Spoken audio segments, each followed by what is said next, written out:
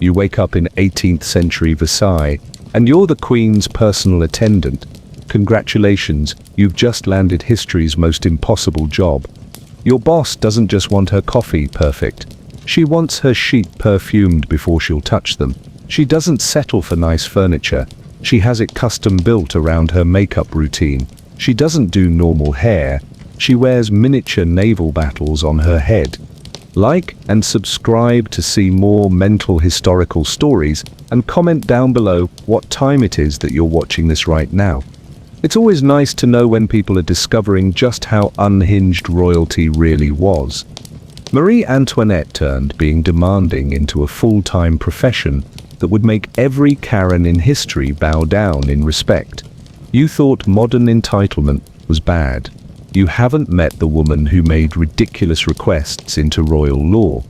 Part 1 demanded live sheep be perfumed before she played with them. Your first morning on the job starts with what you assume is a reasonable request. The Queen wants to visit her animals. Sweet, you think, a nice pastoral moment. How charming. Then the servants start hauling out bottles of rose water, lavender oil, and enough perfume to stock a modern department store. You watch in growing horror as they begin dousing sheep, actual living sheep, with expensive French fragrances. Welcome to your new reality, where even livestock gets the 5-star treatment. Marie Antoinette wouldn't touch an animal unless it smelled better than most people. Not because she was germophobic in any modern sense, but because hygiene at Versailles operated on a completely different planet from normal human experience. These weren't farm animals, they were living accessories that needed to match the aesthetic of her carefully curated fantasy world. The process itself is a masterpiece of bureaucratic insanity. There's an actual hierarchy for who applies which scent to which animal. The head perfumer, yes, that's a real job title here, carefully measures out exact portions of imported French lavender, while his assistant holds down an increasingly agitated sheep. Another servant stands by with rose water backup, because heaven forbid the scent should fade during the Queen's visit. You stand there watching grown men chase bleating sheep around with atomizers, and realize this is somehow your life now. The sheep look about as thrilled as you'd expect. One particularly indignant ewe keeps trying to roll in the dirt, presumably to restore some dignity to the situation. The irony isn't lost on you that these animals have better grooming routines than 90% of the French population. The cost breakdown is genuinely staggering. A single bottle of the rose oil they're spraying costs more than a skilled craftsman earns in 6 months. The lavender comes from Provence, specifically harvested during peak bloom, and distilled using methods that would make modern artisanal producers weep with envy.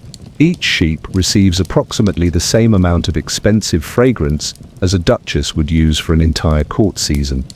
Meanwhile, outside these palace walls, ordinary French people are mixing sawdust into their bread to make it last longer.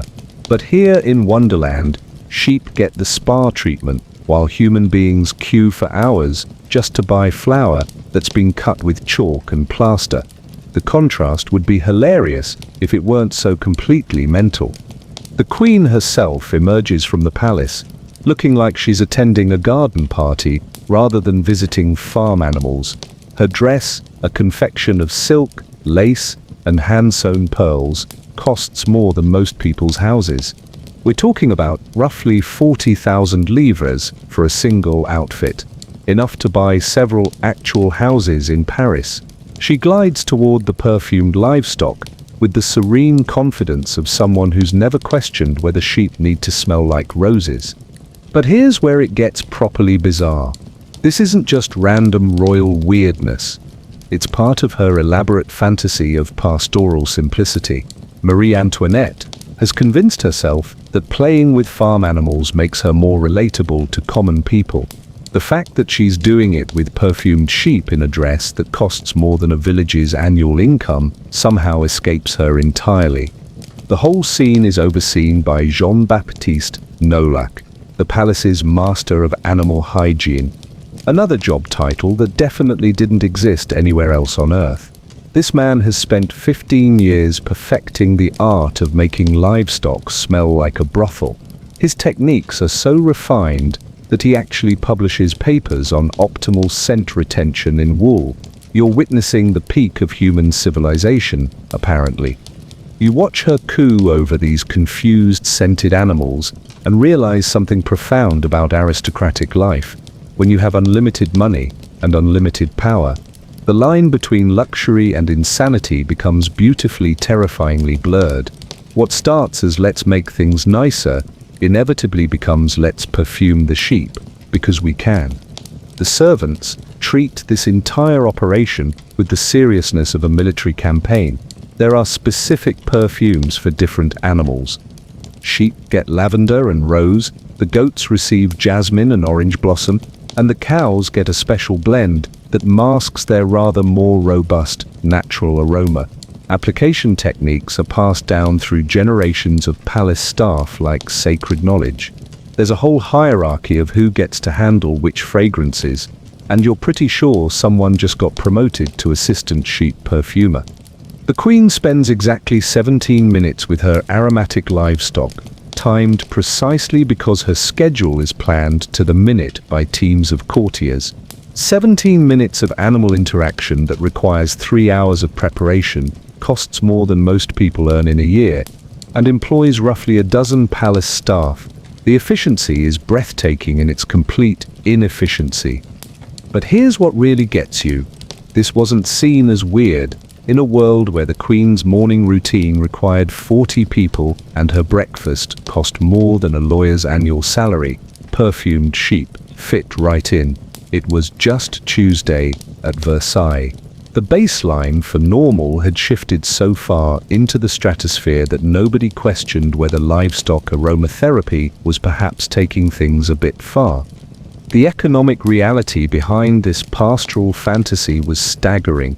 While Marie Antoinette played with her scented livestock, ordinary French people were literally starving, not metaphorically struggling, actually dying from lack of food. The royal accounts show that the palace spent more on animal perfume in a single month than the crown allocated for famine relief for entire provinces. The contrast wasn't just tone deaf, it was a masterclass in how to make your subjects hate you without even trying. Every bottle of rose water sprayed on a sheep was a month's wages for a blacksmith. Every moment of the queen's pastoral fantasy represented hours of labor that could have fed families or built infrastructure, or literally anything useful. But perhaps most telling of all is how this sheep perfuming fits into the broader pattern of Marie Antoinette's complete disconnection from reality.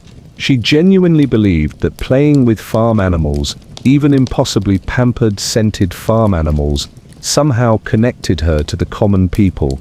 The cognitive dissonance required to maintain this delusion while spending a fortune on livestock cosmetics is almost impressive.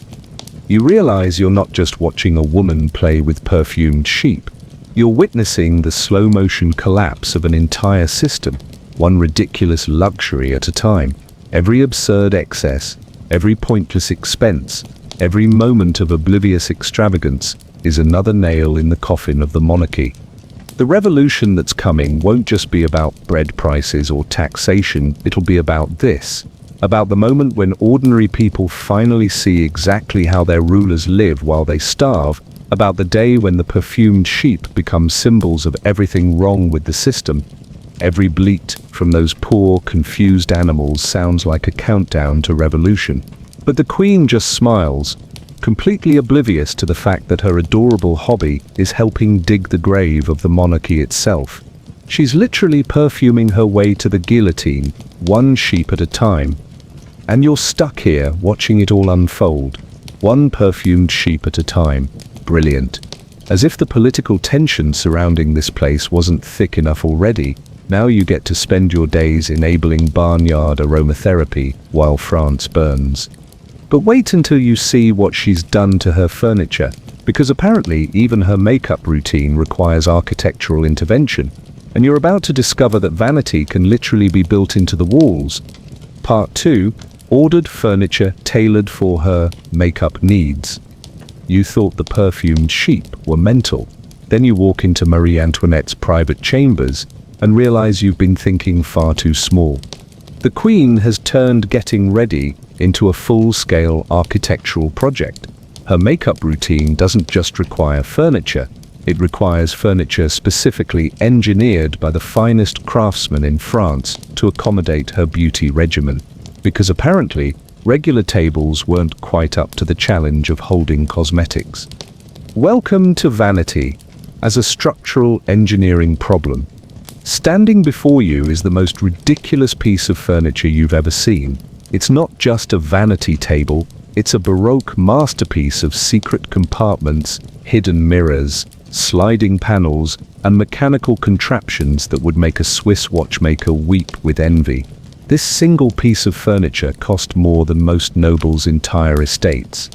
The Queen's simple morning routine requires approximately 47 different cosmetic products, each stored in its own custom-designed compartment. There are hidden drawers for rouge, secret panels for powder, and a compartment so ingeniously concealed that it takes the royal makeup artist 10 minutes just to locate the lip paint, because, obviously, convenience would be far too pedestrian for royalty. You watch as Marie Antoinette's beautician, yes, she has a full-time professional beautician, another job that doesn't exist in the real world, begins the elaborate ritual of opening compartments in a specific sequence. Each drawer reveals treasures that would bankrupt merchant families. Rouge made from crushed pearls, powder imported from China, lip color derived from rare insects that cost more per ounce than gold. The engineering behind this vanity is genuinely impressive in its complete absurdity.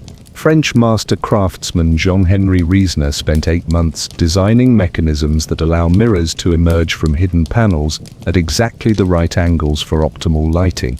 There are compartments that open automatically when others are closed, creating a ballet of mechanical precision dedicated entirely to face painting. The mirrors themselves are a marvel of 18th century technology and economic insanity.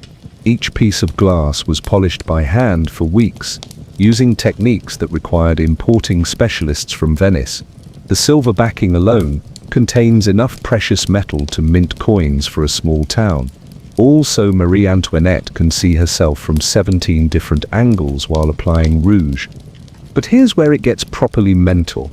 The vanity includes a secret compartment for reading material during beauty treatments, because apparently the 2 hours spent painting her face each morning weren't stimulating enough intellectually.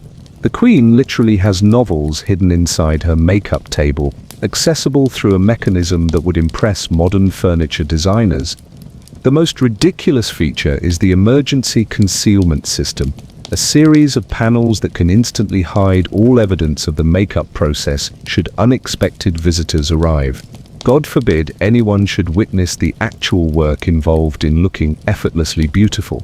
The Queen needs to maintain the illusion that she wakes up naturally radiant, despite requiring a small army and industrial-grade cosmetics to achieve the effect. You're witnessing the pinnacle of French craftsmanship applied to the most frivolous possible purpose. Master joiners, metal workers, and artists collaborated for months to create furniture dedicated entirely to face painting.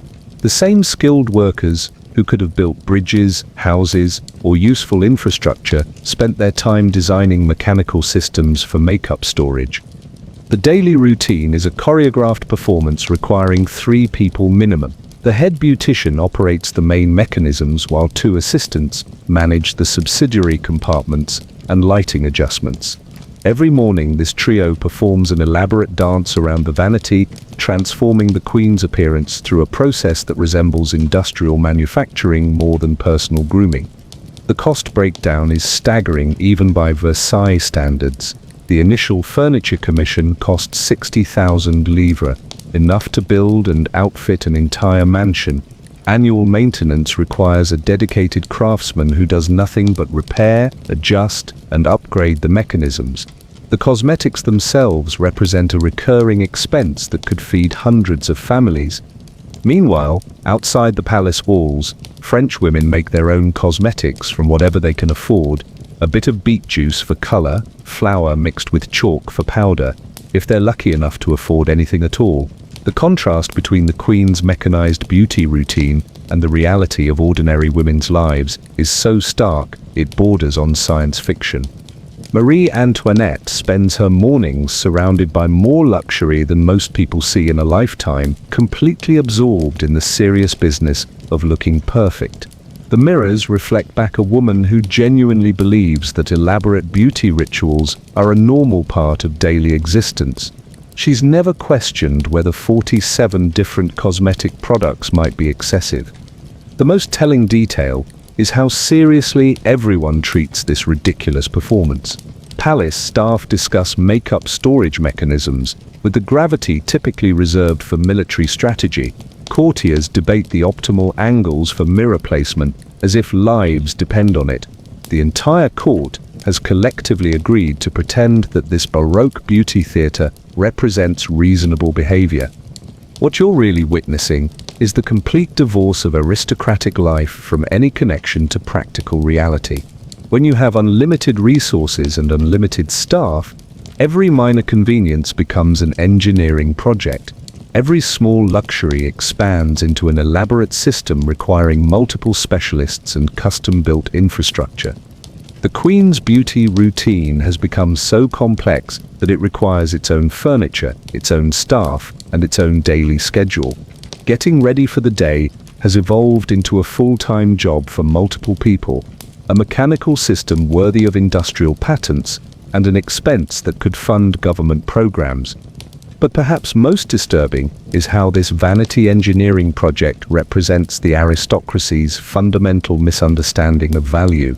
Enormous skill, time, and resources have been devoted to solving problems that shouldn't exist. The finest craftsmen in France have spent months creating solutions to the problem of makeup storage, while actual problems like infrastructure, education, and famine relief go ignored. You realize that this isn't just furniture, it's a perfect metaphor for everything wrong with the system. Brilliant minds and enormous resources dedicated to increasingly elaborate solutions for increasingly trivial problems, all while the country's real challenges remain unaddressed. Every hidden compartment in this vanity represents hours of skilled labor that could have built something useful. Every mechanical marvel represents innovation applied to the most selfish possible purpose. Every secret panel represents the growing gap between aristocratic fantasy and ordinary reality. And you're stuck here, watching this daily performance of mechanical vanity, while knowing that the same engineering skill and financial resources could have transformed France's infrastructure, education system, or agricultural productivity. Instead, they've been devoted to making makeup application slightly more convenient for one woman. Brilliant. Absolutely brilliant. But if you think custom-engineered vanity furniture represents the peak of Marie Antoinette's demands, wait until you hear about her approach to education, because apparently even learning proper etiquette requires royal-level intervention, especially after certain embarrassing mule-related incidents. Part 3 insisted on formal etiquette lessons even after falling off a mule. Just when you think you've seen the limit of royal absurdity, Marie Antoinette manages to fall off a mule, not a horse, a mule, and somehow this becomes everyone else's problem. You're about to witness how a simple tumble transforms into a full-scale educational crisis, requiring court intervention, professional instructors, and enough bureaucracy to run a small government.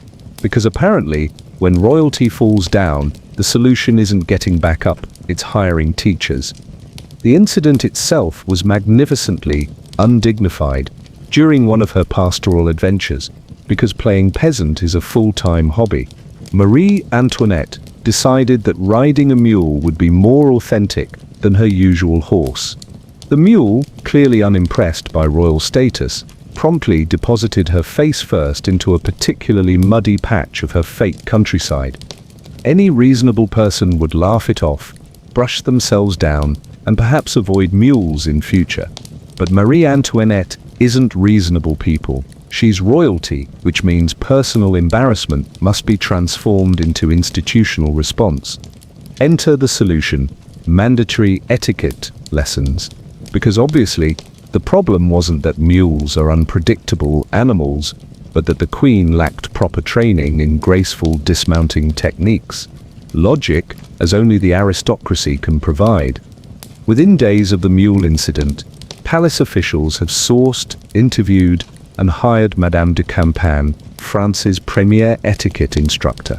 Not just any etiquette instructor, the woman who literally wrote the book on proper comportment for European nobility. Her services cost more per lesson than most families spend on housing for an entire year. You watch in fascination as Madame de Campan arrives with enough equipment to stock a small school. She brings practice furniture for proper sitting, standing, and graceful falling techniques. Special mirrors positioned at precise angles to observe posture from multiple viewpoints. Even mechanical contraptions designed to simulate various emergency dismounting scenarios. The lessons themselves are a masterclass in taking simple concepts and making them unnecessarily complicated.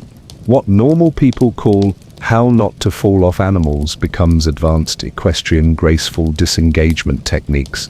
An hour-long session covers 17 different approved methods for maintaining dignity while experiencing gravity. Marie Antoinette approaches these lessons with the seriousness of military training. She practices approved falling positions using specially designed cushions that cost more than most people's annual wages. She masters the art of maintaining perfect facial expression while tumbling, because heaven forbid anyone should witness actual surprise or discomfort. The curriculum expands beyond basic dismounting to include comprehensive dignity preservation protocols. There are specific techniques for graceful stumbling, approved responses to unexpected physical comedy, and elaborate procedures for pretending embarrassing incidents never happened. You're witnessing the formalization of denial as an educational subject. But this is where Marie Antoinette's genius for excess really shines. She doesn't just take lessons, she requires her entire entourage to participate. Suddenly, dozens of courtiers find themselves practicing coordinated falling techniques and synchronized graceful recovery procedures. The palace has become a finishing school for aristocratic clumsiness. The financial commitment to post-mule education is staggering. Madame de Campan's fees alone could fund several village schools for years. Add the cost of specialized equipment, practice materials, and facility modifications, and you're looking at educational spending that exceeds most universities' entire budgets, all dedicated to preventing future mule-related embarrassment. What makes this particularly absurd is the underlying assumption that etiquette can solve physics. No amount of proper training will make mules more cooperative or gravity more forgiving. But the aristocratic mindset requires that every problem have an expensive, complicated solution involving multiple specialists and elaborate procedures. The lessons reveal something profound about aristocratic education. It's entirely disconnected from practical reality. While ordinary French children struggle to learn basic reading and writing in overcrowded, underfunded schools, the Queen receives private tutorials in advanced falling techniques from the nation's most expensive instructor. You observe these sessions with growing amazement at the participants' ability to treat absurdity as serious academic subject matter. Madame de Campan lectures on optimal hand positioning during unexpected descent with the gravity of a university professor. Marie Antoinette takes notes on proper facial expression maintenance as if it's crucial state knowledge. The most ridiculous aspect is how this educational intervention becomes permanent palace policy. What started as response to one embarrassing moment evolves into ongoing institutional commitment to dignity preservation training. Future courtiers will receive mandatory instruction in graceful accident management as part of their basic palace orientation. The broader context makes this educational extravaganza even more obscene. While the Queen learns advanced stumbling techniques, French literacy rates remain abysmal. Rural children receive no formal education at all. urban schools lack basic supplies, and university education remains exclusive privilege for wealthy families. But palace resources flow freely toward perfecting royal clumsiness management. Marie Antoinette's approach to the mule incident perfectly encapsulates aristocratic problem-solving. Throw money at anything inconvenient until it becomes someone else's job to manage. Personal embarrassment transforms into professional responsibility for hired specialists. Individual awkwardness becomes institutional educational program. The psychological aspect is equally telling. Rather than accepting that occasionally looking foolish is part of human experience, Marie Antoinette requires elaborate systems to ensure it never happens again. The idea of simply laughing at herself and moving on is apparently more foreign than hiring professional dignity consultants. You realize that these etiquette lessons represent something larger than post-mule education. They're a perfect example of how the aristocracy has lost all connection to normal human experience. Simple, universal human moments, like falling down and feeling embarrassed, must be transformed into complex administrative challenges requiring expert intervention. Every lesson in graceful falling represents resources that could have established actual schools, trained real teachers, or provided genuine education to children who desperately need it. Instead, these resources are devoted to ensuring that one woman never again experiences the mild embarrassment of tumbling off a mule. The irony is exquisite. Marie Antoinette receives the finest education money can buy in subjects that don't matter, while her subjects lack access to basic education in skills they desperately need. The Queen masters 17 techniques for dignified dismounting while French children grow up unable to read, write, or calculate. But perhaps most telling is how seriously everyone treats this educational theatre. Palace staff discuss falling techniques with academic rigor. Courtiers debate optimal recovery procedures as if they're matters of state policy. The entire court has convinced itself that preventing royal embarrassment represents legitimate educational priority. And you're stuck here, witnessing the transformation of personal clumsiness into institutional training program, while knowing that the same educational resources could have lifted thousands of French children out of ignorance and poverty. The waste isn't just financial, it's intellectual, representing the complete misdirection of human talent and educational infrastructure toward the most selfish possible purpose. Brilliant! The Queen has successfully turned falling off a mule into a reason for permanent educational bureaucracy. If only she applied the same innovative thinking to actual state problems. But wait until you discover what she's done to the air inside the palace, because apparently even breathing requires royal customization. And you're about to learn that Marie Antoinette has very specific opinions about what constitutes acceptable atmospheric conditions. Part 4. Requested rooms scented with specific flowers. You thought custom furniture and falling lessons were excessive. Then you discover that Marie Antoinette has declared war on the very air inside Versailles, and you realize you've been dramatically underestimating the scope of royal demands. The Queen doesn't just want her rooms to smell nice.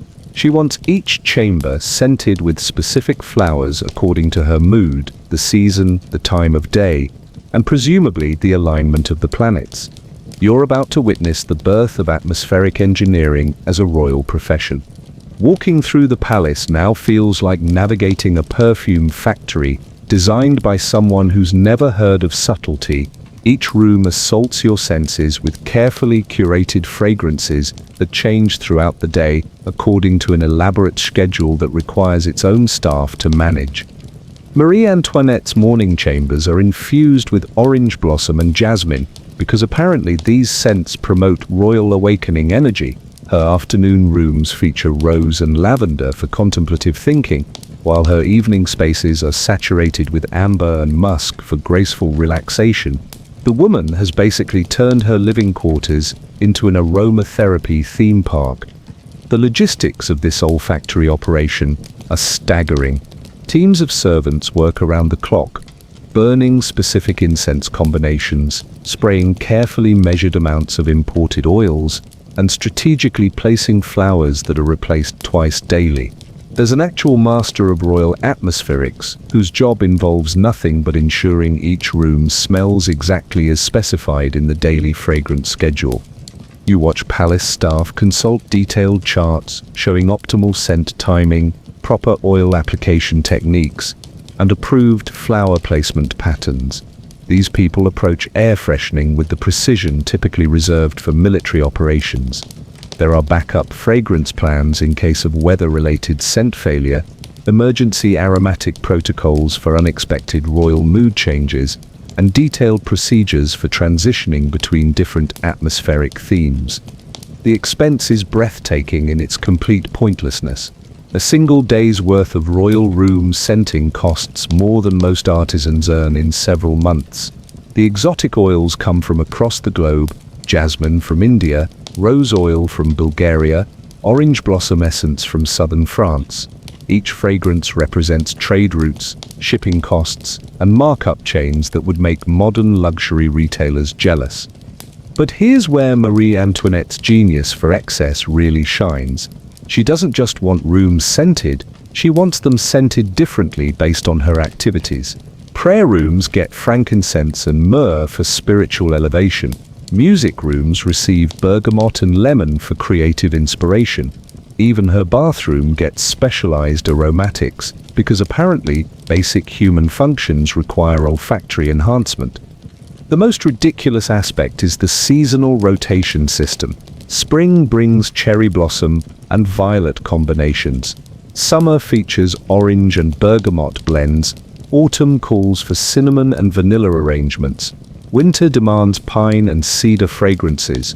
The palace maintains an entire greenhouse operation dedicated to providing fresh flowers for this atmospheric calendar. You realize that breathing inside Versailles has become a carefully managed sensory experience, requiring industrial-level coordination. There are staff members whose entire careers revolve around ensuring the Queen never encounters an unpleasant smell, not just avoiding bad odors, actively creating pleasant ones in every space she might enter. The psychological implications are fascinating in their complete disconnect from reality. Marie Antoinette genuinely believes that controlling atmospheric conditions represents reasonable environmental management. She's never questioned whether requiring teams of people to scent the air might be taking personal comfort a bit far. The broader economic context makes this aromatic obsession even more obscene. While the Queen enjoys custom-scented air in every room, ordinary French people live in conditions where basic sanitation remains a luxury. Urban streets overflow with waste, rural homes lack proper ventilation, and most people consider clean air a rare blessing rather than a daily expectation. But perhaps most telling is how this atmospheric engineering fits into the larger pattern of aristocratic life. Every minor preference becomes a major production requiring multiple specialists and elaborate systems. The simple desire for pleasant smells evolves into a full-time industry, employing dozens of people and consuming resources that could improve living conditions for thousands. The daily routine reveals the true scale of this olfactory operation. Teams begin atmospheric preparation at dawn, working through detailed schedules that specify exactly which fragrances should be active when the Queen enters each room. The timing requires coordination between multiple departments and careful attention to her daily activities schedule. You watch servants rushing between rooms with atomizers, incense burners, and fresh flower arrangements, all focused on the crucial mission of ensuring Marie Antoinette never experiences a moment of aromatic disappointment. The seriousness with which they approach this task would be admirable if applied to literally any useful purpose. The most expensive component is the custom blended oils created specifically for royal use. Master perfumers spend weeks developing unique combinations that exist nowhere else on Earth. These bespoke fragrances cost more per ounce than rare wines, and they're sprayed liberally throughout rooms that the Queen might visit for minutes at a time. What you're witnessing represents the complete industrialization of personal preference. A simple desire for nice-smelling rooms has evolved into a complex operation involving supply chains, specialized labor, precise scheduling, and enough bureaucracy to run a small government, all dedicated to ensuring one woman's nose remains perpetually pleased. The irony is particularly sharp when you consider that this aromatic luxury exists alongside France's growing sanitation crisis. While Marie Antoinette enjoys scientifically managed atmospheric conditions, French cities struggle with basic waste management and disease prevention. The contrast between carefully curated palace air and the reality of public health conditions is so stark it feels intentionally cruel. The most disturbing aspect is how this atmospheric obsession represents resources that could have transformed French public health infrastructure. The annual cost of royal room scenting could have funded sewage systems, improved urban sanitation, or established basic hygiene programs that would have saved thousands of lives. Instead, these resources are devoted to ensuring that one person's daily experience includes only pleasant smells. Master craftsmen, imported materials, specialized labor, and enormous financial investment, all dedicated to the most ephemeral and selfish possible luxury. Every breath of custom-scented air represents money that could have provided clean water to villages, improved living conditions for working families, or funded medical research that would benefit the entire population. Instead, it's been transformed into aromatic entertainment for royal sensory pleasure. You realize that this isn't just about perfumed air, it's about the fundamental corruption of priorities that defines aristocratic life. When unlimited resources meet unlimited selfishness, even basic human functions like breathing become opportunities for elaborate luxury production. And you're stuck here, inhaling the most expensive air in Europe while knowing that the same resources could have provided clean, healthy breathing conditions for thousands of French people who desperately need them. The waste isn't just financial, it's moral, representing the complete perversion of human priorities. But if you think atmospheric engineering represents the peak of Marie Antoinette's environmental control, wait until you see what she's done with letter writing. Because apparently even correspondence requires industrial-level infrastructure when you're the Queen of France. Part 5. Carried letter-writing materials at all times. You think carrying a phone everywhere is convenient. Marie Antoinette carries an entire office. Not a briefcase or a small writing kit, a full-scale correspondence operation that follows her around like a mobile government department. The Queen has decided that letter writing is too important to be constrained by location, time, or basic practicality. So she's created a traveling bureaucracy that would make modern executives weep with envy and ordinary people weep with despair at the sheer waste of it all. Watching her daily routine is like observing a military operation dedicated entirely to personal correspondence.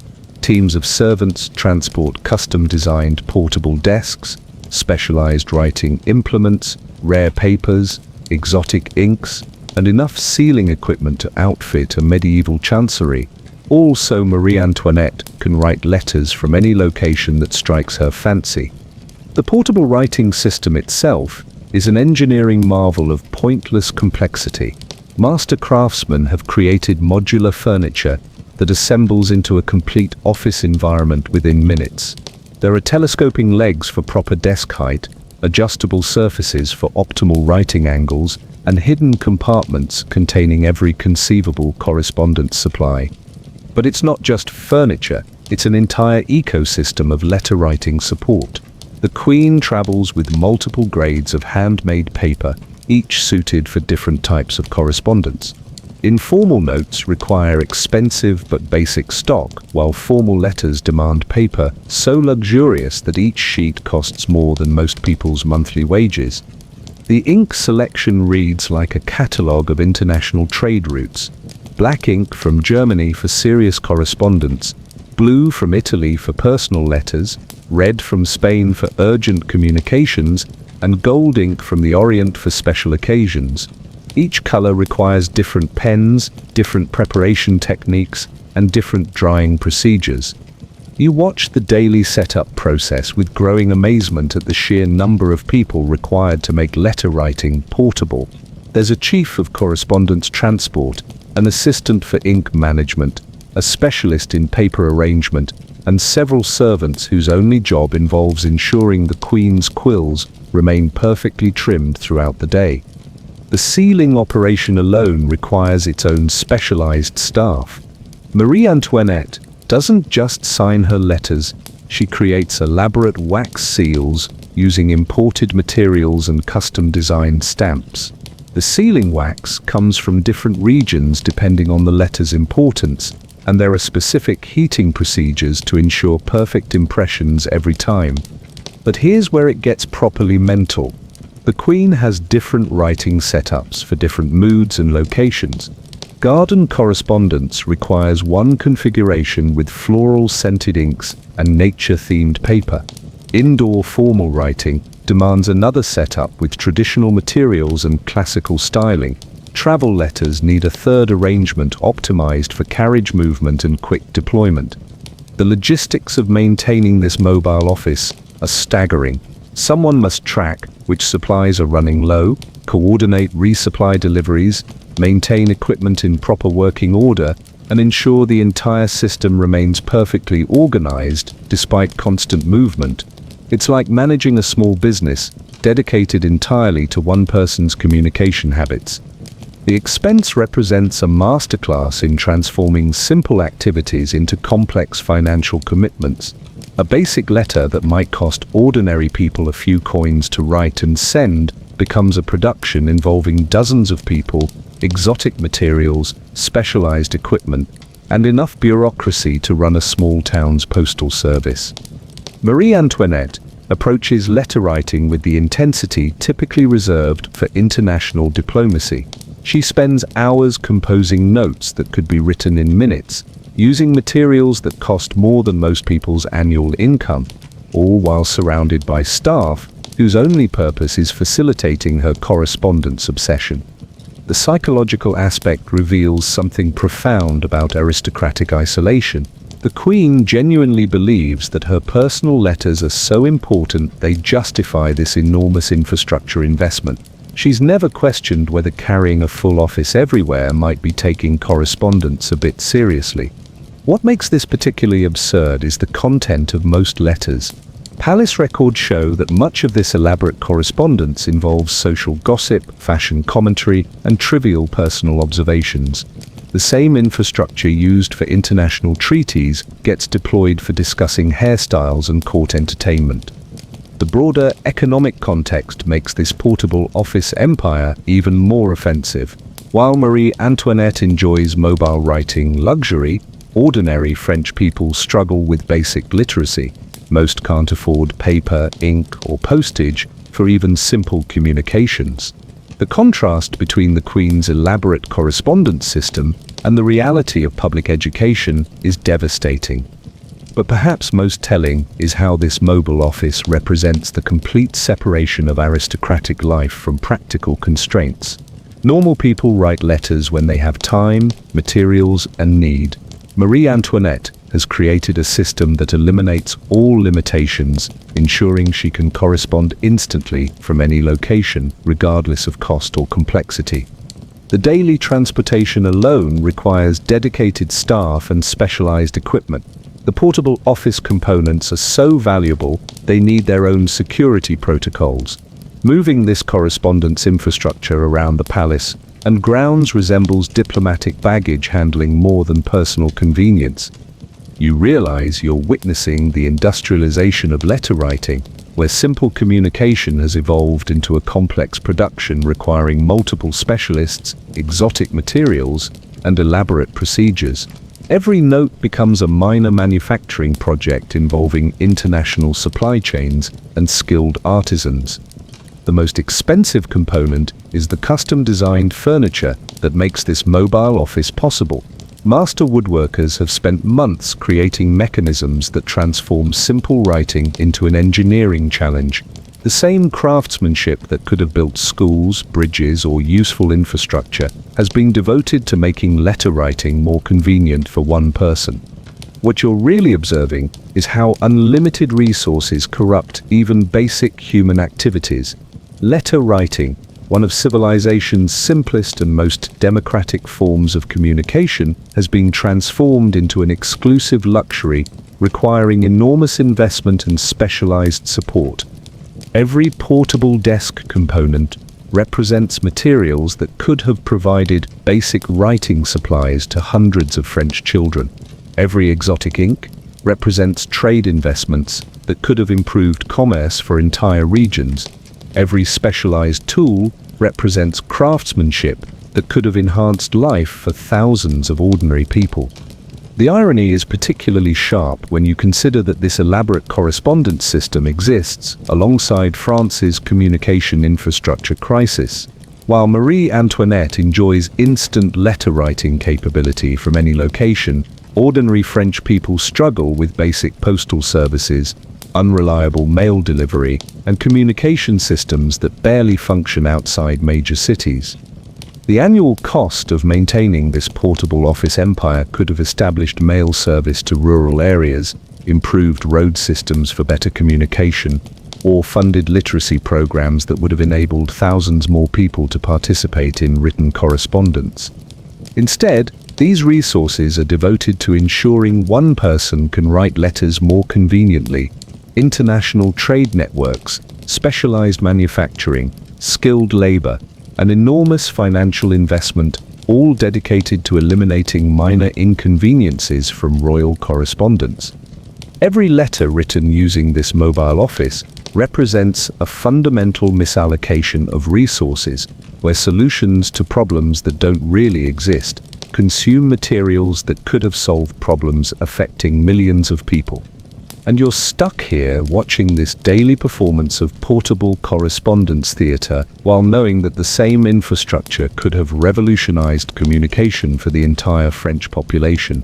The waste isn't just economic, it's civilizational, representing the complete corruption of human priorities.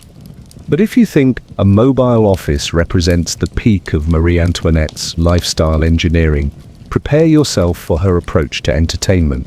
Because when the Queen decides to throw a party, she doesn't just invite guests, she rebuilds reality itself to accommodate her social vision. Part 6. Scheduled private balls under moonlight in her hamlet. You thought portable offices were elaborate. Then Marie Antoinette decides to throw a party, and you realize you've been thinking far too modestly about what constitutes entertainment. The Queen doesn't host gatherings.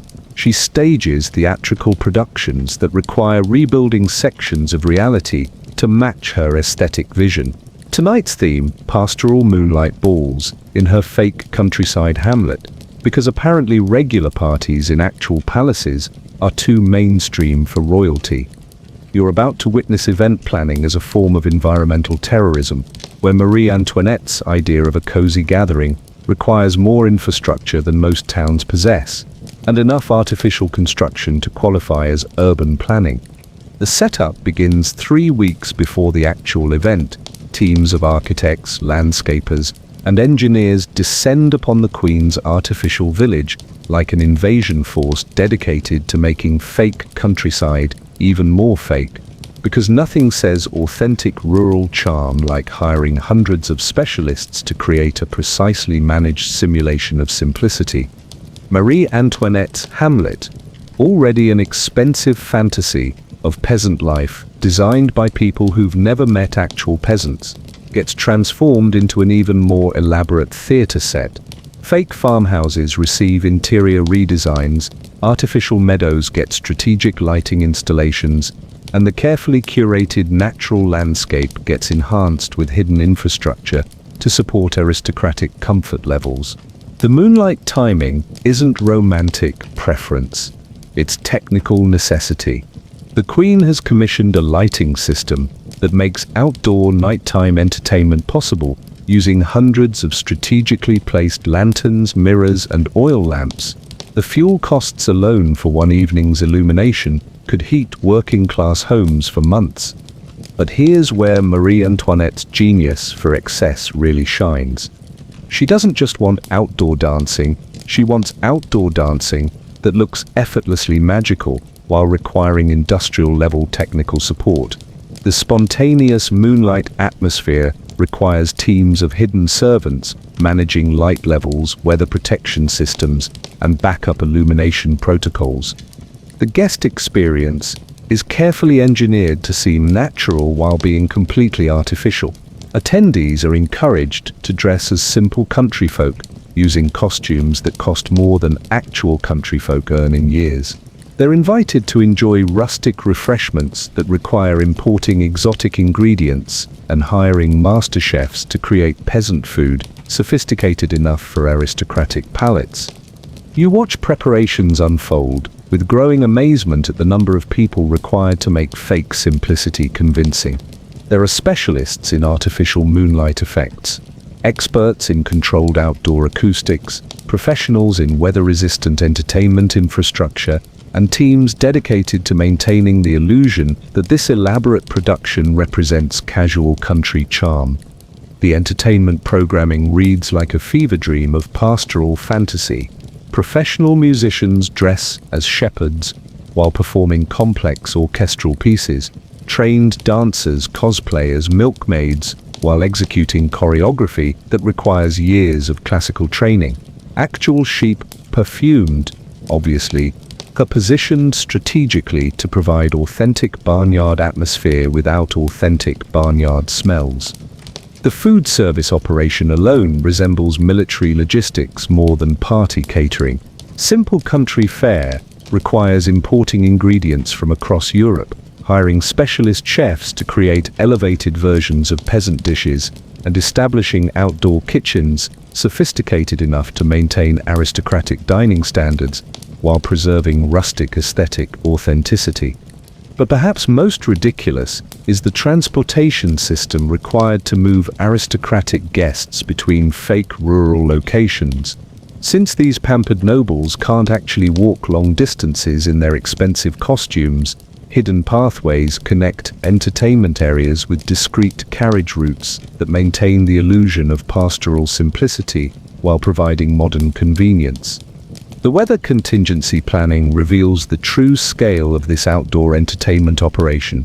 There are backup indoor venues pre-decorated to match outdoor themes, emergency heating systems disguised as rustic fireplaces, and weather protection infrastructure that can be deployed instantly without disrupting the carefully managed aesthetic experience. Marie Antoinette approaches party planning with the intensity typically reserved for military campaigns. She reviews detailed schedules showing optimal entertainment timing, precise guest movement patterns, and coordinated service delivery that ensures seamless luxury disguised as charming simplicity. The psychological aspect is fascinating in its complete disconnection from the reality it's supposed to represent. The Queen genuinely believes that playing peasant in an elaborate theatrical production provides authentic connection to rural life. She's never questioned whether hiring hundreds of people to simulate simplicity might be missing the point entirely. The financial commitment to fake countryside entertainment is staggering even by Versailles standards. A single moonlight ball costs more than most nobles' annual incomes and requires resources that could improve actual rural infrastructure for entire regions, all dedicated to one evening's aesthetic performance for people who already live in unprecedented luxury. What makes this particularly offensive is the economic context. While Marie Antoinette stages elaborate fantasies of peasant life, actual French peasants struggle with basic survival. Real rural communities lack proper lighting, adequate shelter, sufficient food, and basic entertainment options. The contrast between simulated poverty as aristocratic amusement and actual poverty as daily reality is morally obscene. The most expensive component is the infrastructure modification required to make outdoor evening entertainment possible while maintaining comfort standards appropriate for aristocratic guests. Master engineers design concealed heating systems, hidden sanitation facilities, and sophisticated weather protection that enables luxury outdoor living impossible for ordinary people. You realize that these moonlight entertainments represent something larger than expensive parties. They're perfect examples of how the aristocracy has lost all connection to the reality they're supposedly governing. Real rural life has been transformed into aesthetic performance for people who've never experienced actual hardship or genuine simplicity. Every hidden comfort system in this fake countryside represents resources that could have improved actual rural living conditions. Every elaborate lighting installation represents infrastructure investment that could have enhanced real villages. Every specialist hired for fake peasant entertainment represents skilled labor that could have addressed genuine rural development needs. The irony is exquisite. Marie Antoinette enjoys carefully managed simulations of simple country life, while French rural populations lack access to basic improvements that would genuinely enhance their living conditions. The Queen plays at being a peasant, using resources that could have lifted actual peasants out of poverty. But perhaps most telling is how seriously everyone treats this theatrical ruralism. Palace staff discuss fake countryside logistics with academic rigor. Courtiers debate optimal peasant costume authenticity, as if lives depend on it. The entire court has convinced itself that expensive rural theatre represents meaningful cultural engagement. The broader context makes these moonlight entertainments even more obscene. While the Queen enjoys elaborately staged outdoor parties, ordinary French people struggle with basic evening illumination. Most rural communities rely on firelight after dark. Urban streets remain dangerous and poorly lit, and public entertainment remains a luxury beyond most people's reach. The annual cost of moonlight party infrastructure could have funded public lighting for major cities, improved rural road systems for safer evening travel, or established community gathering spaces that would have enhanced social life for thousands of ordinary French people.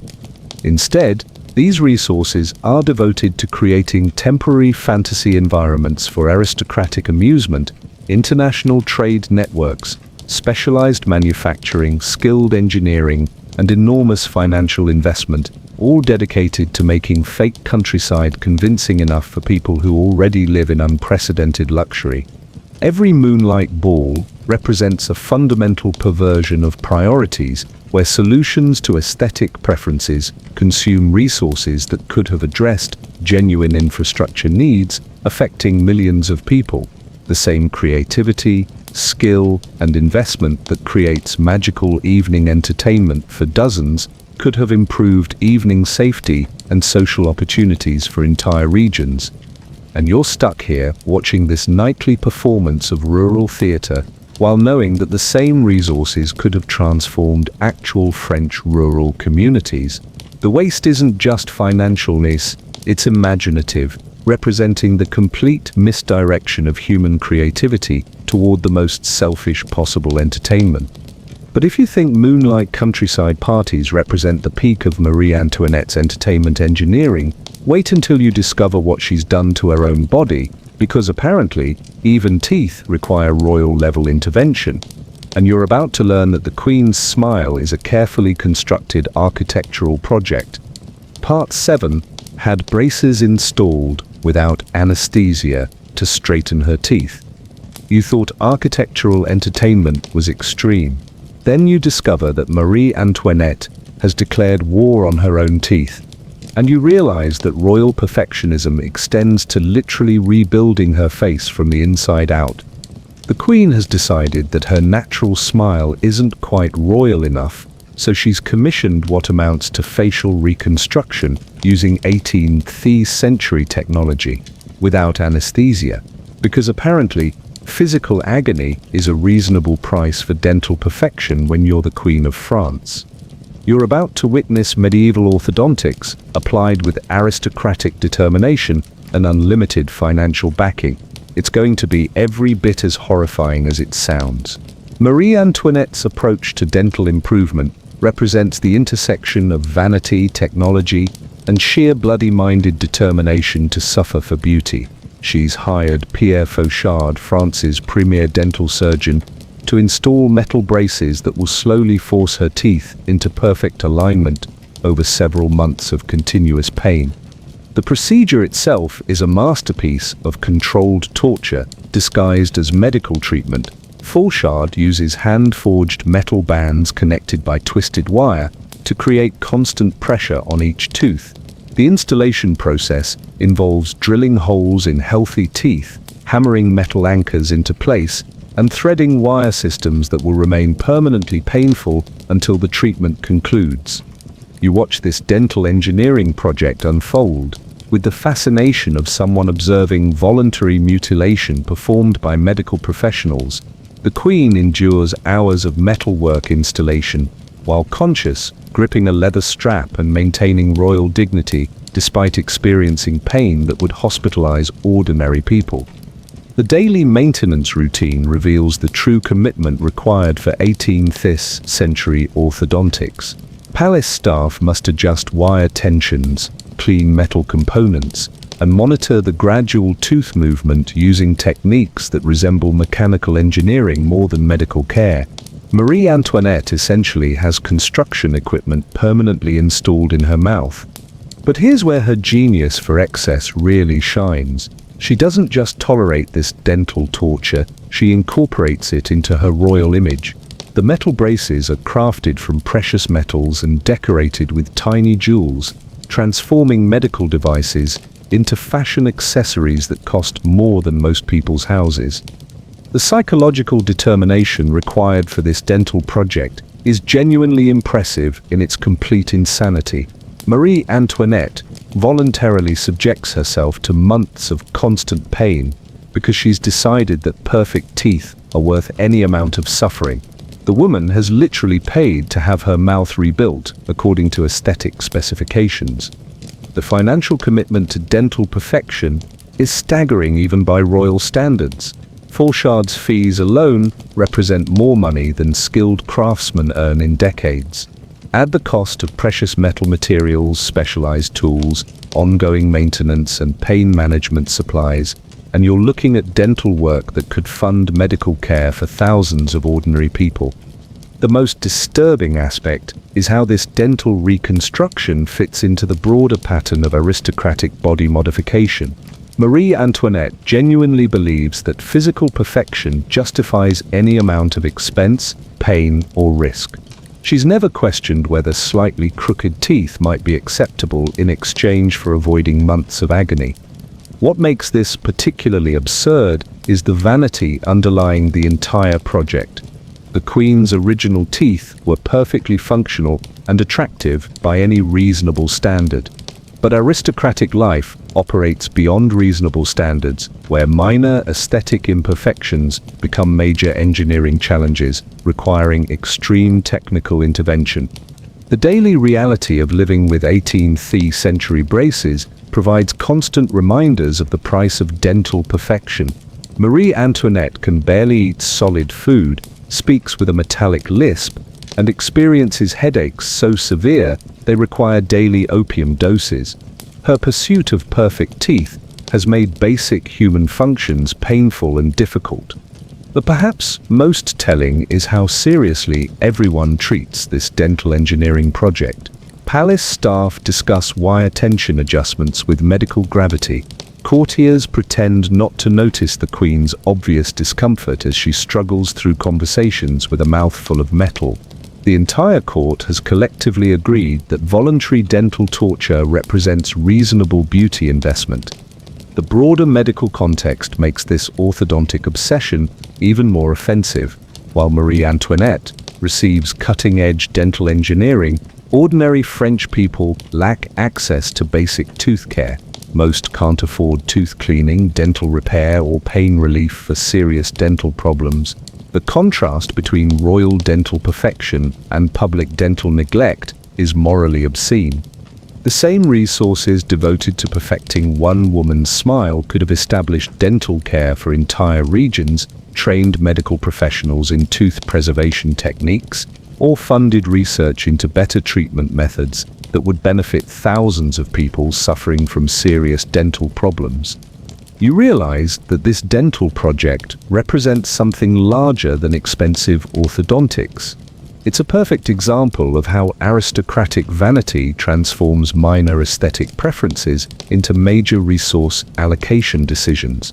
Unlimited money meets unlimited self-obsession, resulting in elaborate solutions to problems that don't really exist, while genuine medical needs go unaddressed.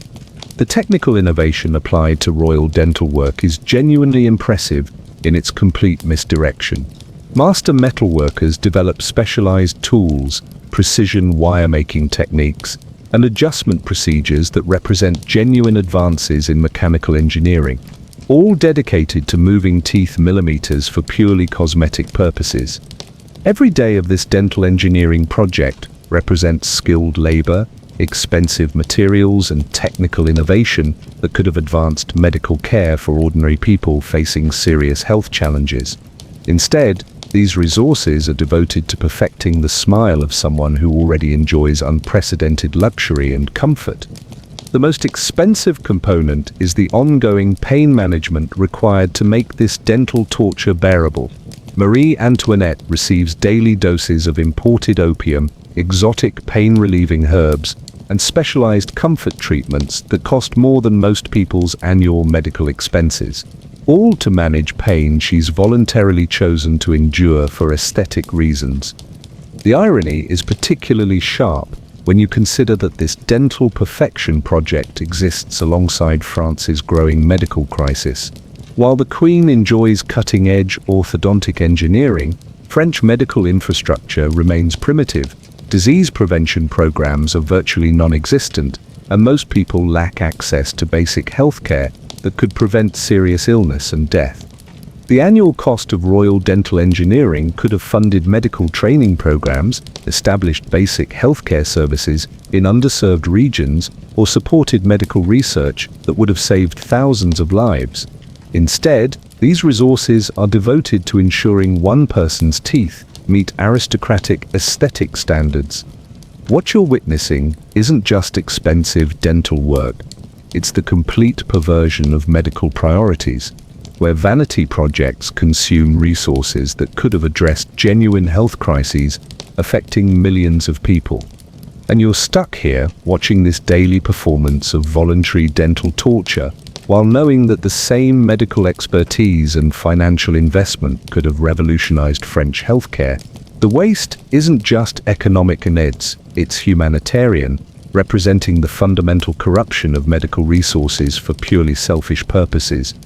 But if you think dental engineering represents the peak of Marie Antoinette's body modification projects, wait until you discover her approach to mourning, because apparently, even grief requires royal-level infrastructure, and you're about to learn that the Queen has very specific requirements for how sadness should be professionally managed.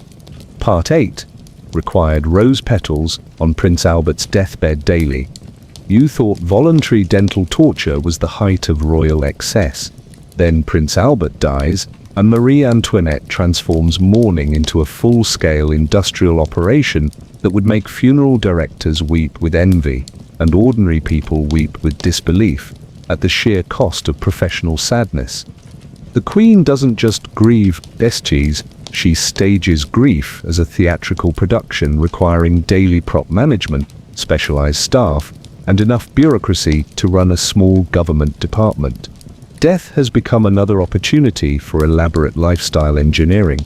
You're about to witness how aristocratic mourning operates as a carefully managed performance requiring more resources than most people use for living.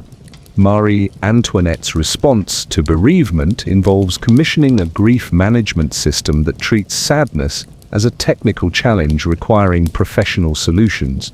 She's created mourning protocols so elaborate they need their own staff, schedule, and infrastructure. Death has become another excuse for expensive complexity. The daily ritual begins with fresh rose petals being scattered across Prince Albert's deathbed every morning. Not just any rose petals, specifically bred roses from the palace greenhouse, hand-selected for perfect color and fragrance, arranged by staff trained in funeral aesthetics, because apparently, dead people need fresh flowers daily to maintain proper deceased dignity. You watch teams of servants approaching this death chamber like a sacred site requiring constant maintenance. There are specific procedures for petal placement, optimal flower density calculations, and rotation schedules, ensuring the roses never appear wilted in the presence of the deceased. Even death gets the full Versailles treatment. But here's where Marie Antoinette's genius for excess really shines. She doesn't just want basic funeral flowers. She wants funeral flowers that create a continuously beautiful memorial environment requiring daily refresh cycles and professional horticultural management. Grief has become a landscaping project. The rose supply operation alone requires its own specialized infrastructure. Palace gardeners cultivate specific varieties that bloom according to mourning schedules. There are backup flower sources for weather-related supply failures, emergency petal procurement protocols, and detailed quality standards, ensuring only perfect roses reach the death chamber.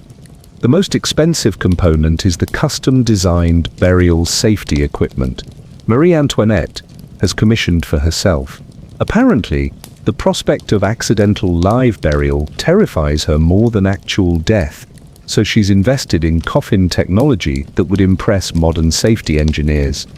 Her custom burial system includes breathing tubes, internal bell mechanisms, and emergency escape hatches that transform her future coffin into a medieval survival pod.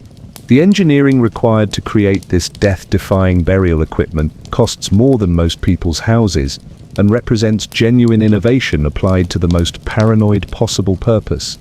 You realize you're witnessing the industrialization of death anxiety, where fear of premature burial becomes a technical challenge requiring elaborate mechanical solutions. Master craftsmen have spent months designing coffin safety features that ensure Marie Antoinette can survive her own funeral if necessary. The daily maintenance of Prince Albert's memorial chamber resembles hotel service more than funeral observance. Staff members refresh flowers, adjust lighting, maintain optimal temperature and humidity, and ensure the entire space remains perfectly preserved as a shrine to aristocratic grief management. But perhaps most telling is how this elaborate mourning operation fits into the broader pattern of aristocratic emotional management. Marie Antoinette has transformed even sadness into a professional service requiring multiple specialists, expensive materials, and elaborate procedures. Grief has become another luxury requiring infrastructure investment. The psychological aspect reveals something profound about aristocratic isolation from normal human experience. The Queen genuinely believes that proper mourning requires daily flower arrangements, professional memorial maintenance, and engineering solutions to burial anxiety. She's never experienced grief without elaborate support systems. The financial commitment to professional mourning is staggering even by Versailles standards. The annual cost of maintaining Prince Albert's memorial chamber exceeds most nobles' total incomes.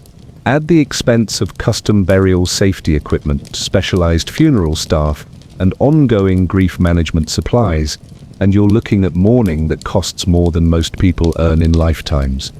What makes this particularly offensive is the broader context of French mortality rates. While Marie Antoinette enjoys elaborate memorial services and cutting-edge burial safety technology, ordinary French people struggle with basic funeral arrangements and face premature death from preventable diseases, malnutrition, and inadequate medical care. The same resources devoted to managing aristocratic grief could have funded public health programs, improved burial practices for ordinary people, or supported medical research that would have prevented thousands of deaths. Instead, these resources are devoted to ensuring one woman's mourning experience meets luxury hospitality standards. The most ridiculous aspect is the burial paranoia equipment that treats live burial as a genuine engineering challenge requiring technical solutions. Marie Antoinette has essentially commissioned a survival bunker disguised as a coffin, complete with communication systems and emergency protocols. The broader medical context makes this burial anxiety even more absurd. While the Queen worries about hypothetical live burial, Actual French people die regularly from preventable causes, including inadequate medical care, poor sanitation, malnutrition, and diseases that could be easily treated with proper healthcare infrastructure. The irony is exquisite. Marie Antoinette invests enormous resources in avoiding accidental death, while surrounded by a population facing entirely preventable actual death. Her burial safety engineering represents more medical innovation than most French people see in their entire lives. You realize that this grief management industry represents something larger than expensive mourning. It's a perfect example of how aristocratic priorities become completely disconnected from human reality. Even death becomes an opportunity for elaborate luxury production rather than genuine emotional processing. Every rose petal scattered on Prince Albert's deathbed represents resources that could have provided basic healthcare to families struggling with real mortality crises. Every component of the burial safety system represents innovation that could have advanced life-saving medical techniques for thousands of ordinary people. The most expensive ongoing cost is the specialized staff required to maintain this memorial infrastructure. There are professional mourning attendants whose entire careers involve managing aristocratic grief displays, funeral aesthetics, specialists, and memorial maintenance teams whose skills could have enhanced actual medical care for living people. What you're witnessing isn't just expensive funeral service. It's the complete perversion of resources that should address actual death prevention rather than elaborate death management for people who already enjoy unprecedented life extension through luxury living conditions. The daily performance of professional mourning reveals how aristocratic life transforms even universal human experiences into exclusive luxury services. Grief, one of humanity's most basic emotional experiences, has been converted into a complex production requiring specialized staff and elaborate infrastructure. And you're stuck here watching this daily theater of managed sadness while knowing that the same resources could have prevented actual deaths, improved real funeral practices for ordinary people, or advanced medical knowledge that would have saved thousands of lives. But if you think professional grief management represents the peak of Marie Antoinette's institutional paranoia, wait until you discover what she's done with opera attendants. Because apparently, even watching performances requires crowd control engineering, and you're about to learn that the Queen has very specific opinions about audience behavior management. Part 9. Insisted court ladies clap during her opera visit. You thought professional mourning was elaborate. Then Marie Antoinette attends the opera, and you discover that even watching performances requires crowd control engineering, professional enthusiasm management, and enough bureaucracy to organize a small military campaign. The Queen doesn't just go to shows, she transforms every cultural experience into a carefully choreographed demonstration of royal appreciation that requires more planning than most people's weddings and more staff than most people's funerals. You're about to witness how aristocratic entertainment operates when unlimited resources meet unlimited ego and the fundamental inability to experience anything without making it exponentially more complicated. Marie Antoinette's approach to opera attendance involves pre-positioning court ladies throughout the audience with specific instructions on how enthusiastically to applaud. She's essentially created a professional cheerleading operation disguised as spontaneous cultural appreciation. The logistics of managing orchestrated applause are genuinely impressive in their complete absurdity. Palace staff scout optimal seating arrangements for maximum auditory impact, coordinate timing signals between audience plants, and establish backup enthusiasm protocols in case the primary applause management system fails during performance. You watch teams of servants briefing court ladies on their applause assignments like military commanders preparing for battle. There are specific hand gestures for different types of approval, optimal clapping techniques for various musical passages, and detailed schedules showing exactly when enthusiastic responses should occur. But here's where Marie Antoinette's genius for excess really shines. She doesn't just want audience support. She wants audience support that appears completely natural while being entirely artificial. The Queen has commissioned spontaneous enthusiasm that requires professional training and precise coordination. The most expensive component is the advanced scouting operation that ensures optimal audience composition for royal entertainment experiences. Specialists attend rehearsals, analyze performance content, identify optimal applause moments, and develop enthusiasm strategies tailored to specific operatic productions. But the true masterpiece is Marie Antoinette's response. When other audience members attempt to shush her excessive applause, rather than moderating her behavior, she doubles down and requires her court ladies to create even more dramatic demonstrations of appreciation. Cultural etiquette becomes a competitive performance of loudness.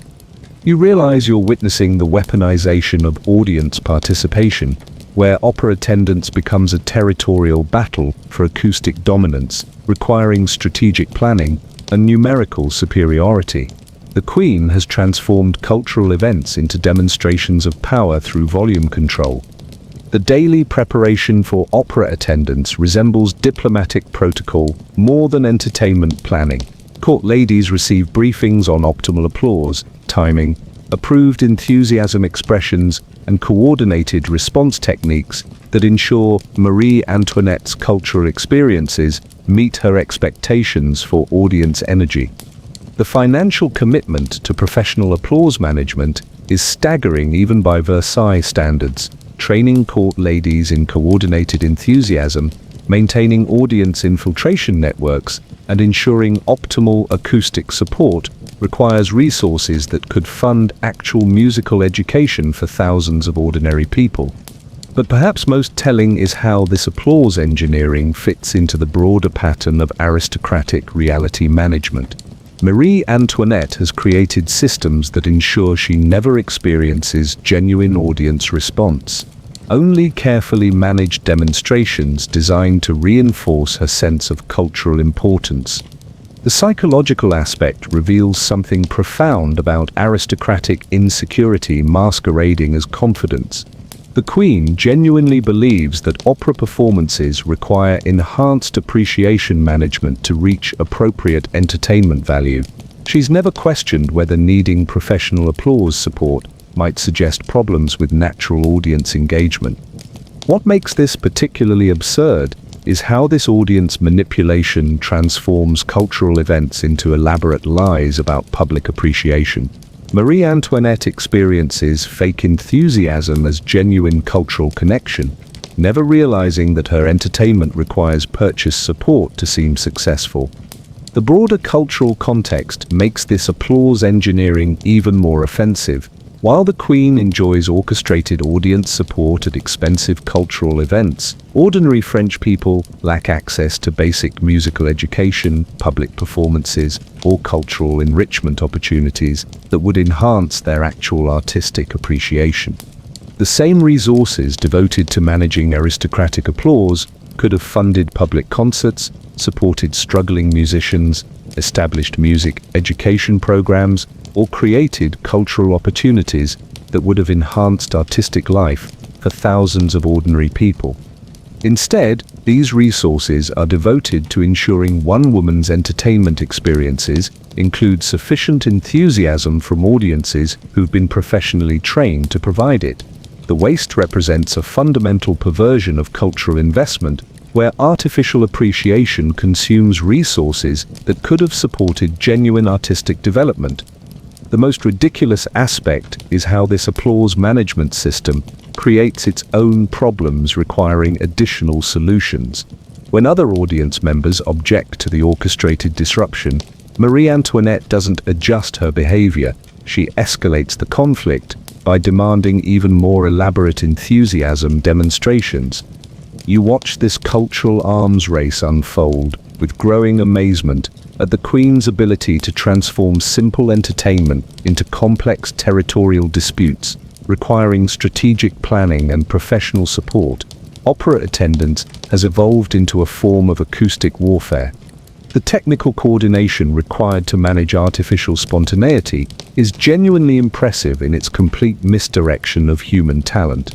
Master strategists develop audience infiltration techniques, optimal positioning algorithms, and enthusiasm delivery systems that represent genuine innovation applied to the most selfish possible cultural purpose. Every coordinated applause burst represents skilled labor that could have advanced actual musical performance, supported genuine artistic development, or enhanced cultural education for people who would appreciate these opportunities without requiring professional enthusiasm management. The irony is particularly sharp when you consider that this applause engineering exists alongside France's cultural poverty. While Marie Antoinette enjoys carefully managed audience support, most French people lack access to musical instruments, artistic training, or cultural events that would develop genuine appreciation for the arts. The annual cost of applause management could have established music schools, supported traveling performances for underserved communities, or funded cultural programs that would have enhanced artistic life across France. Instead, these resources are devoted to ensuring one person's entertainment includes artificial enthusiasm. What you're witnessing isn't just expensive entertainment support. It's the complete corruption of cultural resources, where fake appreciation consumes investments that could have supported genuine artistic development benefiting thousands of people. The daily performance of orchestrated enthusiasm reveals how aristocratic life transforms even cultural experiences into elaborate deceptions designed to reinforce artificial superiority. Even artistic appreciation becomes a luxury service requiring professional management rather than genuine emotional response. And you're stuck here, watching this nightly theater of manufactured applause while knowing that the same cultural investment could have revolutionized French artistic education and created genuine opportunities for musical development across the entire population. But if you think applause engineering represents the peak of Marie Antoinette's audio management obsessions, prepare yourself for her approach to morning routines. Because apparently, even waking up requires ornithological coordination, and you're about to discover that the Queen has very specific requirements for how birds should behave during her daily emergence from unconsciousness. Part 10 requested songbirds sing through her windows at dawn. You thought coordinated opera applause was the height of audio engineering madness.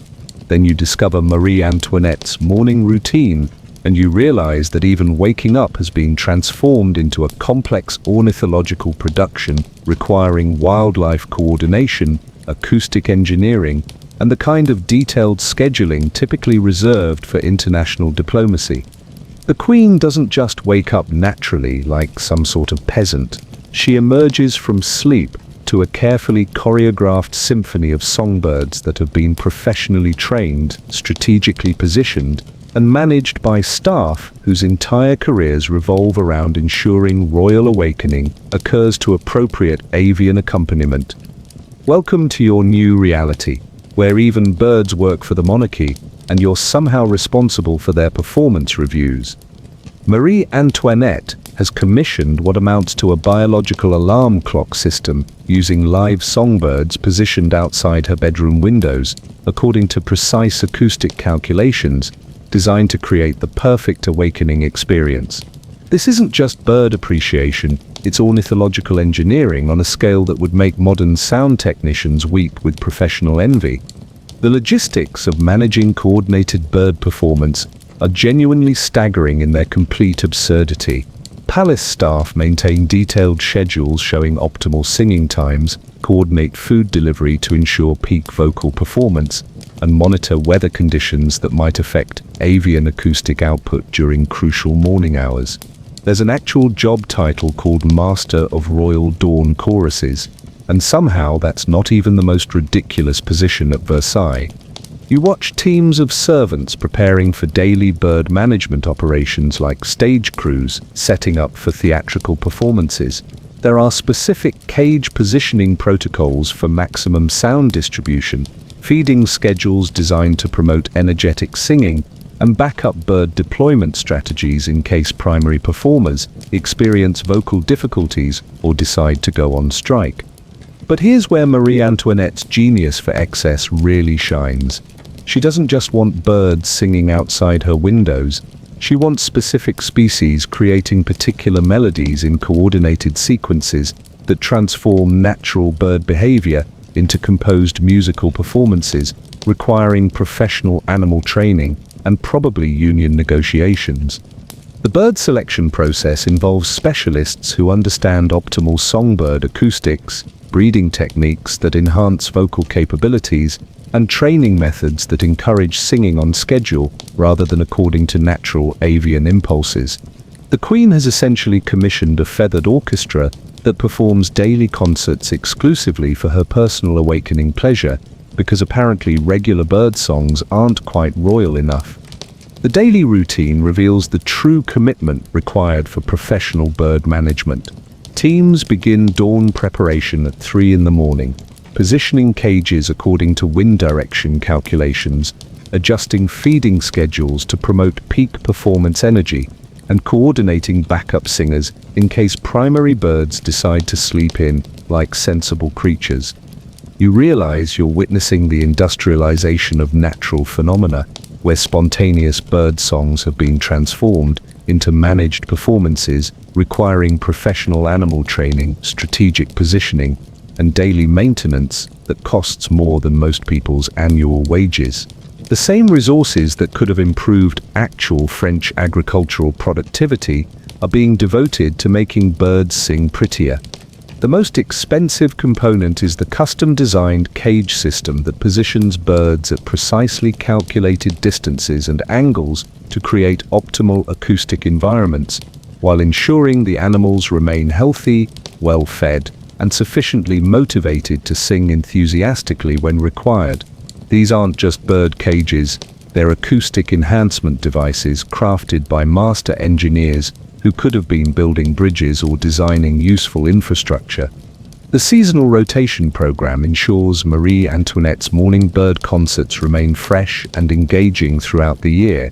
Different species provide different musical experiences, with spring featuring energetic songbird varieties and winter showcasing more melodic species that perform well in cold weather conditions. Because heaven forbid the Queen should experience seasonal monotony in her wake-up entertainment. But perhaps most telling is the training protocols required to make wild birds perform on human schedules rather than natural instincts. Professional animal trainers develop techniques that encourage singing at specific times, in particular sequences, with coordinated timing that transforms natural bird behavior into artificial performances, requiring more skill than most musicians possess. The financial commitment to professional bird management is staggering even by Versailles standards. Acquiring, training, housing, and maintaining performing songbirds requires resources that could establish actual music education programs for thousands of French children who would benefit from genuine musical instruction rather than expensive wake-up calls featuring captive wildlife. What makes this particularly absurd is how this bird management system creates artificial nature that's more expensive and complicated than actual nature, while providing essentially the same experience. Marie Antoinette pays enormous sums to ensure she hears bird songs that occur naturally everywhere else without cost or complexity. The woman has managed to make sunrise more expensive. The broader environmental context makes this ornithological obsession even more offensive. While the Queen enjoys professionally managed bird concerts, ordinary French people face environmental degradation, deforestation, and habitat destruction that's reducing natural bird populations and eliminating the free morning concerts that once provided simple pleasure to rural communities. The psychological aspect reveals something profound about aristocratic disconnection from natural rhythms and ordinary human experience. The Queen genuinely believes that waking up requires enhanced avian performance rather than simply opening windows and enjoying whatever birds happen to be singing naturally. She's never experienced a morning that didn't cost someone's annual salary to orchestrate. The daily bird management routine resembles wildlife conservation programs more than personal convenience services. Staff members monitor bird health, adjust feeding schedules to promote optimal singing, coordinate cage positioning for maximum acoustic impact, and maintain detailed performance records tracking which species provide the best morning entertainment value. These people could have been managing actual wildlife preservation instead of breakfast theatre. The most ridiculous aspect is how this creates its own cascade of problems requiring additional solutions. When wild birds in the area start competing with the trained performers, palace staff must deploy noise control measures to ensure only approved bird songs reach the Queen's ears. Natural wildlife has become an audio pollution problem requiring management. You watch this daily bird management operation with growing amazement at the human talent devoted to solving problems that don't exist, while creating artificial solutions to situations that nature handles perfectly well without professional intervention. Master animal trainers, acoustic engineers, and wildlife specialists collaborate to create managed natural experiences that cost enormous sums while providing essentially identical results to free natural phenomena. The technical innovation applied to bird performance management is genuinely impressive in its complete misdirection of human skill. There are mathematical calculations for optimal cage positioning, scientific studies on avian vocal enhancement through selective breeding, and engineering solutions for weather-resistant outdoor concert venues that represent genuine advances in fields that could have benefited agriculture, medicine, or infrastructure development. But the true masterpiece of this ornithological operation is the backup systems designed to ensure Marie Antoinette never experiences a morning without appropriate bird entertainment. There are indoor aviary facilities for weather emergencies, mechanical bird sound systems for equipment failures, and human musicians trained to imitate bird songs in case of total avian performance collapse. Every morning of professional bird entertainment represents skilled labor, expensive infrastructure, and technical expertise that could have advanced actual wildlife conservation, supported environmental education, or enhanced natural habitats that would benefit both human and animal populations across France. The irony is particularly sharp when you consider that this artificial bird management exists alongside France's environmental degradation. While Marie Antoinette enjoys carefully orchestrated songbird performances, natural bird populations face habitat loss, pollution, and human interference. That's reducing the free morning concerts once available to everyone willing to step outside and listen. The annual cost of ornithological alarm systems could have funded environmental protection programs, established wildlife sanctuaries, or supported conservation research that would have preserved natural bird populations and enhanced morning experiences for the entire French population. Instead, these resources ensure one woman never has to wake up without professional bird entertainment. The broader context reveals how this bird obsession fits into the pattern of aristocratic control over natural experiences. Marie Antoinette has transformed even the most basic natural phenomenon, birds singing at dawn, into a carefully managed luxury service requiring professional oversight and significant infrastructure investment. Even nature isn't natural enough for royalty. What you're witnessing isn't just expensive wake-up services, it's the complete perversion of environmental resources, where artificial nature consumes investments that could have protected genuine natural experiences for millions of people. The same innovation, skill, and financial commitment that creates managed bird concerts could have revolutionized French environmental stewardship. The daily performance of managed bird concerts reveals how aristocratic life transforms even natural phenomena into luxury services requiring professional management rather than simple appreciation for naturally occurring beauty. The Queen has successfully monetized sunrise and somehow made bird songs a luxury commodity requiring specialized staff and industrial infrastructure. And you're stuck here watching this morning theater of ornithological engineering while knowing that the same environmental investment could have preserved and enhanced natural bird populations that would have provided free morning concerts for every French person willing to open their windows, listen to the world, waking up naturally. The waste isn't just financial, it's ecological, representing the fundamental corruption of environmental priorities for purely selfish convenience. Marie Antoinette has managed to make bird songs expensive, and somehow that's not even the most ridiculous thing you've witnessed this week. But wait until you discover what she's done with portrait collecting, because apparently even looking at pictures requires professional curation, and you're about to learn that the Queen has very specific requirements for how miniature artwork should be maintained and displayed throughout her daily routine. Part 11.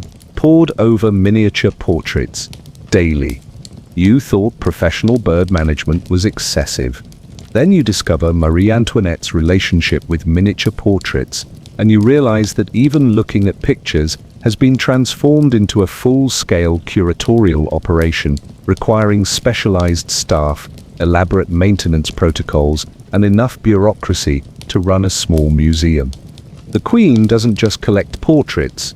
She maintains an industrial-scale miniature art management system that treats tiny paintings like precious artifacts, requiring daily attention, professional conservation, and strategic repositioning according to elaborate schedules that change based on her mood, the weather, and presumably the alignment of celestial bodies. You're about to witness how aristocratic art appreciation operates when unlimited resources meet obsessive-compulsive behavior and the fundamental inability to simply look at pictures without making it exponentially more complicated. Marie Antoinette's approach to miniature portrait collecting involves daily examination, cleaning, and repositioning of hundreds of tiny paintings that receive more professional attention than most people's houses. These aren't just decorative objects. They're a complex collection requiring full-time curatorial staff whose entire careers revolve around ensuring small pictures remain perfectly maintained and optimally displayed. The logistics of managing daily portrait maintenance are genuinely staggering in their complete absurdity. Palace staff maintain detailed inventories showing optimal viewing schedules, coordinate cleaning rotations to ensure each miniature receives appropriate conservation attention, and monitor environmental conditions that might affect tiny artwork during crucial examination periods. You watch teams of servants approaching portrait management like museum curators preparing for royal exhibitions. There are specific handling protocols for different portrait types, optimal lighting arrangements for various artistic styles, and detailed positioning strategies that ensure each miniature receives appropriate display prominence according to the Queen's current preferences. But here's where Marie Antoinette's genius for excess really shines. She doesn't just want portrait collections, she wants portrait collections that are constantly refreshed, repositioned, and maintained according to elaborate systems that transform art appreciation into a daily performance, requiring professional oversight and significant logistical coordination. The daily routine begins with servants carefully removing each miniature from its display position, examining it for any signs of deterioration, cleaning it using specialized techniques developed specifically for tiny artwork conservation, and repositioning it according to detailed charts showing optimal arrangement patterns for that particular day's viewing schedule. The most expensive component is the custom-designed storage and display system that allows hundreds of miniature portraits to be safely maintained while remaining easily accessible for daily examination and repositioning. Master craftsmen have created modular furniture that serves as both conservation facility and interactive art gallery, optimized for one person's viewing pleasure. You realize you're witnessing the industrialization of art appreciation, where simple portrait viewing has evolved into a complex operation requiring specialized conservation knowledge, precise handling techniques, and daily maintenance schedules that consume more resources than most people use for basic living expenses. The financial commitment to professional miniature portrait management is staggering even by Versailles standards. The annual cost of conservation supplies, Specialized cleaning materials, custom display furniture, and expert staff salaries exceeds most nobles' total art budgets and represents enough resources to establish actual art education programs for thousands of French children. But perhaps most telling is how this portrait obsession fits into the broader pattern of aristocratic possession management. Marie Antoinette has transformed even passive art appreciation into an active luxury service requiring professional intervention, elaborate systems, and daily attention that treats looking at pictures as a complex technical challenge. The psychological aspect reveals something profound about aristocratic relationships with material objects. The Queen genuinely believes that miniature portraits require daily professional attention rather than occasional viewing when the mood strikes. She's never questioned whether spending hours examining tiny pictures might represent a fundamental misallocation of time and resources. What makes this particularly absurd is the content focus of these daily portrait sessions. Palace records show that much of this elaborate examination involves social gossip, fashion analysis, and personal appearance commentary rather than genuine artistic appreciation. The same curatorial infrastructure used for priceless artwork gets deployed for discussing hairstyles and clothing details. The broader cultural context makes this portrait obsession even more offensive. While Marie Antoinette enjoys professional art curation for her personal entertainment, ordinary French people lack access to basic artistic education, public art collections, or cultural enrichment opportunities that would enhance their actual aesthetic appreciation and understanding. The same resources devoted to managing aristocratic miniature portraits could have funded public art collections, supported struggling artists, established art education programs, or created cultural opportunities that would have enhanced artistic life for thousands of ordinary people who would appreciate these opportunities without requiring professional curatorial support.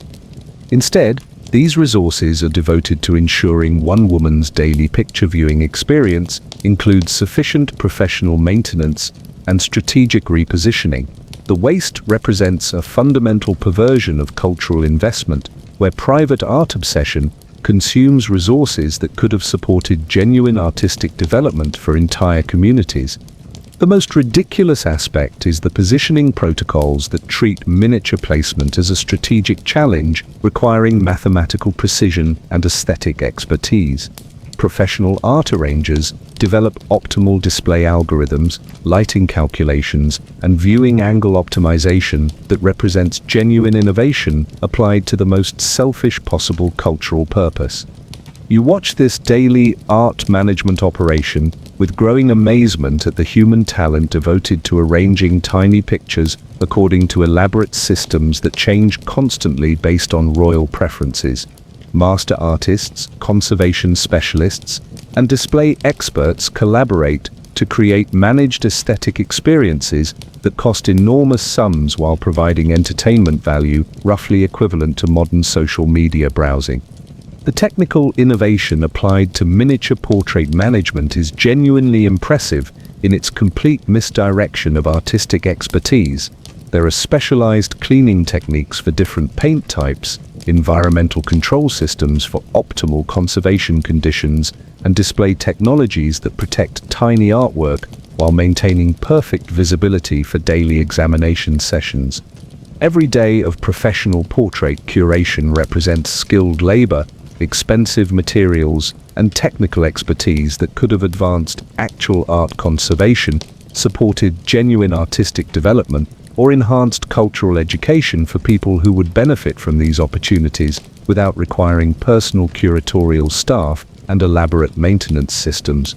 The conservation protocols alone reveal the enormous resources devoted to maintaining tiny pictures in perfect condition for one person's viewing pleasure. Each miniature receives more professional attention than most public artworks, using conservation techniques and expensive materials that represent cutting-edge preservation technology applied to private entertainment purposes. The seasonal rotation system ensures Marie Antoinette's portrait viewing experience remains engaging throughout the year. Different portraits are featured during different seasons, with spring highlighting cheerful subjects and winter showcasing more contemplative artistic themes, because heaven forbid the Queen should experience artistic monotony in her daily picture viewing routine. But the true masterpiece is the mood-based repositioning system that adjusts portrait arrangements according to Marie Antoinette's emotional state and daily activities. Happy days feature optimistic portrait clusters, while melancholy periods call for more serious artistic arrangements. The woman has essentially created responsive art therapy using expensive miniature collections. The daily examination sessions reveal the true scale of this portrait management operation. Teams of specialists facilitate viewing experiences that include detailed discussions of artistic technique, historical context, and personal associations, while maintaining optimal environmental conditions and handling protocols that ensure the artwork remains perfectly preserved. The irony is particularly sharp when you consider that this elaborate portrait management exists alongside France's cultural poverty. While Marie Antoinette enjoys daily professional art curation, most French people lack access to artistic education, public art collections, or cultural programs that would develop genuine appreciation for visual arts and creative expression.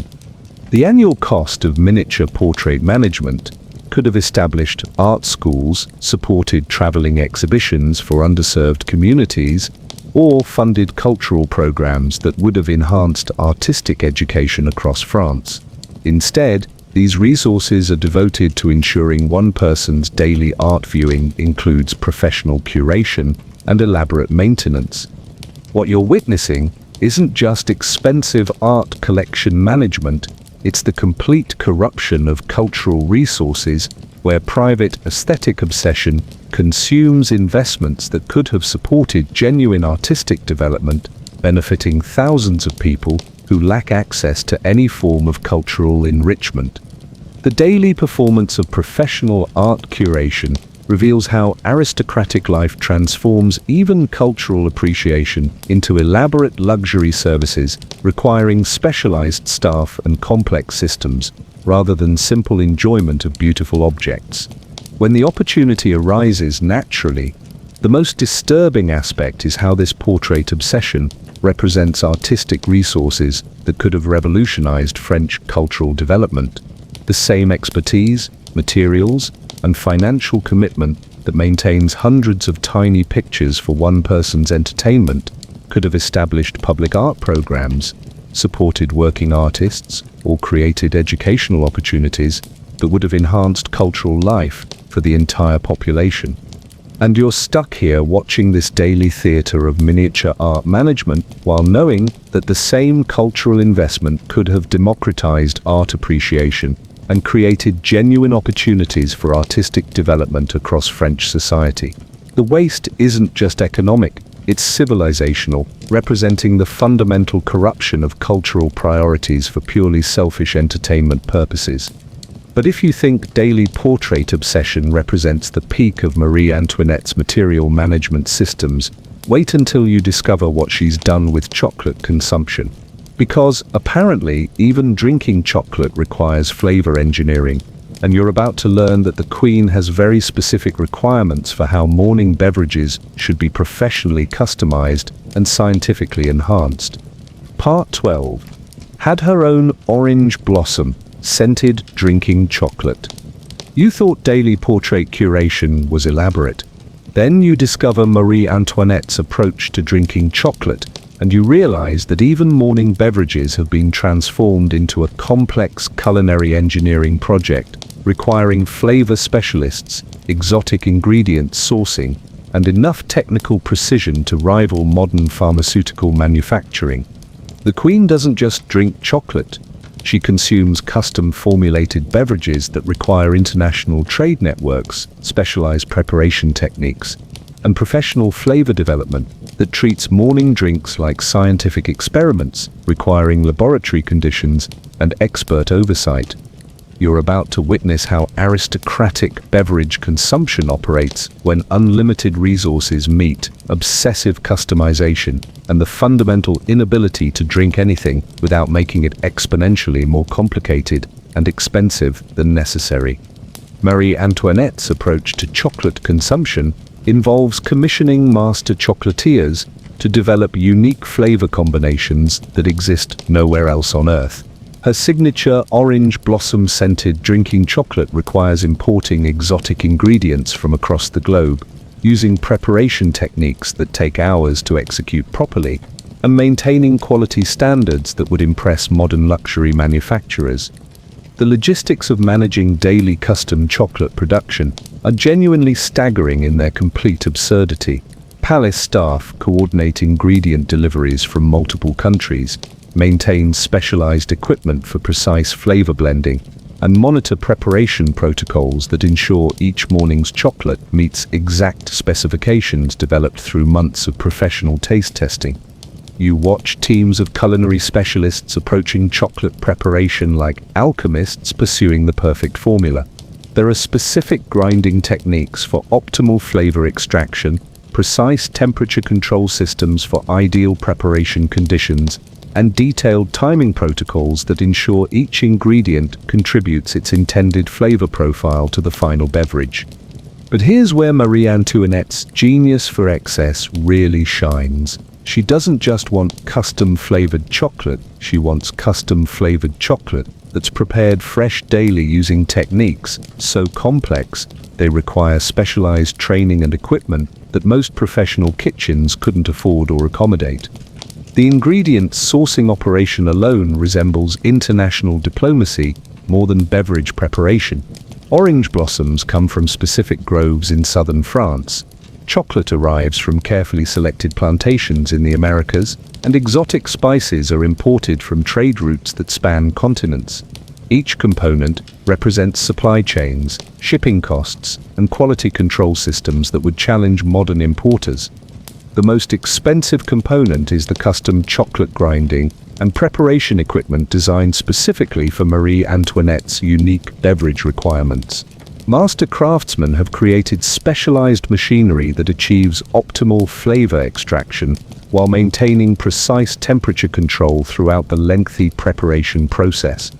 You realize you're witnessing the industrialization of morning drinks, where simple chocolate consumption has evolved into a complex manufacturing operation requiring specialized knowledge, exotic materials, and daily production schedules that consume more resources than most people use for entire meals.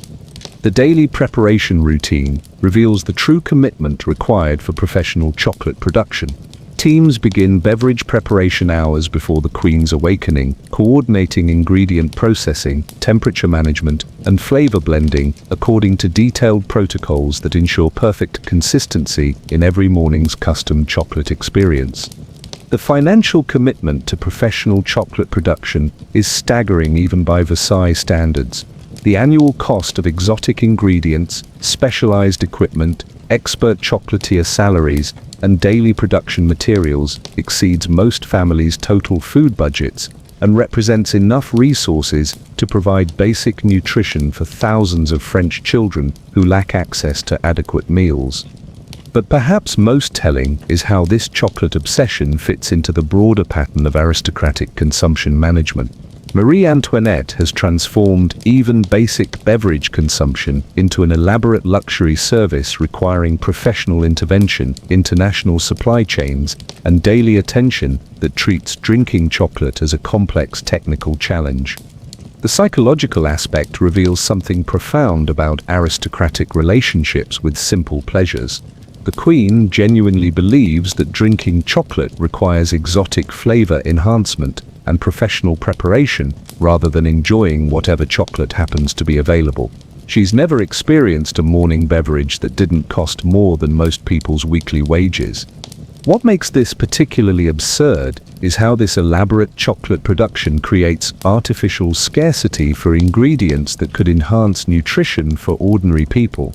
The exotic components monopolized for royal beverage production represent food resources that could improve basic diet quality for French populations struggling with malnutrition and limited food variety. The broader nutritional context makes this chocolate obsession even more offensive. While Marie Antoinette enjoys professionally crafted exotic beverages, ordinary French people struggle with basic food security, limited dietary variety, and nutritional deficiencies that could be addressed using a fraction of the resources devoted to royal chocolate production.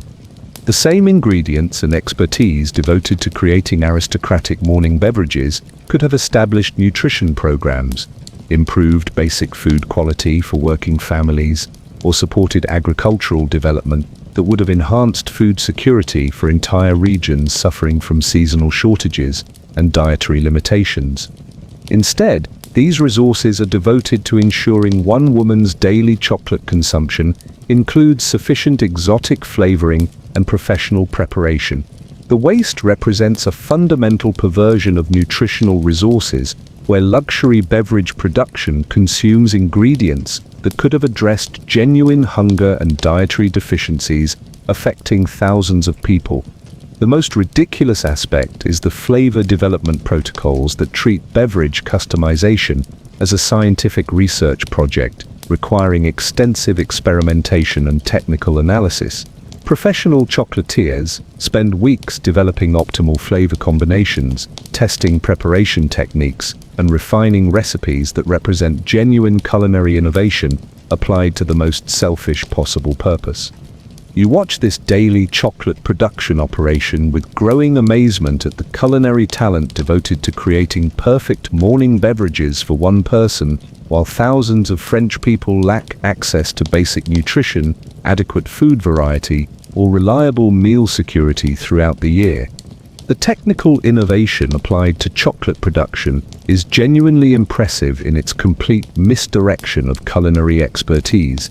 There are specialized grinding techniques for different flavor profiles, temperature control systems for optimal ingredient integration, and preparation methods that represent genuine advances in food technology applied to private entertainment purposes. Every morning of professional chocolate production represents skilled labor, expensive ingredients, and technical expertise that could have advanced actual nutritional science, supported food security programs, or enhanced dietary quality for people who would benefit from these improvements without requiring personal chocolatiers and elaborate preparation systems. The exotic ingredient monopolization reveals the enormous resources devoted to enhancing one person's beverage experience using components that could improve basic nutrition for entire communities. Orange blossoms, rare spices, and premium chocolate represent agricultural products that could enhance food variety and nutritional quality for thousands of ordinary people.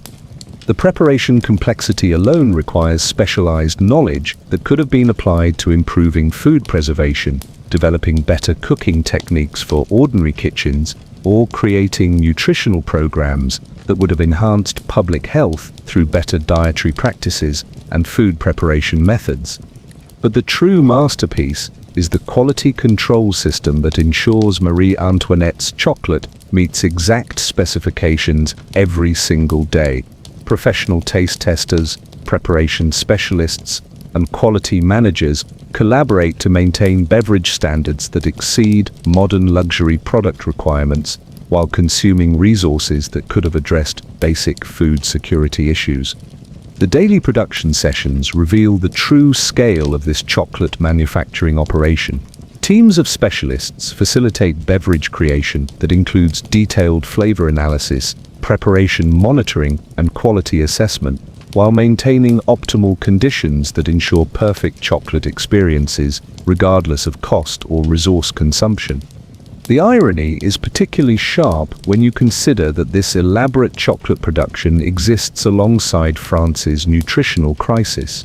While Marie Antoinette enjoys professionally crafted exotic beverages, most French people lack access to adequate nutrition, dietary variety, or food security that would enhance their basic health and well-being. The annual cost of custom chocolate production could have established nutrition programs, supported agricultural development for food security, or funded dietary improvement initiatives that would have enhanced nutritional quality across France. Instead, These resources are devoted to ensuring one person's morning beverage includes professional customization and exotic enhancement. What you're witnessing isn't just expensive beverage production, it's the complete corruption of nutritional resources, where luxury consumption monopolizes ingredients and expertise that could have addressed genuine food security needs, affecting millions of people who lack access to adequate nutrition or dietary variety. The daily performance of professional chocolate production reveals how aristocratic life transforms even basic consumption into elaborate luxury services, requiring specialized staff and complex systems rather than simple appreciation for available food and beverages when hunger or thirst naturally occurs. The most disturbing aspect is how this chocolate obsession represents nutritional resources that could have revolutionized French food security. The same expertise, ingredients, and financial commitment that creates perfect morning beverages for one person could have established agricultural programs, supported food production, or created nutritional opportunities that would have enhanced dietary quality for the entire population.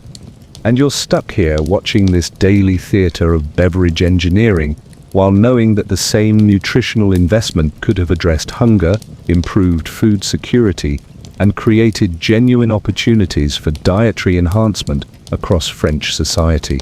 The waste isn't just economic, it's humanitarian, representing the fundamental corruption of food resources for purely selfish consumption enhancement. But if you think custom chocolate production represents the peak of Marie Antoinette's culinary engineering, wait until you discover what she's done with medicine consumption. Because apparently, even taking medication requires confectionery intervention, and you're about to learn that the Queen has very specific requirements for how pharmaceutical compounds should be professionally disguised as luxury candy. Part 13. Had a chocolate maker blend medicines into luxe candy. You thought custom beverage engineering was excessive. Then you discover Marie Antoinette's approach to taking medicine, and you realize that even pharmaceutical consumption has been transformed into a luxury confectionery operation, requiring specialized candy-making expertise, medical consultation, and enough culinary chemistry to rival modern drug manufacturing facilities. The Queen doesn't just take medicine, she consumes therapeutic compounds disguised as expensive chocolates that require collaboration between physicians, master chocolatiers, and confectionery specialists, whose entire careers revolve around making medical treatment taste like aristocratic entertainment rather than necessary healthcare. You're about to witness how aristocratic medical care operates when unlimited resources meet the fundamental inability to experience anything unpleasant, even when that unpleasant thing is literally designed to keep you alive and healthy. Marie Antoinette's approach to pharmaceutical consumption involves commissioning master confectioners to transform prescribed medications into luxury candy that masks medical necessity behind elaborate sugarwork and exotic flavor enhancement. Her personal pharmacist chocolatier creates therapeutic confections that represent the intersection of medical science and culinary artistry applied to the most expensive possible healthcare delivery system. The logistics of managing medical candy production are genuinely staggering in their complete absurdity. Palace staff coordinate between physicians prescribing treatments, chocolatiers developing flavor profiles, and confectionery specialists, ensuring that therapeutic compounds remain medically effective while providing luxury candy experiences that meet royal taste standards. You watch teams of medical and culinary professionals approaching pharmaceutical confectionery like alchemists, pursuing the perfect balance between therapeutic efficacy and aristocratic palatability. There are specific coating techniques for different medication types, optimal sugar ratios for various therapeutic compounds, and detailed testing protocols that ensure each medical candy maintains pharmaceutical effectiveness while delivering luxury consumption experiences.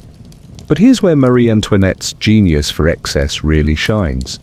She doesn't just want medicine that tastes better, she wants medicine that tastes better than most people's special occasion treats.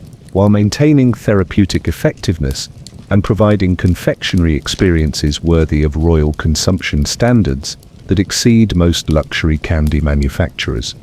The collaboration between medical and confectionery professionals reveals the true complexity of this pharmaceutical candy operation. Physicians must modify dosing schedules to accommodate confectionery preparation requirements, while chocolatiers develop techniques that preserve medical compound integrity through complex sugar coating and flavor enhancement processes. The most expensive component is the specialized equipment required to blend pharmaceutical compounds with luxury confectionery ingredients, while maintaining both medical effectiveness and culinary quality standards that justify the enormous expense of this elaborate therapeutic delivery system. You realize you're witnessing the industrialization of medical compliance, where simple medication consumption has evolved into a complex manufacturing operation requiring specialized knowledge, exotic ingredients, and daily production schedules that consume more healthcare resources than most people receive in lifetimes of medical treatment. The daily production routine reveals the true commitment required for pharmaceutical confectionery creation. Teams begin medical candy preparation hours before consumption schedules, coordinating compound integration, flavor development, and quality testing according to detailed protocols that ensure both therapeutic effectiveness and luxury confectionery standards. The financial commitment to professional medical candy production is staggering, even by Versailles standards. The annual cost of specialized equipment, expert confectioner salaries, exotic flavoring ingredients, and medical consultation fees exceeds most families' total healthcare budgets and represents enough resources to provide basic medical care for thousands of French people who lack access to any form of professional treatment. But perhaps most telling is how this medical confectionery obsession fits into the broader pattern of aristocratic discomfort avoidance. Marie Antoinette has transformed even necessary medical treatment into an elaborate luxury service that eliminates any unpleasant aspect of healthcare while consuming resources that could provide actual medical care for thousands of ordinary people. The psychological aspect reveals something profound about aristocratic relationships with physical discomfort and medical necessity. The Queen genuinely believes that taking medicine requires confectionery enhancement rather than simply accepting temporary unpleasantness as part of necessary healthcare. She's never experienced medical treatment that didn't taste better than most people's birthday celebrations. What makes this particularly absurd is how this elaborate medical candy production prioritizes comfort over effectiveness while monopolizing healthcare resources that could address serious medical needs affecting ordinary French people who lack access to basic treatment, pain relief, or disease prevention. The broader medical context makes this pharmaceutical confectionery obsession even more offensive. While Marie Antoinette enjoys medicine disguised as luxury candy, ordinary French people struggle with basic healthcare access, untreated diseases, and medical conditions that could be easily addressed using a fraction of the resources devoted to royal pharmaceutical entertainment. The same medical expertise and confectionery resources devoted to creating aristocratic medical candy could have established healthcare programs, trained medical practitioners for underserved communities, or supported medical research that would have advanced treatment options for diseases affecting thousands of people who lack access to any form of professional medical care. Instead, these resources are devoted to ensuring one woman's medical treatment includes sufficient luxury enhancement and confectionery disguise. The waste represents a fundamental perversion of healthcare resources, where medical comfort consumes expertise and materials that could have addressed genuine health crises affecting entire populations. The most ridiculous aspect is the therapeutic effectiveness testing required to ensure that medical compounds remain pharmaceutically active despite elaborate confectionery processing that transforms medicine into candy using techniques so complex they require specialized training and equipment most medical facilities couldn't afford. You watch this daily medical candy production operation with growing amazement at the healthcare talent devoted to disguising necessary medicine as luxury entertainment, while thousands of French people suffer from treatable diseases, preventable conditions, and medical emergencies that receive no professional attention whatsoever. The technical innovation applied to pharmaceutical confectionery is genuinely impressive in its complete misdirection of medical expertise. There are specialized coating techniques for different therapeutic compounds, preservation methods that maintain drug effectiveness through candy production, and quality control systems that represent genuine advances in pharmaceutical delivery applied to purely selfish comfort enhancement. Every day of professional medical candy production represents skilled labor, expensive materials, and technical expertise that could have advanced actual medical science, supported disease prevention programs, or enhanced healthcare delivery for people who would benefit from these improvements without requiring personal pharmacist chocolatiers and elaborate confectionery systems. The ingredient monopolization reveals the enormous resources devoted to enhancing one person's medical experience using components that could improve basic healthcare for entire communities. Exotic sugars, rare flavoring agents, and premium confectionery materials represent resources that could enhance medical treatment availability and effectiveness for thousands of ordinary people. The preparation complexity alone requires specialized knowledge that could have been applied to improving pharmaceutical manufacturing, developing better drug delivery systems for ordinary patients, or creating medical programs that would have enhanced public health through better treatment access and disease prevention methods. But the true masterpiece is the dosing coordination system that ensures Marie Antoinette's medical candy provides exact therapeutic benefits while maintaining confectionery quality standards that exceed modern luxury chocolate requirements. Medical professionals and confectionery specialists collaborate to create therapeutic experiences that cost more than most people's annual healthcare expenses. The daily production sessions reveal the true scale of this pharmaceutical candy manufacturing operation. Teams of specialists facilitate medical confectionery creation that includes detailed therapeutic analysis, confectionery monitoring, and effectiveness assessment, while maintaining optimal conditions that ensure perfect medical candy experiences regardless of cost or resource consumption. The irony is particularly sharp when you consider that this elaborate medical candy production exists alongside France's healthcare crisis. While Marie Antoinette enjoys professionally crafted pharmaceutical confections, most French people lack access to basic medicine, disease prevention, or medical treatment that would enhance their fundamental health and survival prospects. The annual cost of custom medical candy production could have established medical training programs, supported healthcare infrastructure development for underserved regions, or funded medical research that would have saved thousands of lives through improved treatment methods and disease prevention strategies. What you're witnessing isn't just expensive medical treatment, it's the complete corruption of healthcare resources, where luxury medical consumption monopolizes expertise and materials that could have addressed genuine health crises affecting millions of people who lack access to basic medical care or disease prevention.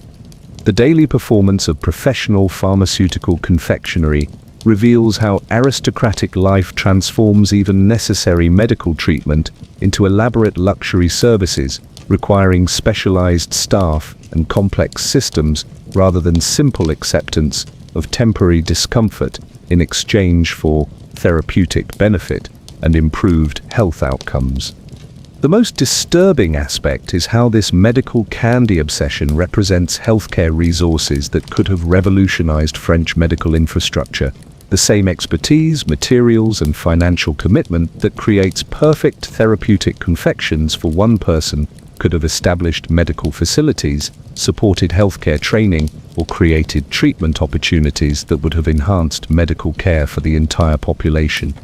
The confectionery techniques alone represent culinary innovation that could have improved food preservation for medical purposes, developed better nutrition programs for disease prevention, or created dietary interventions that would have enhanced public health through improved food quality and nutritional education.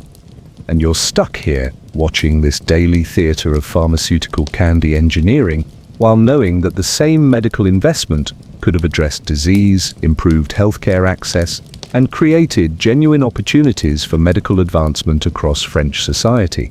The waste isn't just economics, it's medical, representing the fundamental corruption of healthcare resources for purely selfish comfort enhancement.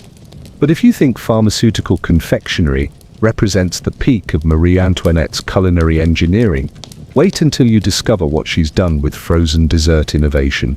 Because apparently, even ice cream requires flavor experimentation, and you're about to learn that the Queen has very specific requirements for how frozen treats should be professionally developed using cutting-edge culinary technology.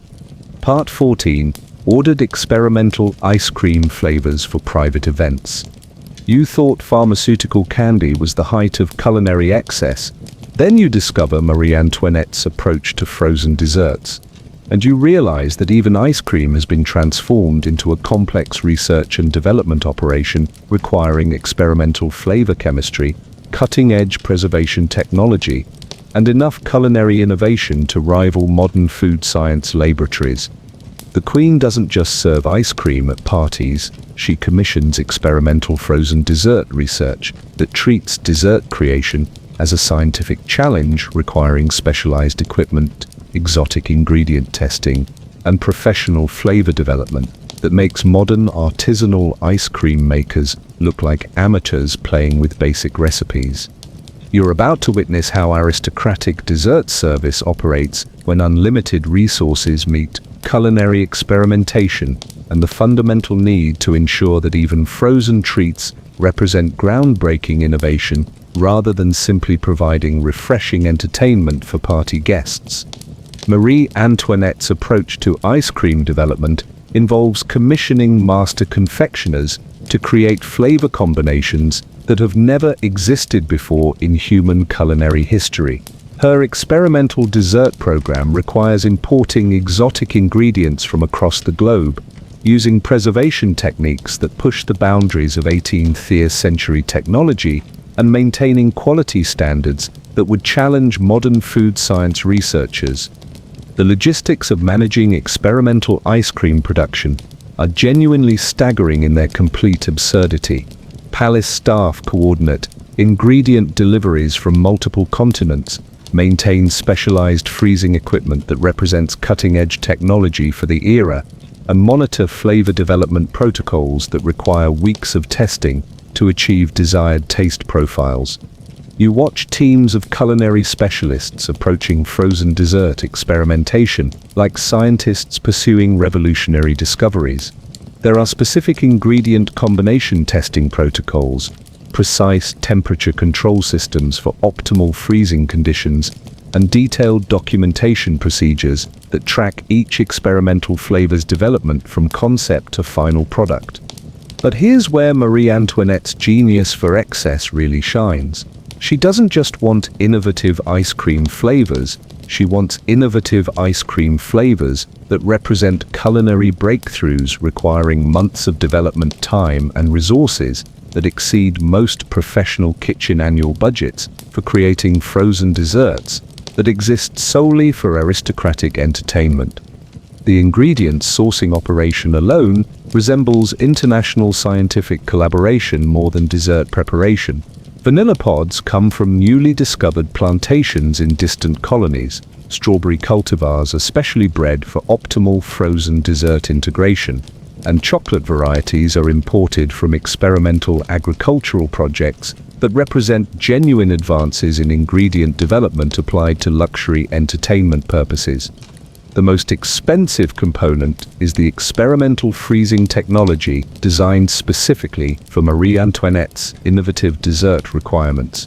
Master engineers have created specialized equipment that achieves optimal texture consistency while maintaining flavor integrity throughout complex freezing processes that require constant monitoring and adjustment.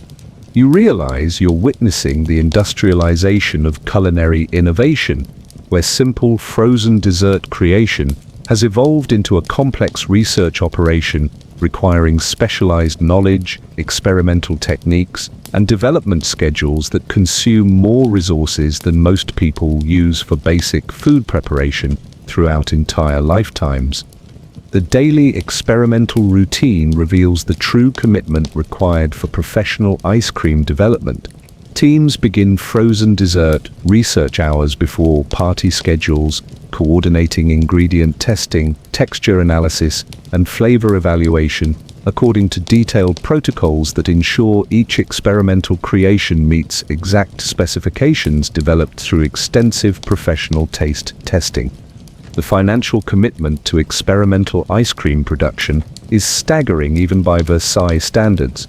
The annual cost of exotic ingredients, specialized freezing equipment, expert confectioner salaries, and experimental development materials exceeds most families' total food budgets and represents enough resources to provide basic nutrition for thousands of French children who lack access to adequate meals or dietary variety. But perhaps most telling is how this ice cream experimentation fits into the broader pattern of aristocratic luxury escalation. Marie Antoinette has transformed even simple frozen desserts into elaborate research projects requiring professional intervention, international supply chains, and experimental techniques that treat party refreshments as scientific challenges requiring cutting-edge solutions. The psychological aspect reveals something profound about aristocratic relationships with simple pleasures and entertainment enhancement. The Queen genuinely believes that serving ice cream requires groundbreaking flavor innovation rather than enjoying traditional frozen desserts that provide refreshing entertainment without requiring months of experimental development and enormous resource investment.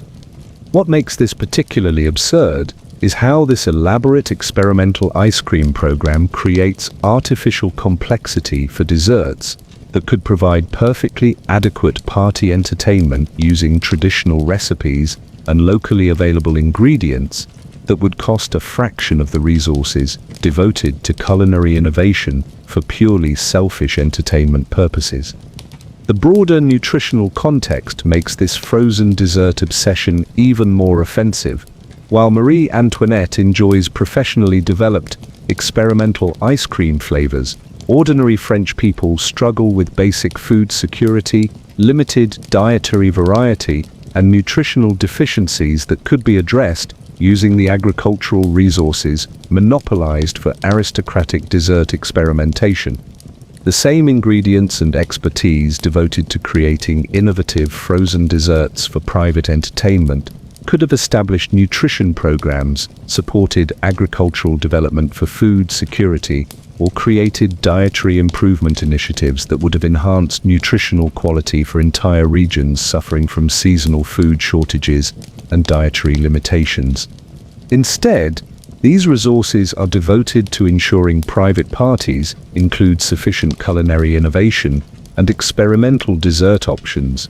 The waste represents a fundamental perversion of agricultural resources, where luxury dessert development consumes ingredients and expertise that could have addressed genuine hunger and dietary deficiencies affecting thousands of people.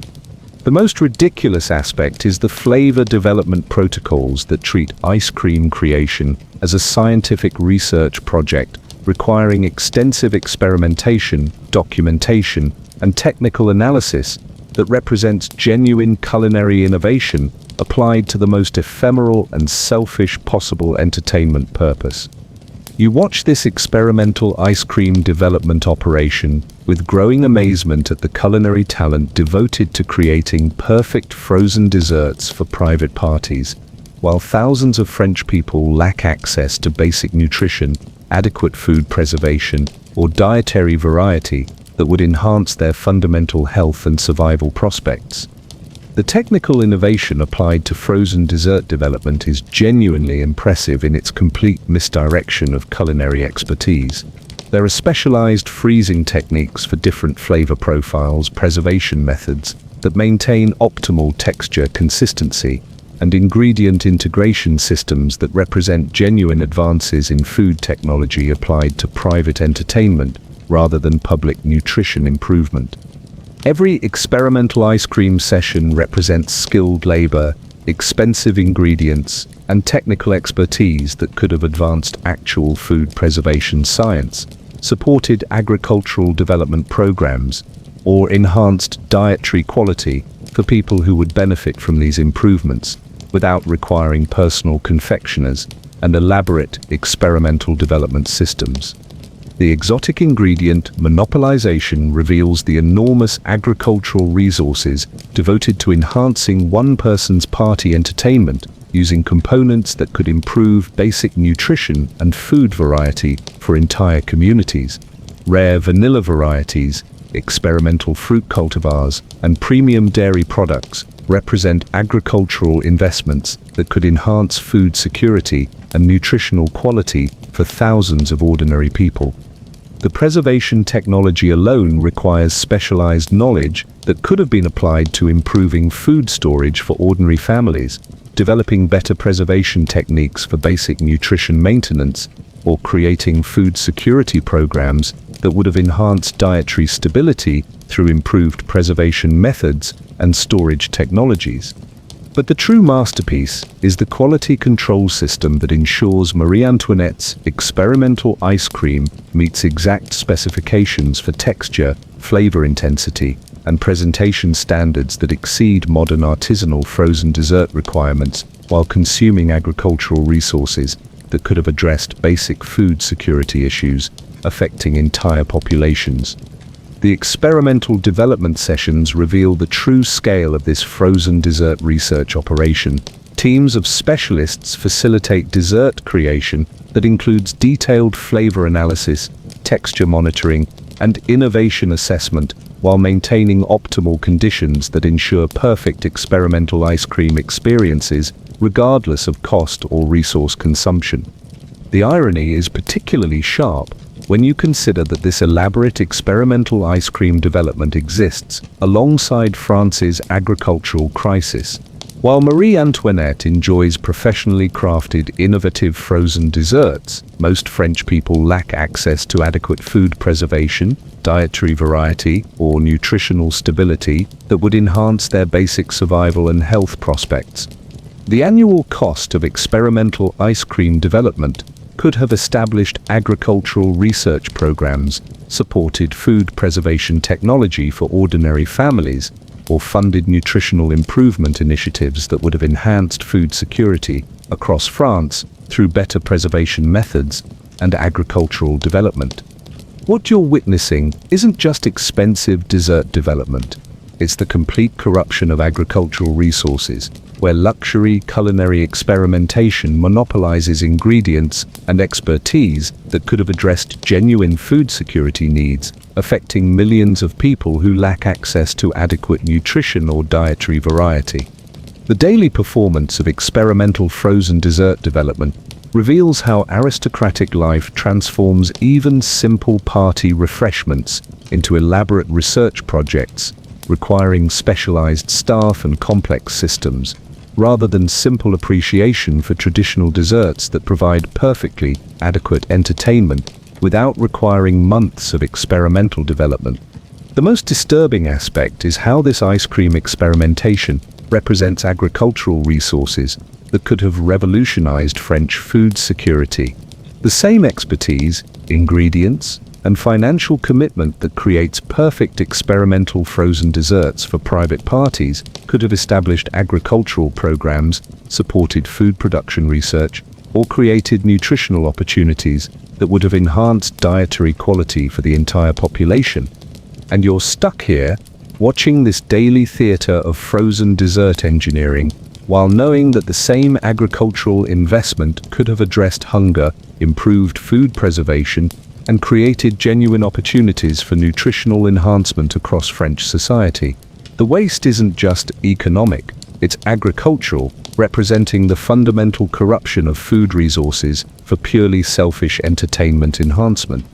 But if you think experimental ice cream development represents the peak of Marie Antoinette's luxury accessory obsessions, wait until you discover what she's done with mourning fashion. Because apparently, even grief requires custom textile engineering. and you're about to learn that the Queen has very specific requirements for how sadness should be professionally incorporated into luxury clothing design. Part 15. Required scented handkerchiefs, sewn with Albert's portrait. You thought experimental ice cream was the pinnacle of resource misallocation. Then you discover Marie Antoinette's approach to mourning accessories, and you realize that even grief has been transformed into a luxury textile engineering project requiring portrait embroidery specialists, fragrance integration experts, and enough custom needlework to outfit several small armies with commemorative clothing. The Queen doesn't just carry handkerchiefs, she commissions personalized mourning accessories that combine advanced textile technology with memorial portraiture and scent engineering, creating grief management tools that cost more than most people's houses, while serving the essential function of making sadness smell prettier. You're about to witness how aristocratic bereavement operates when unlimited resources meet the fundamental inability to experience any emotion without requiring specialized accessories and professional enhancement services. Marie Antoinette's approach to mourning handkerchiefs involves commissioning master embroiderers to create textile portraits of Prince Albert that are so detailed they require magnifying equipment to complete, while simultaneously integrating fragrance delivery systems that ensure her grief accessories provide appropriate scent enhancement throughout daily mourning activities. The logistics of managing personalized mourning textile production are genuinely staggering in their complete absurdity. Palace staff coordinate between portrait artists who create detailed drawings for embroidery reference, textile specialists who develop appropriate fabric treatments for scent retention, and needlework masters who possess the technical skill required to create recognizable portraits using thread and microscopic stitching techniques. You watch teams of textile specialists approaching memorial handkerchief creation like master craftsmen working on cathedral decorations. There are specific thread selection protocols for optimal portrait accuracy, precise stitching techniques that ensure facial feature recognition at handkerchief scale, and detailed scenting procedures that integrate fragrance without compromising textile integrity or portrait visibility. But here's where Marie Antoinette's genius for excess really shines. She doesn't just want mourning handkerchiefs with portraits. She wants mourning handkerchiefs with portraits that maintain artistic accuracy while providing scent delivery and serving as functional grief accessories that meet luxury standards appropriate for royal bereavement experiences. The portrait embroidery process alone requires specialized skills that represent the pinnacle of 18th century needlework technology. Master embroiderers spend weeks creating facial features accurate enough to be recognizable while working within the constraints of handkerchief-sized fabric surfaces, using thread combinations that achieve realistic skin tones and facial detail visibility. The most expensive component is the custom scenting system that integrates fragrance delivery with portrait embroidery without compromising either the artistic integrity of the memorial artwork or the functional effectiveness of the grief accessory for daily mourning use throughout extended bereavement periods. You realize you're witnessing the industrialization of memorial accessories, where simple mourning handkerchiefs have evolved into complex textile engineering projects requiring specialized artistic skills, advanced fabric treatment techniques, and coordination between multiple craft specialists whose combined expertise represents decades of professional training. The daily production routine reveals the true commitment required for personalized mourning textile creation.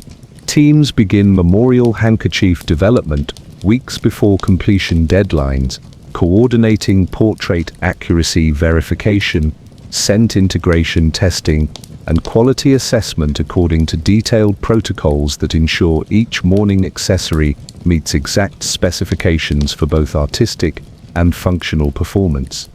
The financial commitment to professional mourning textile production is staggering even by Versailles standards. The annual cost of master embroider salaries exotic thread materials, specialized scenting supplies, and custom fabric treatments exceeds most families' total clothing budgets and represents enough resources to provide basic clothing for thousands of French people who lack adequate garments for weather protection or social presentation. But perhaps most telling is how this mourning handkerchief obsession fits into the broader pattern of aristocratic emotion commercialization.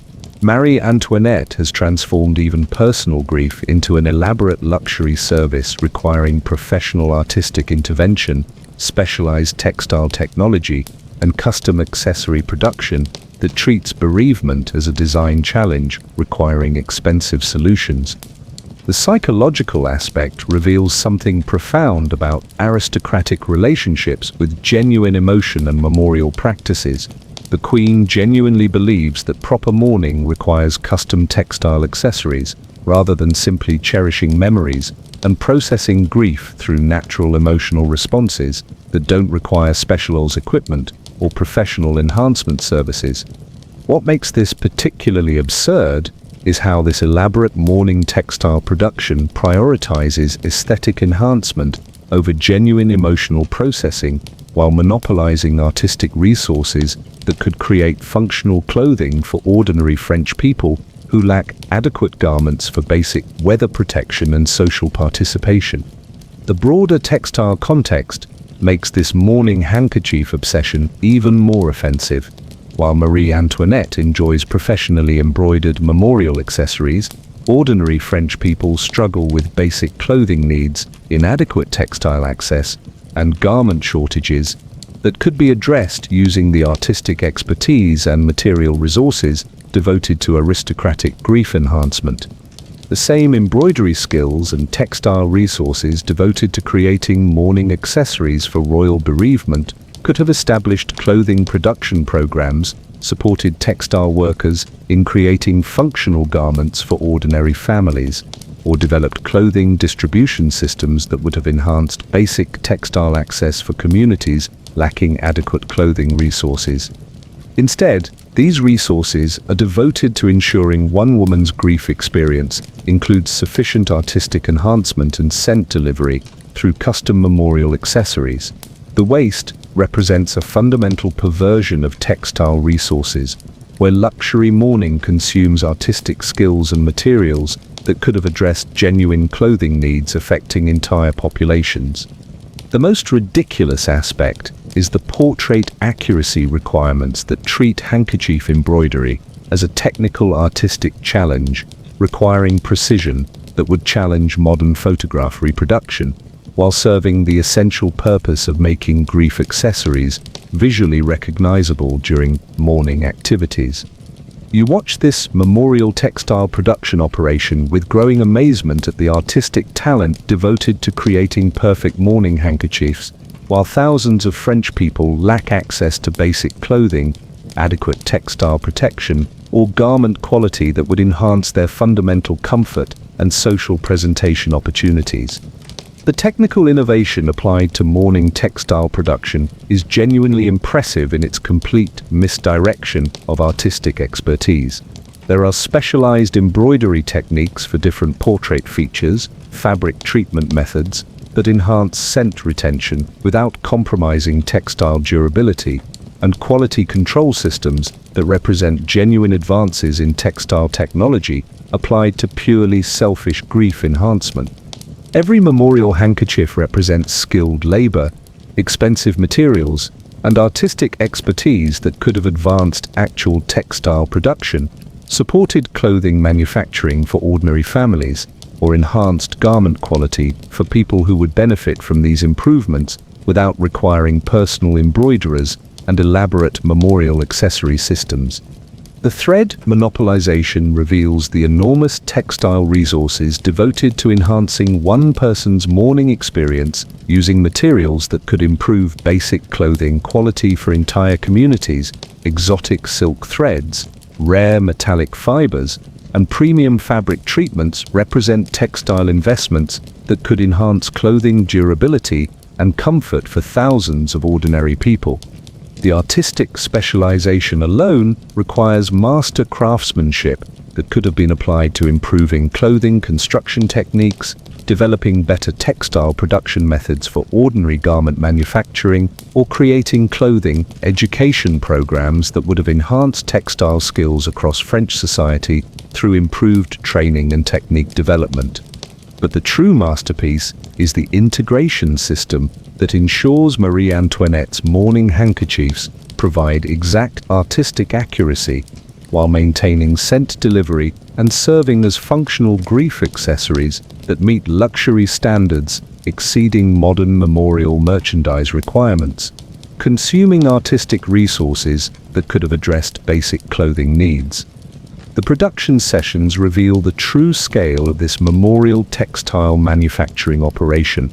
Teams of specialists facilitate mourning accessory creation that includes detailed artistic analysis, scent integration monitoring, and quality assessment, while maintaining optimal conditions that ensure perfect memorial handkerchief experiences, regardless of cost or resource consumption. The irony is particularly sharp when you consider that this elaborate mourning textile production exists alongside France's clothing crisis, while Marie Antoinette enjoys professionally embroidered memorial accessories. Most French people lack access to adequate clothing textile protection or garment quality that would enhance their basic comfort and social participation. The annual cost of custom mourning handkerchief production could have established textile training programs, supported clothing manufacturing infrastructure for underserved communities, or funded garment distribution initiatives that would have enhanced clothing access across France through improved textile production and distribution systems. What you're witnessing isn't just expensive mourning accessories, it's the complete corruption of textile resources, where luxury grief enhancement monopolizes artistic skills and materials that could have addressed genuine clothing needs, affecting millions of people who lack access to adequate garments or textile protection. The daily performance of professional mourning textile production reveals how aristocratic life transforms even personal grief into elaborate luxury services, requiring specialized staff and complex systems rather than simple memorial practices that honor departed loved ones through natural, emotional responses and meaningful remembrance activities. The most disturbing aspect is how this mourning handkerchief obsession represents artistic resources that could have revolutionized French textile production. The same expertise, materials, and financial commitment that creates perfect memorial accessories for royal grief could have established clothing programs, supported textile education, or created garment opportunities that would have enhanced clothing quality for the entire population. And you're stuck here, watching this daily theater of memorial textile engineering, while knowing that the same artistic investment could have addressed clothing needs, improved textile access, and created genuine opportunities for garment enhancement across French society. The waste isn't just economic, it's humanitarian, representing the fundamental corruption of textile resources for purely selfish grief enhancement. But if you think memorial handkerchief engineering represents the peak of Marie Antoinette's gambling infrastructure, wait until you discover what she's done with illegal gaming operations. Because apparently even breaking the law requires luxury venue management, and you're about to learn that the Queen has very specific requirements for how criminal activities should be professionally facilitated and aesthetically enhanced. Part 16 gambled high-stakes gold at Versailles illegally. You thought memorial textile engineering was elaborate. Then you discover Marie Antoinette's approach to illegal gambling, and you realize that even breaking the law has been transformed into a luxury entertainment operation requiring professional gaming infrastructure, security coordination, and enough criminal sophistication to make modern casino operators weep with envy at the sheer audacity. The Queen doesn't just gamble illegally. She operates what amounts to a professional criminal enterprise disguised as aristocratic entertainment, complete with high-stakes gaming rooms, professional dealers, and security systems that facilitate law-breaking on a scale that would impress organized crime syndicates while maintaining the aesthetic standards appropriate for royal lawlessness. You're about to witness how aristocratic crime operates when unlimited resources meet the fundamental belief that laws are merely suggestions that can be circumvented with sufficient luxury infrastructure and professional criminal management. Marie Antoinette's approach to illegal gambling involves establishing dedicated gaming facilities within Versailles that operate sophisticated high-stakes operations using professional equipment, trained dealers, and security protocols that ensure law-breaking activities maintain the entertainment quality and aesthetic refinement appropriate for royal criminal enterprises. The logistics of managing illegal gambling operations are genuinely staggering in their complete audacity. Palace staff coordinate between professional gamblers who provide expertise and competition, security specialists who ensure gaming activities remain concealed from legal authorities, and financial managers who handle gold transactions that exceed most commercial enterprises while technically violating royal gaming prohibitions. You watch teams of criminal professionals approaching illegal gambling like legitimate business operations with customer service standards. There are specific table arrangement protocols for optimal gaming experiences, professional dealer training programs that ensure high-quality gameplay, and detailed security procedures that protect illegal activities from legal interference while maintaining luxury entertainment standards. But here's where Marie Antoinette's genius for excess really shines. She doesn't just want illegal gambling, she wants illegal gambling that provides professional gaming experiences, rivaling the finest legal establishments, while maintaining security sophistication that protects criminal activities and aesthetic refinement that transforms law-breaking into luxury entertainment. The gaming equipment alone represents significant investment in criminal infrastructure. Professional gaming tables are custom designed for optimal play experiences. Specialized cards and dice are imported from master craftsmen, and gold handling systems are established to manage financial transactions that involve more wealth than most legal businesses process throughout entire operational years. The most expensive component is the security system that ensures illegal gambling operations remain concealed from royal authorities, while maintaining professional gaming standards that provide entertainment experiences worthy of the enormous legal risks involved in operating criminal enterprises within the royal palace itself. You realize you're witnessing the industrialization of aristocratic law-breaking, where simple illegal gambling has evolved into a complex criminal operation requiring specialized knowledge, professional equipment, and coordination systems that consume more resources than most legal businesses use for legitimate commercial activities throughout extended operational periods. The daily gaming routine reveals the true commitment required for professional illegal gambling management. Teams begin criminal activity, preparation hours before gaming sessions, coordinating dealer assignments, security monitoring, and financial transaction protocols, according to detailed procedures that ensure illegal operations maintain both entertainment quality and legal concealment effectiveness. The financial commitment to professional illegal gambling operations is staggering even by Versailles standards. The annual cost of professional dealer salaries, specialized gaming equipment, security system maintenance, and gold transaction management exceeds most legitimate businesses' total operational budgets and represents enough resources to establish legal commercial enterprises that could provide employment for hundreds of ordinary French people. But perhaps most telling is how this illegal gambling obsession fits into the broader pattern of aristocratic law exemption beliefs. Marie Antoinette has transformed even legal violations into elaborate luxury services requiring professional criminal intervention, sophisticated security technology, and entertainment enhancement that treats law-breaking as a design challenge, requiring expensive and sophisticated solutions. The psychological aspect reveals something profound about aristocratic relationships with legal authority and social responsibility. The Queen genuinely believes that laws don't apply to royal entertainment preferences, that illegal activities can be legitimized through sufficient luxury enhancement and professional criminal management, rather than simple legal compliance with established gaming regulations. What makes this particularly offensive is how this elaborate illegal gambling operation demonstrates complete disregard for legal authority while monopolizing resources that could support legitimate commercial development for ordinary French people who respect laws and could benefit from legal business opportunities and employment creation. The broader legal context makes this gambling obsession even more outrageous.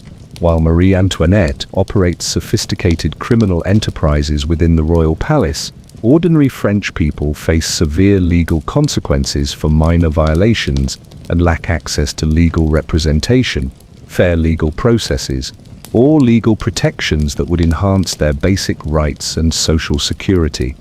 The same resources devoted to facilitating aristocratic law-breaking could have established legal aid programs, supported court system improvements for ordinary citizens, or developed legal education initiatives that would have enhanced legal access and justice system fairness for communities lacking adequate legal representation and protection. Instead, these resources are devoted to ensuring one woman's entertainment preferences override legal authority through sophisticated criminal infrastructure. The waste represents a fundamental perversion of legal resources, where luxury law-breaking consumes expertise and materials that could have enhanced legal justice and protection for entire populations lacking adequate legal access. The most ridiculous aspect is the security sophistication required to protect illegal gambling operations from legal authority while maintaining entertainment quality that justifies the enormous legal risks involved in operating criminal enterprises that violate royal gaming prohibitions and legal gambling regulations.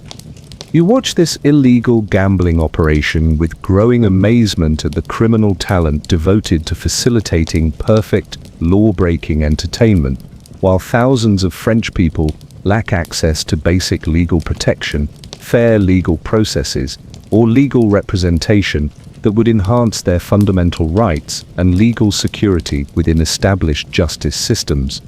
The technical innovation applied to illegal gambling infrastructure is genuinely impressive in its complete misdirection of security expertise.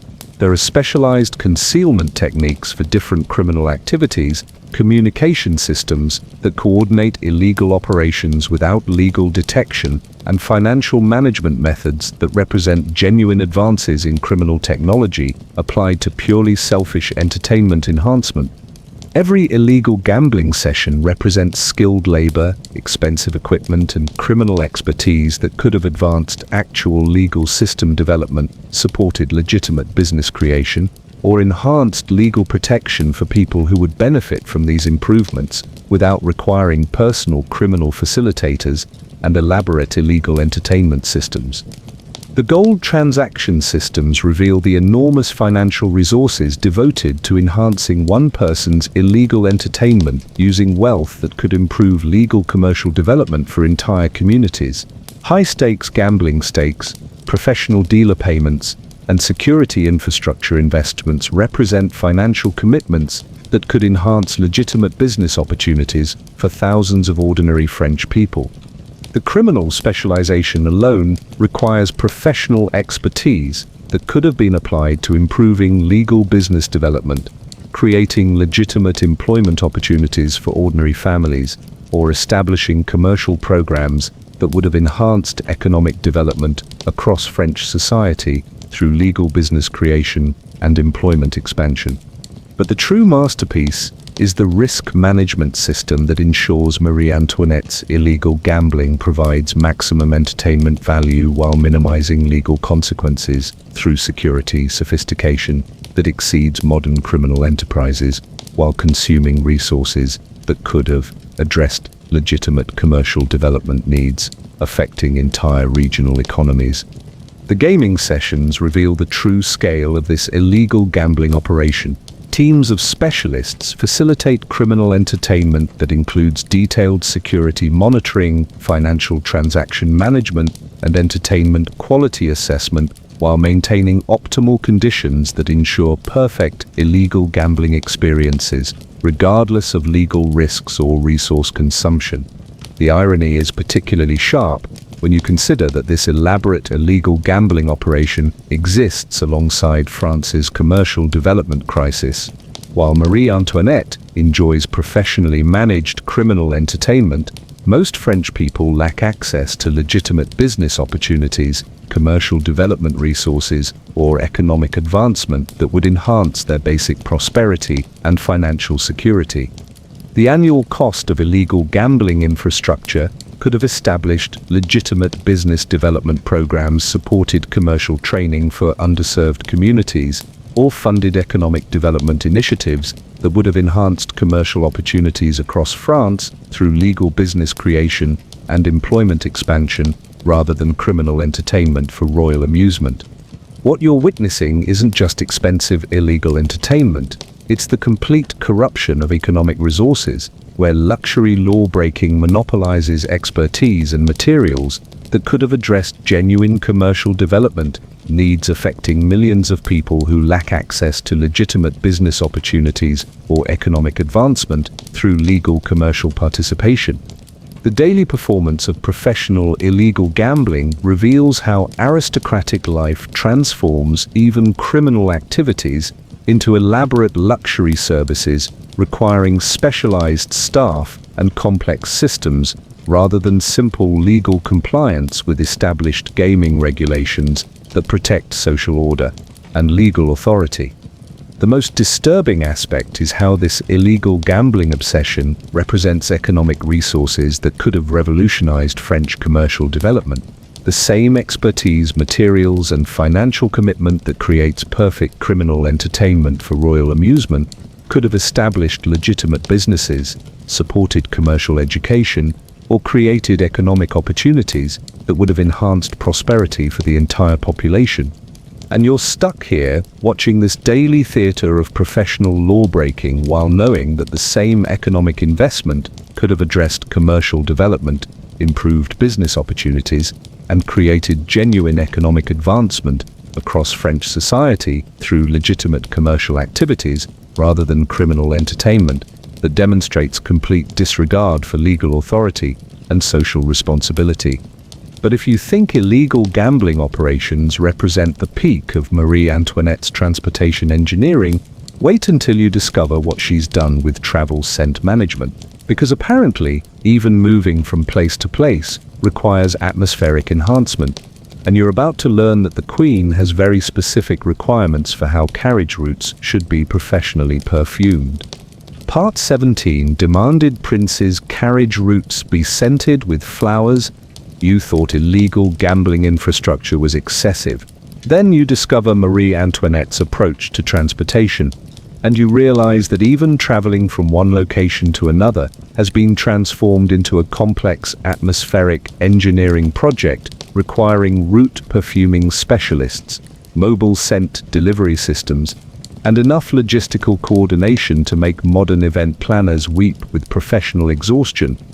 The Queen doesn't just travel in carriages, she moves through carefully curated olfactory environments that require teams of specialists to perfume entire travel routes, ensuring that every breath during transportation meets aristocratic fragrance standards that transform simple movement into elaborate sensory theater, requiring more planning than most military campaigns.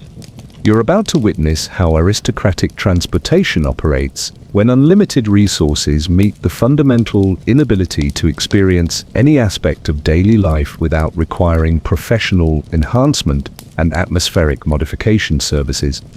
Marie Antoinette's approach to carriage travel involves commissioning specialized teams to perfume entire transportation routes using strategically positioned fragrance delivery systems that ensure every moment of travel occurs within carefully managed aromatic environments that eliminate any possibility of encountering unpleasant odors during royal movement between locations.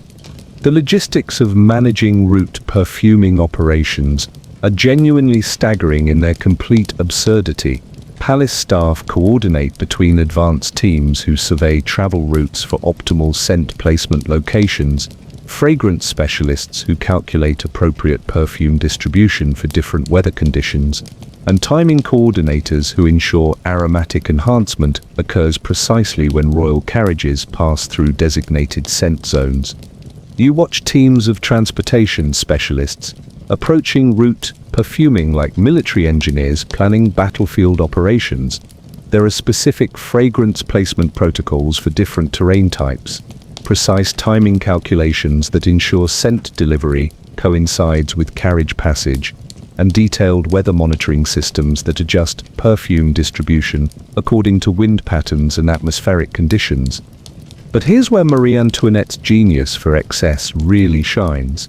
She doesn't just want pleasant travel experiences, she wants travel experiences that provide continuous aromatic enhancement throughout entire journey durations, while maintaining scent quality standards that require professional fragrance management and sophisticated delivery systems for routes that span considerable distances. The mobile perfuming system alone represents significant investment in transportation enhancement technology. Specialized equipment is positioned along travel routes to deliver precise fragrance amounts at optimal timing intervals. Backup scent systems ensure aromatic continuity despite weather variations, and communication networks coordinate perfume deployment across multiple locations simultaneously. The most expensive component is the advanced route preparation system that requires teams to survey, prepare, and perfume transportation routes hours before travel schedules while maintaining scent effectiveness throughout journey durations that can extend for several hours of continuous carriage movement through varied terrain and weather conditions. You realize you're witnessing the industrialization of aristocratic transportation, where simple carriage travel has evolved into a complex atmospheric operation requiring specialized knowledge, sophisticated equipment, and coordination systems that consume more resources than most people use for basic transportation throughout entire lifetimes. The daily route preparation routine reveals the true commitment required for professional travel perfuming management. Teams begin transportation enhancement activities hours before departure schedules, coordinating fragrance placement, equipment positioning, and timing protocols according to detailed procedures that ensure optimal aromatic experiences throughout complete journey durations, regardless of distance or weather conditions. The financial commitment to professional route perfuming operations is staggering even by Versailles standards. The annual cost of fragrance materials, specialized equipment maintenance, advanced team salaries, and coordination system management exceeds most families' total transportation budgets and represents enough resources to establish public transportation infrastructure that could serve thousands of ordinary French people. But perhaps most telling is how this route perfuming obsession fits into the broader pattern of aristocratic environment control compulsions. Marie Antoinette has transformed even basic transportation into elaborate atmospheric enhancement services requiring professional intervention, sophisticated technology, and environmental modification that treats travel as a sensory design challenge, requiring expensive and complex solutions. The psychological aspect reveals something profound about aristocratic relationships with natural environments and basic life experiences. The Queen genuinely believes that travel requires continuous aromatic enhancement rather than simply accepting whatever natural odors might occur during transportation through ordinary landscapes that haven't been professionally modified for olfactory appeal. What makes this particularly absurd is how this elaborate route perfuming operation prioritizes aromatic comfort over practical transportation while monopolizing resources that could improve actual travel infrastructure for ordinary French people who lack access to basic roads, reliable transportation, or safe travel conditions.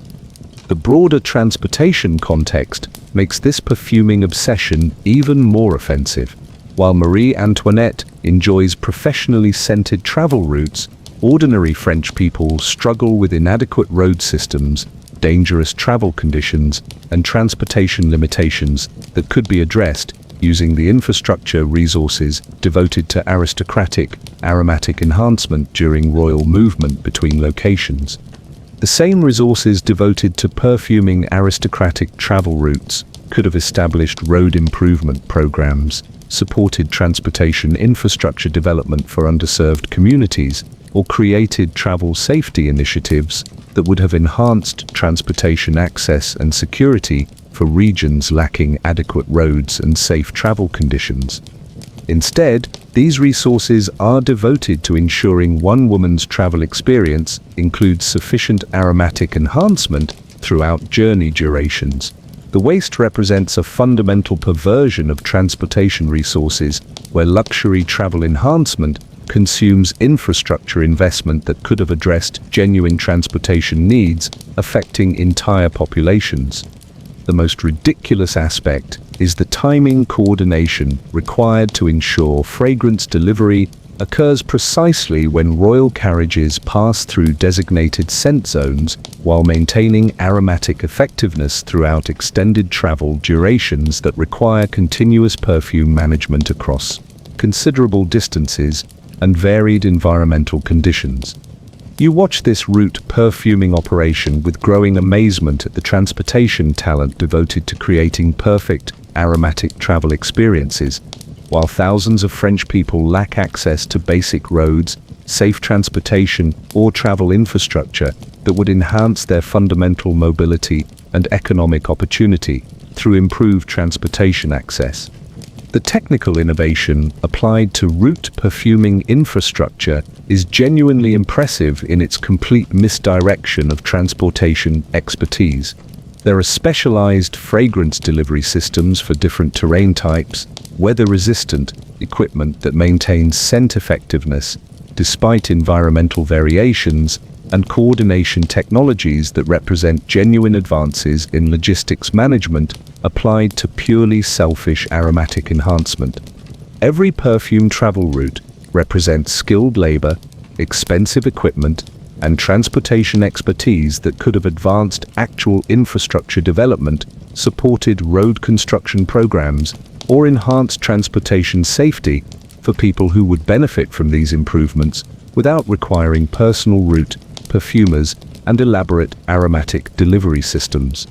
The fragrance monopolization reveals the enormous resources devoted to enhancing one person's travel experience using materials that could improve basic transportation infrastructure for entire communities.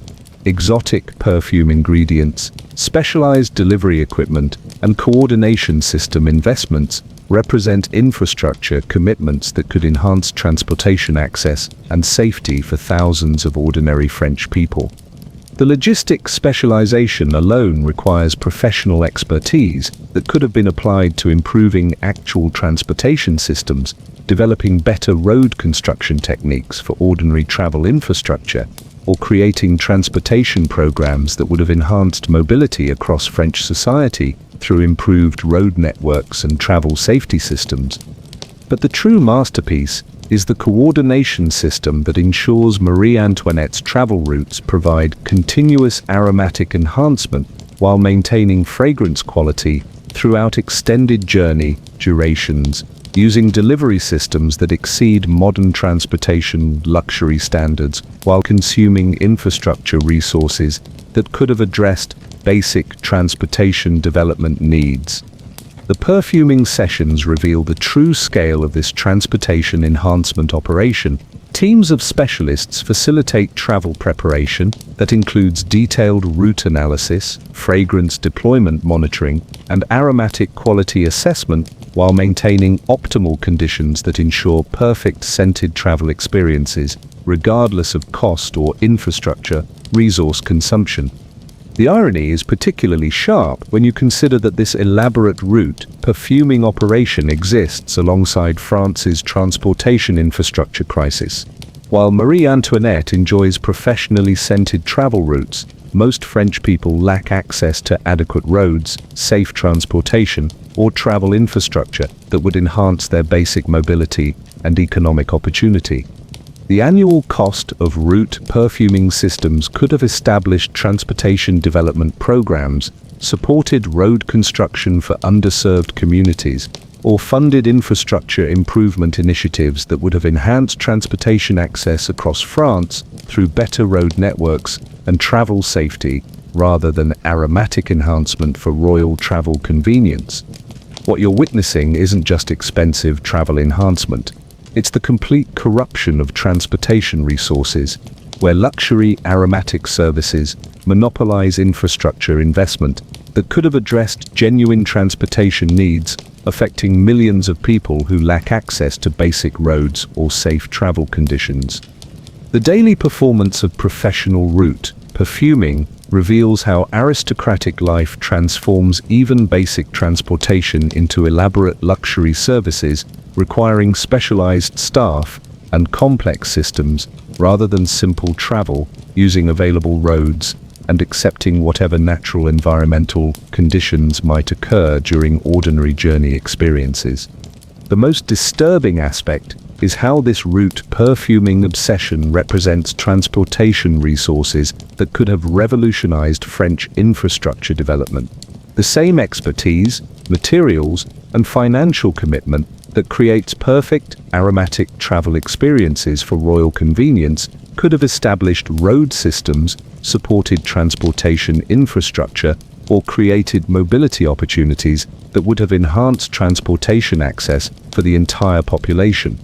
And you're stuck here, watching this daily theater of transportation perfuming, while knowing that the same infrastructure investment could have addressed road development, improved travel safety, and created genuine transportation opportunities across French society through practical infrastructure development rather than aromatic enhancement that serves purely selfish travel comfort preferences. But if you think route perfuming represents the peak of Marie Antoinette's architectural mood management, wait until you discover what she's done with interior design psychology, because apparently even emotions require room rotation. And you're about to learn that the Queen has very specific requirements for how different feelings should be architecturally accommodated through professional space management. Part 18 had entire estate rooms rotated based on her mood. You thought route perfuming was elaborate. Then you discover Marie Antoinette's approach to interior architecture, and you realize that even emotional states have been transformed into a complex real estate management operation requiring mood assessment specialists, furniture relocation teams, and enough logistical coordination to make modern interior designers weep with professional inadequacy. The Queen doesn't just have rooms, she maintains an entire estate ecosystem where different wings are dedicated to specific emotional experiences, requiring teams of specialists to assess her psychological state and physically relocate her living arrangements according to elaborate mood mapping protocols that treat feelings as architectural challenges, requiring expensive spatial solutions. You're about to witness how aristocratic emotion management operates when unlimited resources meet the fundamental belief that proper feelings require appropriate room assignments and professional interior coordination services. Marie Antoinette's approach to mood-based living involves maintaining separately designed estate wings that are optimized for different emotional experiences, with specialized furniture arrangements, lighting systems, and decorative schemes that require professional psychological assessment to determine appropriate room assignments based on daily emotional state evaluations conducted by trained mood specialists. The logistics of managing mood-based room rotation are genuinely staggering in their complete absurdity. Palace staff coordinate between psychological assessment specialists who evaluate daily emotional states, interior management teams who prepare appropriate rooms for occupancy, and furniture relocation specialists who ensure each emotional wing maintains optimal arrangements for designated feeling categories throughout extended psychological state durations. You watch teams of emotion management specialists approaching room rotation like theatrical stage managers preparing for complex productions. There are specific psychological assessment protocols for different mood categories, precise furniture arrangement techniques that optimize emotional environments, and detailed relocation procedures that ensure seamless transitions between emotional wings without disrupting psychological state management effectiveness. But here's where Marie Antoinette's genius for excess really shines. She doesn't just want different rooms for different moods. She wants different rooms for different moods that are professionally optimized for specific emotional experiences, while maintaining interior design standards that require complete furniture, relocation, and environmental modification based on daily psychological evaluations. The estate wing specialization system alone represents significant investment in emotional architecture management. Grief rooms feature somber decorative schemes and lighting designed to facilitate mourning experiences. Joy wings include bright colors and entertainment furniture, optimized for celebration activities, and contemplative spaces provide minimalist arrangements that promote philosophical reflection according to professional psychological design principles. The most expensive component is the daily relocation system that moves Marie Antoinette's living arrangements between different estate wings based on psychological assessments, while maintaining complete interior functionality and ensuring optimal emotional environment optimization throughout mood. Transition periods that can occur multiple times within single days. You realize you're witnessing the industrialization of aristocratic emotion management, where simple mood variations have evolved into complex architectural operations requiring specialized psychological knowledge, professional furniture management, and coordination systems that consume more resources than most people use for basic housing throughout entire lifetimes. The daily mood assessment routine reveals the true commitment required for professional emotional architecture management. Teams begin psychological evaluation activities each morning, coordinating mood analysis, room preparation, and furniture relocation according to detailed protocols that ensure optimal emotional environment assignments throughout complete daily experience.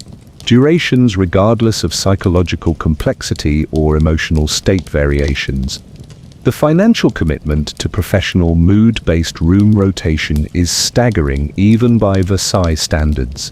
The annual cost of multiple fully furnished estate wings, professional mood assessment specialists, furniture relocation teams, and psychological optimization consultants exceeds most families' total housing costs and represents enough resources to provide basic shelter for thousands of ordinary French people who lack adequate housing.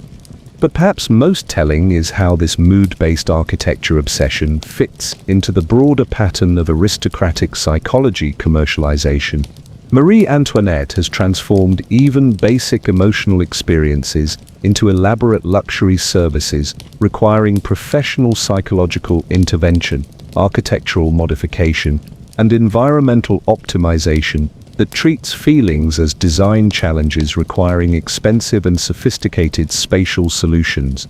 The psychological aspect reveals something profound about aristocratic relationships with natural emotional experiences and basic human psychology. The Queen genuinely believes that proper feelings require appropriate architectural environments rather than simply experiencing emotions naturally without requiring specialized rooms and professional mood management through environmental modification services. What makes this particularly absurd is how this elaborate mood-based room rotation prioritizes emotional comfort over practical housing while monopolizing architectural resources that could provide basic shelter for ordinary French people who lack adequate housing, basic room functionality, or safe living conditions.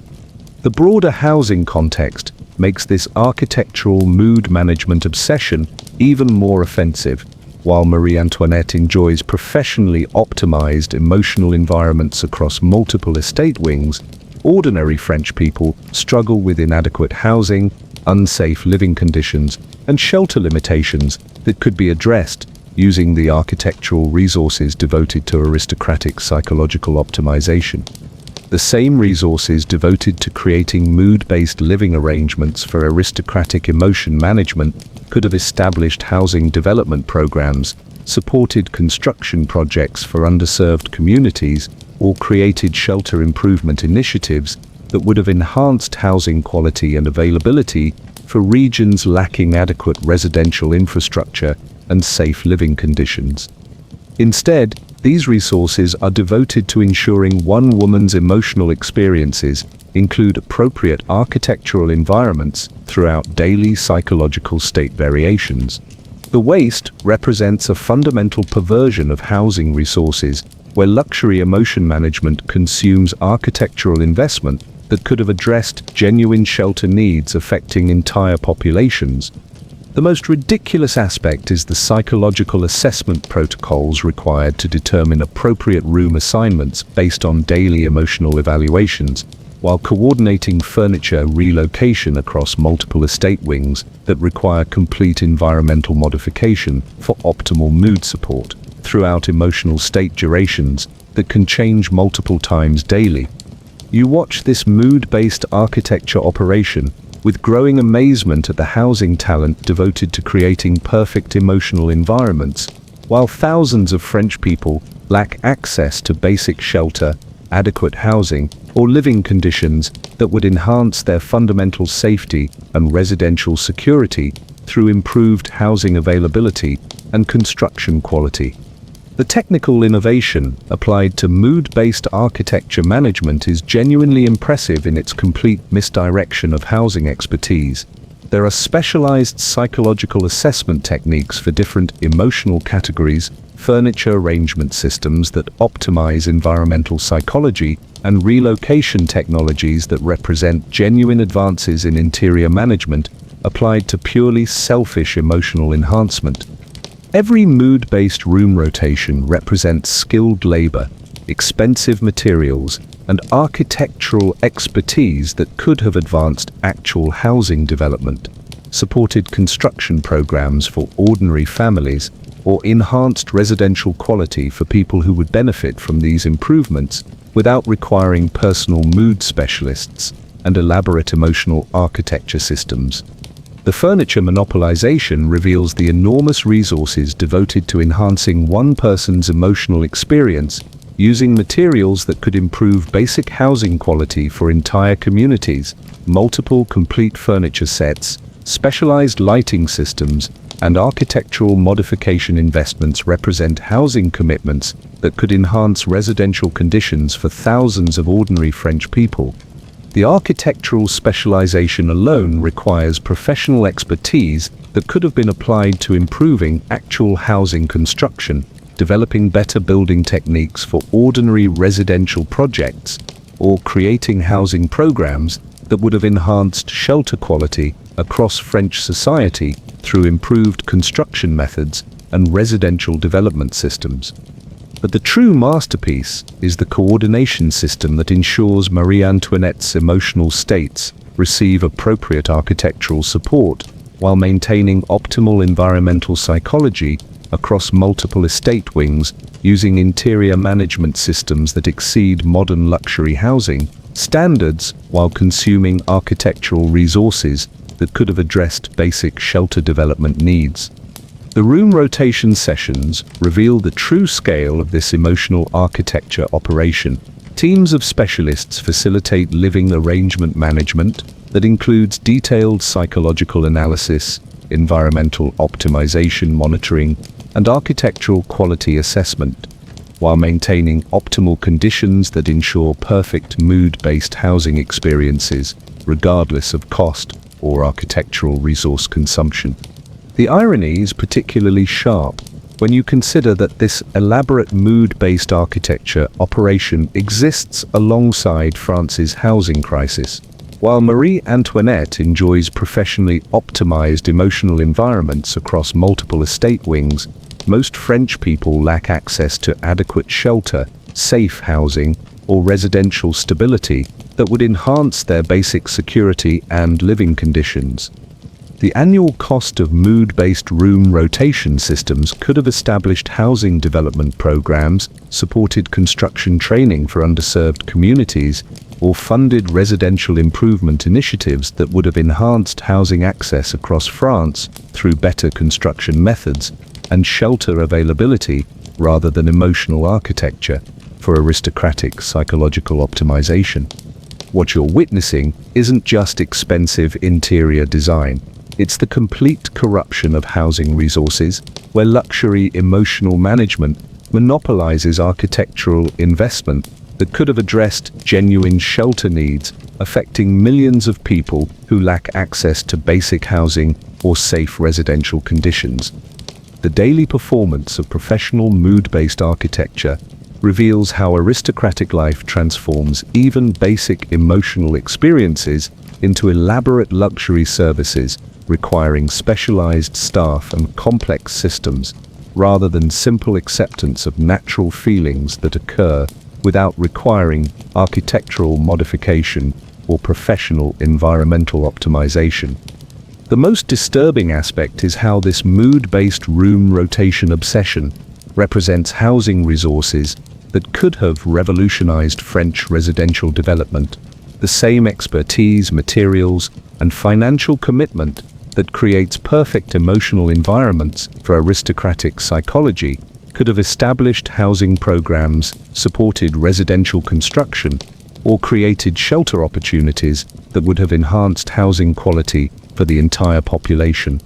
And you're stuck here watching this daily theater of emotional architecture, while knowing that the same housing investment could have addressed shelter needs, improved residential safety, and created genuine housing opportunities across French society through practical construction development rather than psychological optimization that serves purely selfish, emotional comfort preferences.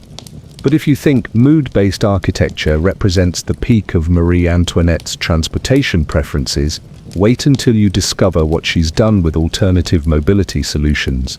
Because apparently, even choosing different animals for riding requires safety justification, and you're about to learn that the Queen has very specific opinions about why donkeys represent superior transportation options compared to traditional equestrian choices.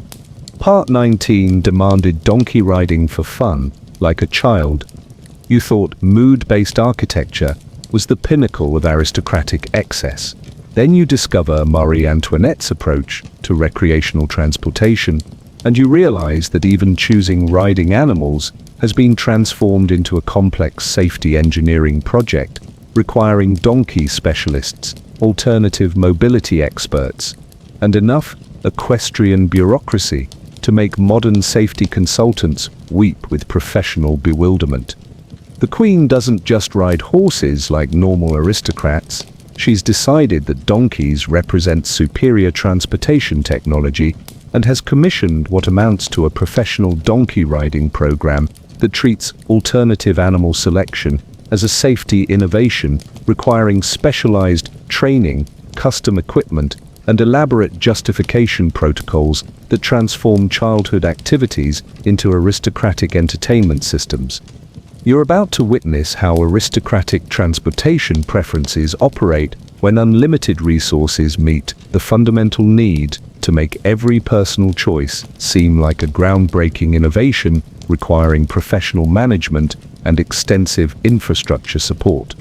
Marie Antoinette's approach to donkey riding involves commissioning specialized animal trainers to develop optimal donkey selection criteria, custom riding equipment designed specifically for donkey-human interaction, and safety protocols that justify donkey preference as a sophisticated transportation choice rather than simply admitting that she enjoys riding animals typically associated with children and peasants.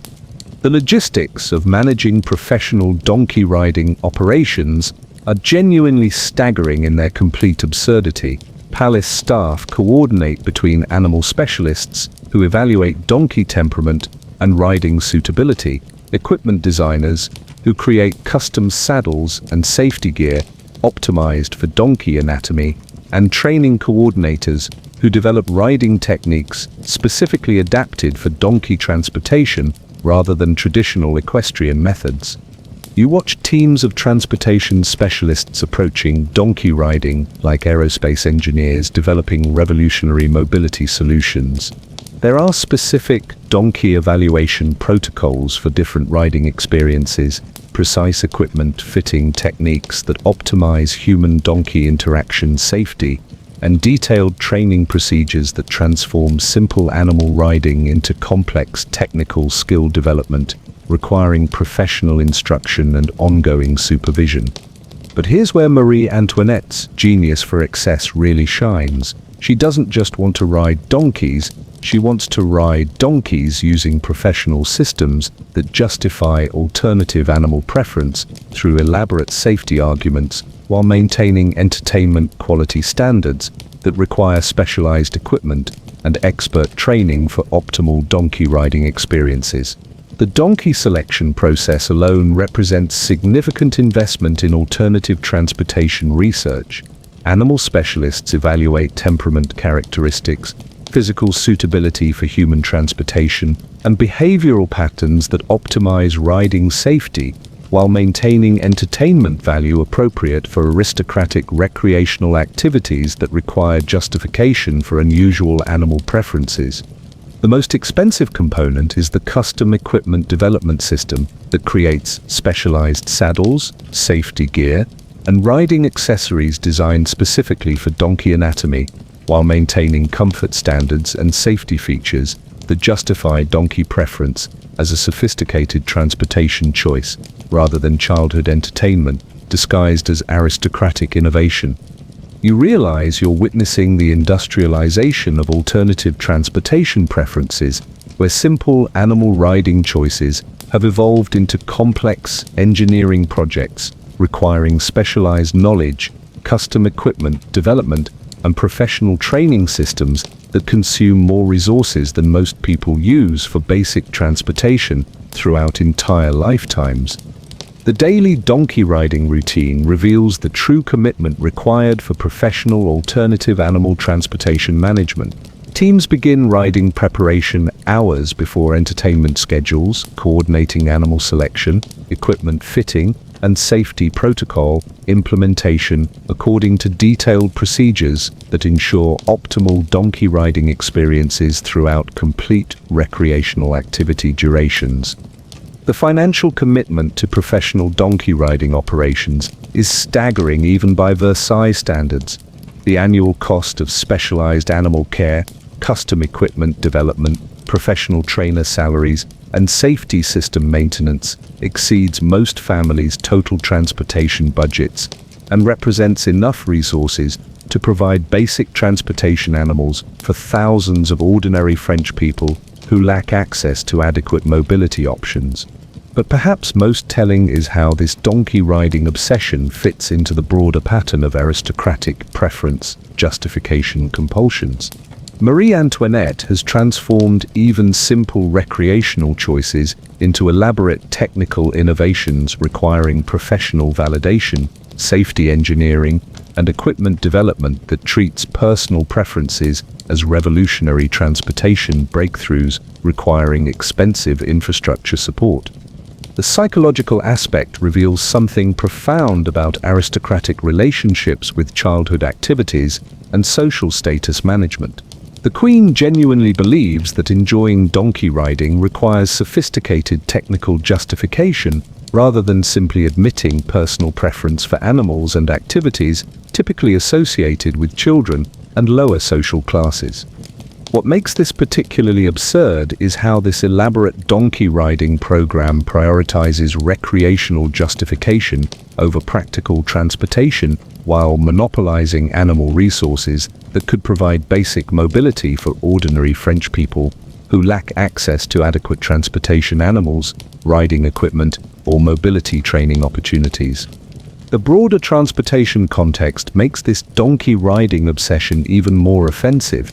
While Marie Antoinette enjoys professionally managed alternative animal transportation for recreational purposes, ordinary French people struggle with inadequate mobility options, limited access to transportation animals, and travel restrictions that could be addressed using the animal resources devoted to aristocratic entertainment preferences.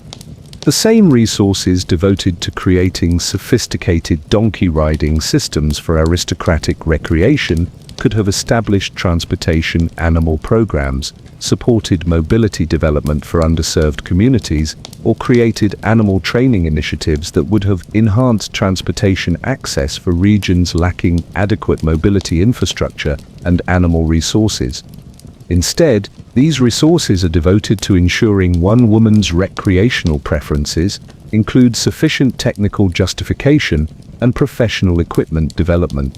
The waste represents a fundamental perversion of transportation resources, where luxury recreation consumes animal expertise and equipment investment that could have addressed genuine mobility needs affecting entire populations.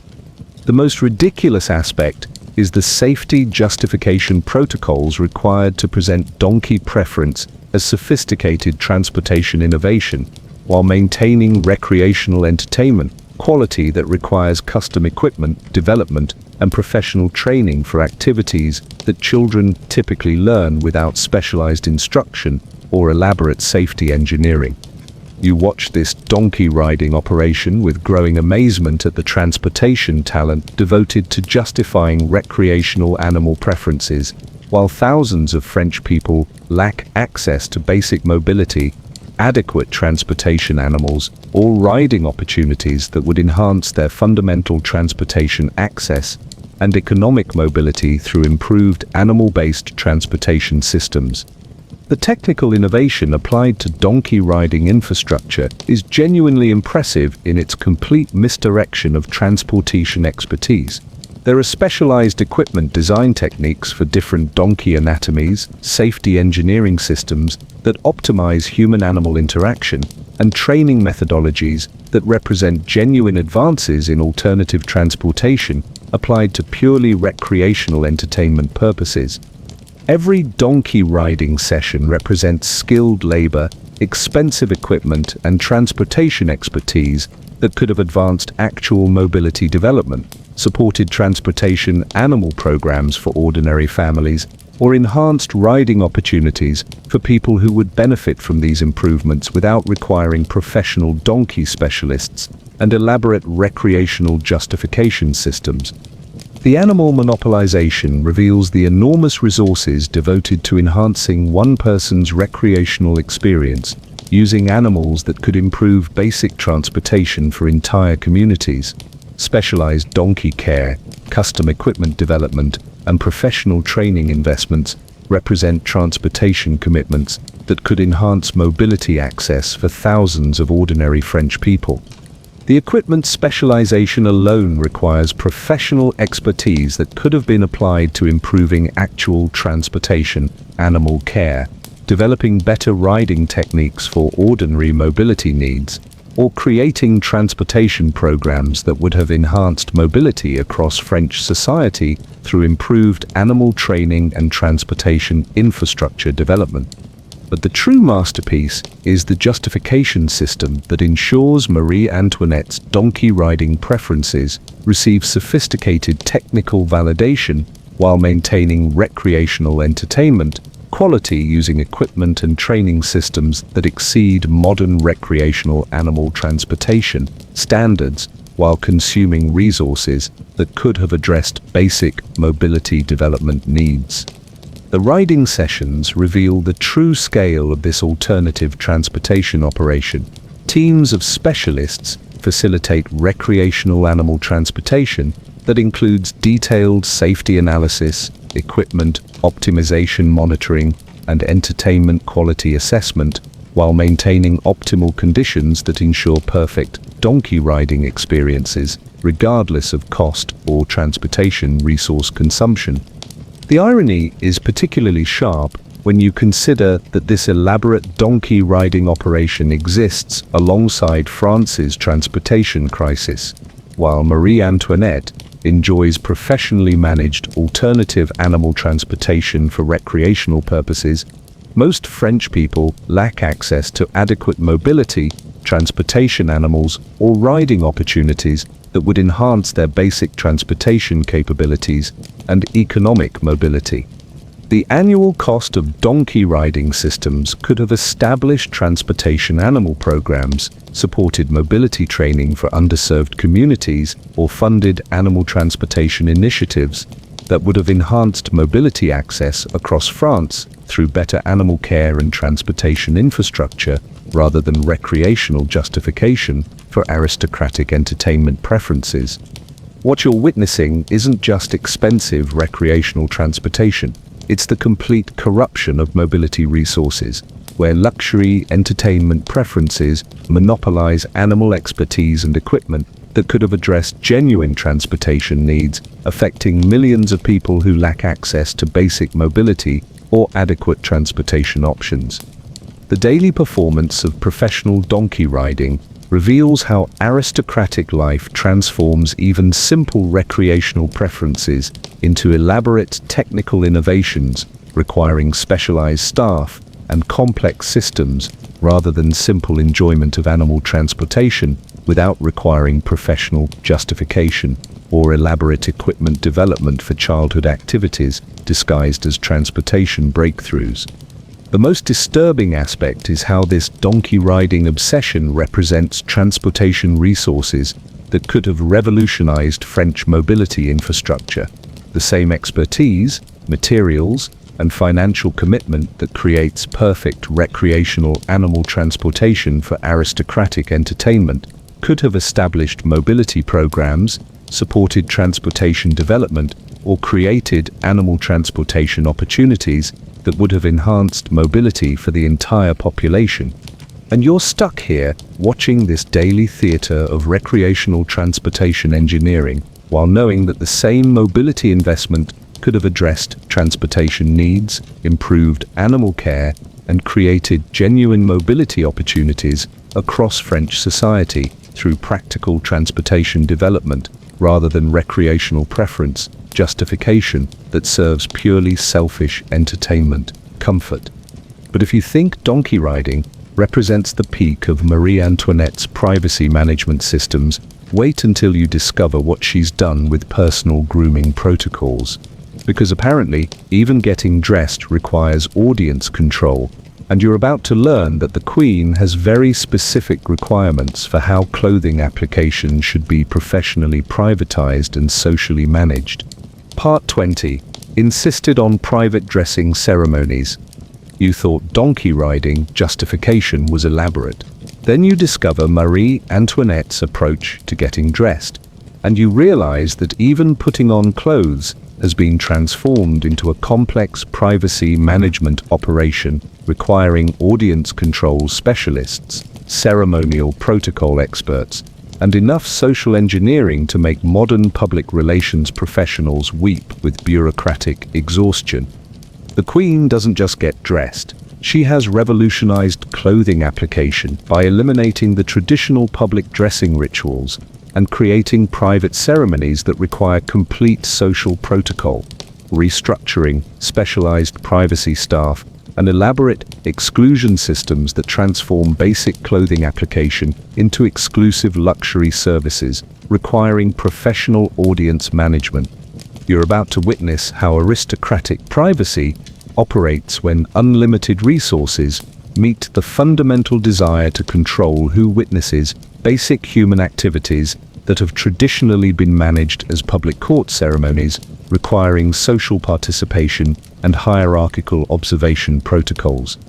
Marie Antoinette's approach to private dressing involves completely restructuring centuries of royal clothing traditions by eliminating public audience participation and creating exclusive ceremonies that require specialized privacy staff, controlled access protocols, and elaborate exclusion systems that ensure clothing application occurs without traditional court observation requirements.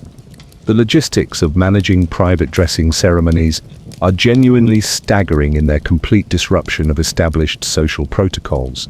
Palace staff coordinate between privacy specialists who control access to dressing areas, protocol managers who restructure traditional ceremony requirements, and exclusion coordinators who ensure clothing application occurs without inappropriate audience participation while maintaining ceremonial dignity appropriate for royal dressing experiences.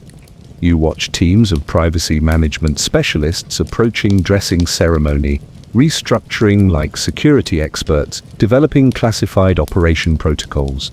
There are specific access control techniques for different privacy levels, precise audience exclusion procedures that eliminate traditional observation requirements, and detailed privacy protection methods that ensure clothing application occurs without compromising personal comfort or ceremonial appropriateness.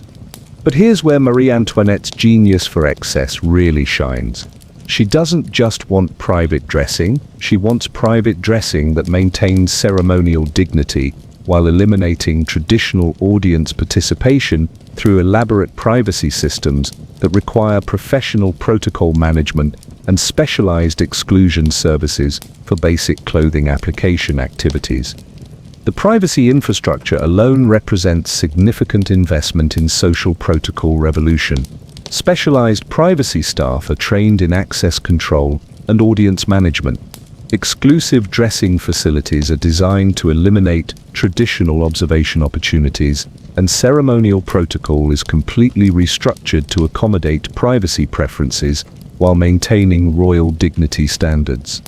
The most expensive component is the protocol restructuring system that eliminates traditional public dressing ceremonies while maintaining ceremonial appropriateness through private luxury services that require specialized staff training and elaborate privacy protection systems for basic clothing, application that traditionally involved court participation and social observation. You realize you're witnessing the industrialization of aristocratic privacy preferences, where simple clothing application has evolved into complex social engineering projects requiring specialized protocol knowledge, privacy management expertise, and exclusion systems that consume more social resources than most people use for basic privacy protection throughout entire lifetimes. The daily private dressing routine reveals the true commitment required for professional privacy ceremony management. Teams begin privacy preparation hours before dressing schedules, coordinating access control, audience exclusion, and ceremonial protocol modification according to detailed procedures that ensure optimal private dressing experiences throughout complete clothing application durations. The financial commitment to professional private dressing operations is staggering even by Versailles standards. The annual cost of specialized privacy staff, exclusive facility maintenance, protocol restructuring consultants, and ceremonial modification systems exceeds most families' total clothing budgets and represents enough resources to provide basic privacy protection for thousands of ordinary French people who lack adequate personal privacy or social protection. But perhaps most telling is how this private dressing obsession fits into the broader pattern of aristocratic social control compulsions. Marie Antoinette has transformed even basic clothing application into elaborate privacy services requiring professional protocol intervention, social engineering expertise, and exclusion systems that treat personal comfort as revolutionary social innovation requiring expensive infrastructure support. The psychological aspect reveals something profound about aristocratic relationships with traditional social protocols and personal autonomy preferences. The Queen genuinely believes that clothing application requires privacy protection rather than accepting traditional public ceremony requirements that have historically managed royal dressing as court social activities involving audience participation and hierarchical observation. What makes this particularly absurd is how this elaborate private dressing system prioritizes personal comfort over traditional social protocols while monopolizing privacy resources that could provide basic personal protection for ordinary French people who lack adequate privacy, social security, or personal autonomy. within existing social systems. The broader social context makes this privacy obsession even more offensive. While Marie Antoinette enjoys professionally managed private dressing ceremonies, ordinary French people struggle with inadequate personal privacy, limited social protection, and autonomy restrictions that could be addressed using the social resources devoted to aristocratic privacy enhancement and protocol modification services. The same resources devoted to creating private dressing systems for aristocratic comfort could have established privacy protection programs, supported personal autonomy development for underserved communities, or created social protection initiatives that would have enhanced privacy rights and personal security for regions lacking adequate individual protection and social autonomy opportunities. Instead, these resources are devoted to ensuring one woman's clothing application includes sufficient privacy, protection, and ceremonial modification. The waste represents a fundamental perversion of social resources, where luxury privacy consumes protocol, expertise, and social engineering that could have addressed genuine privacy needs affecting entire populations.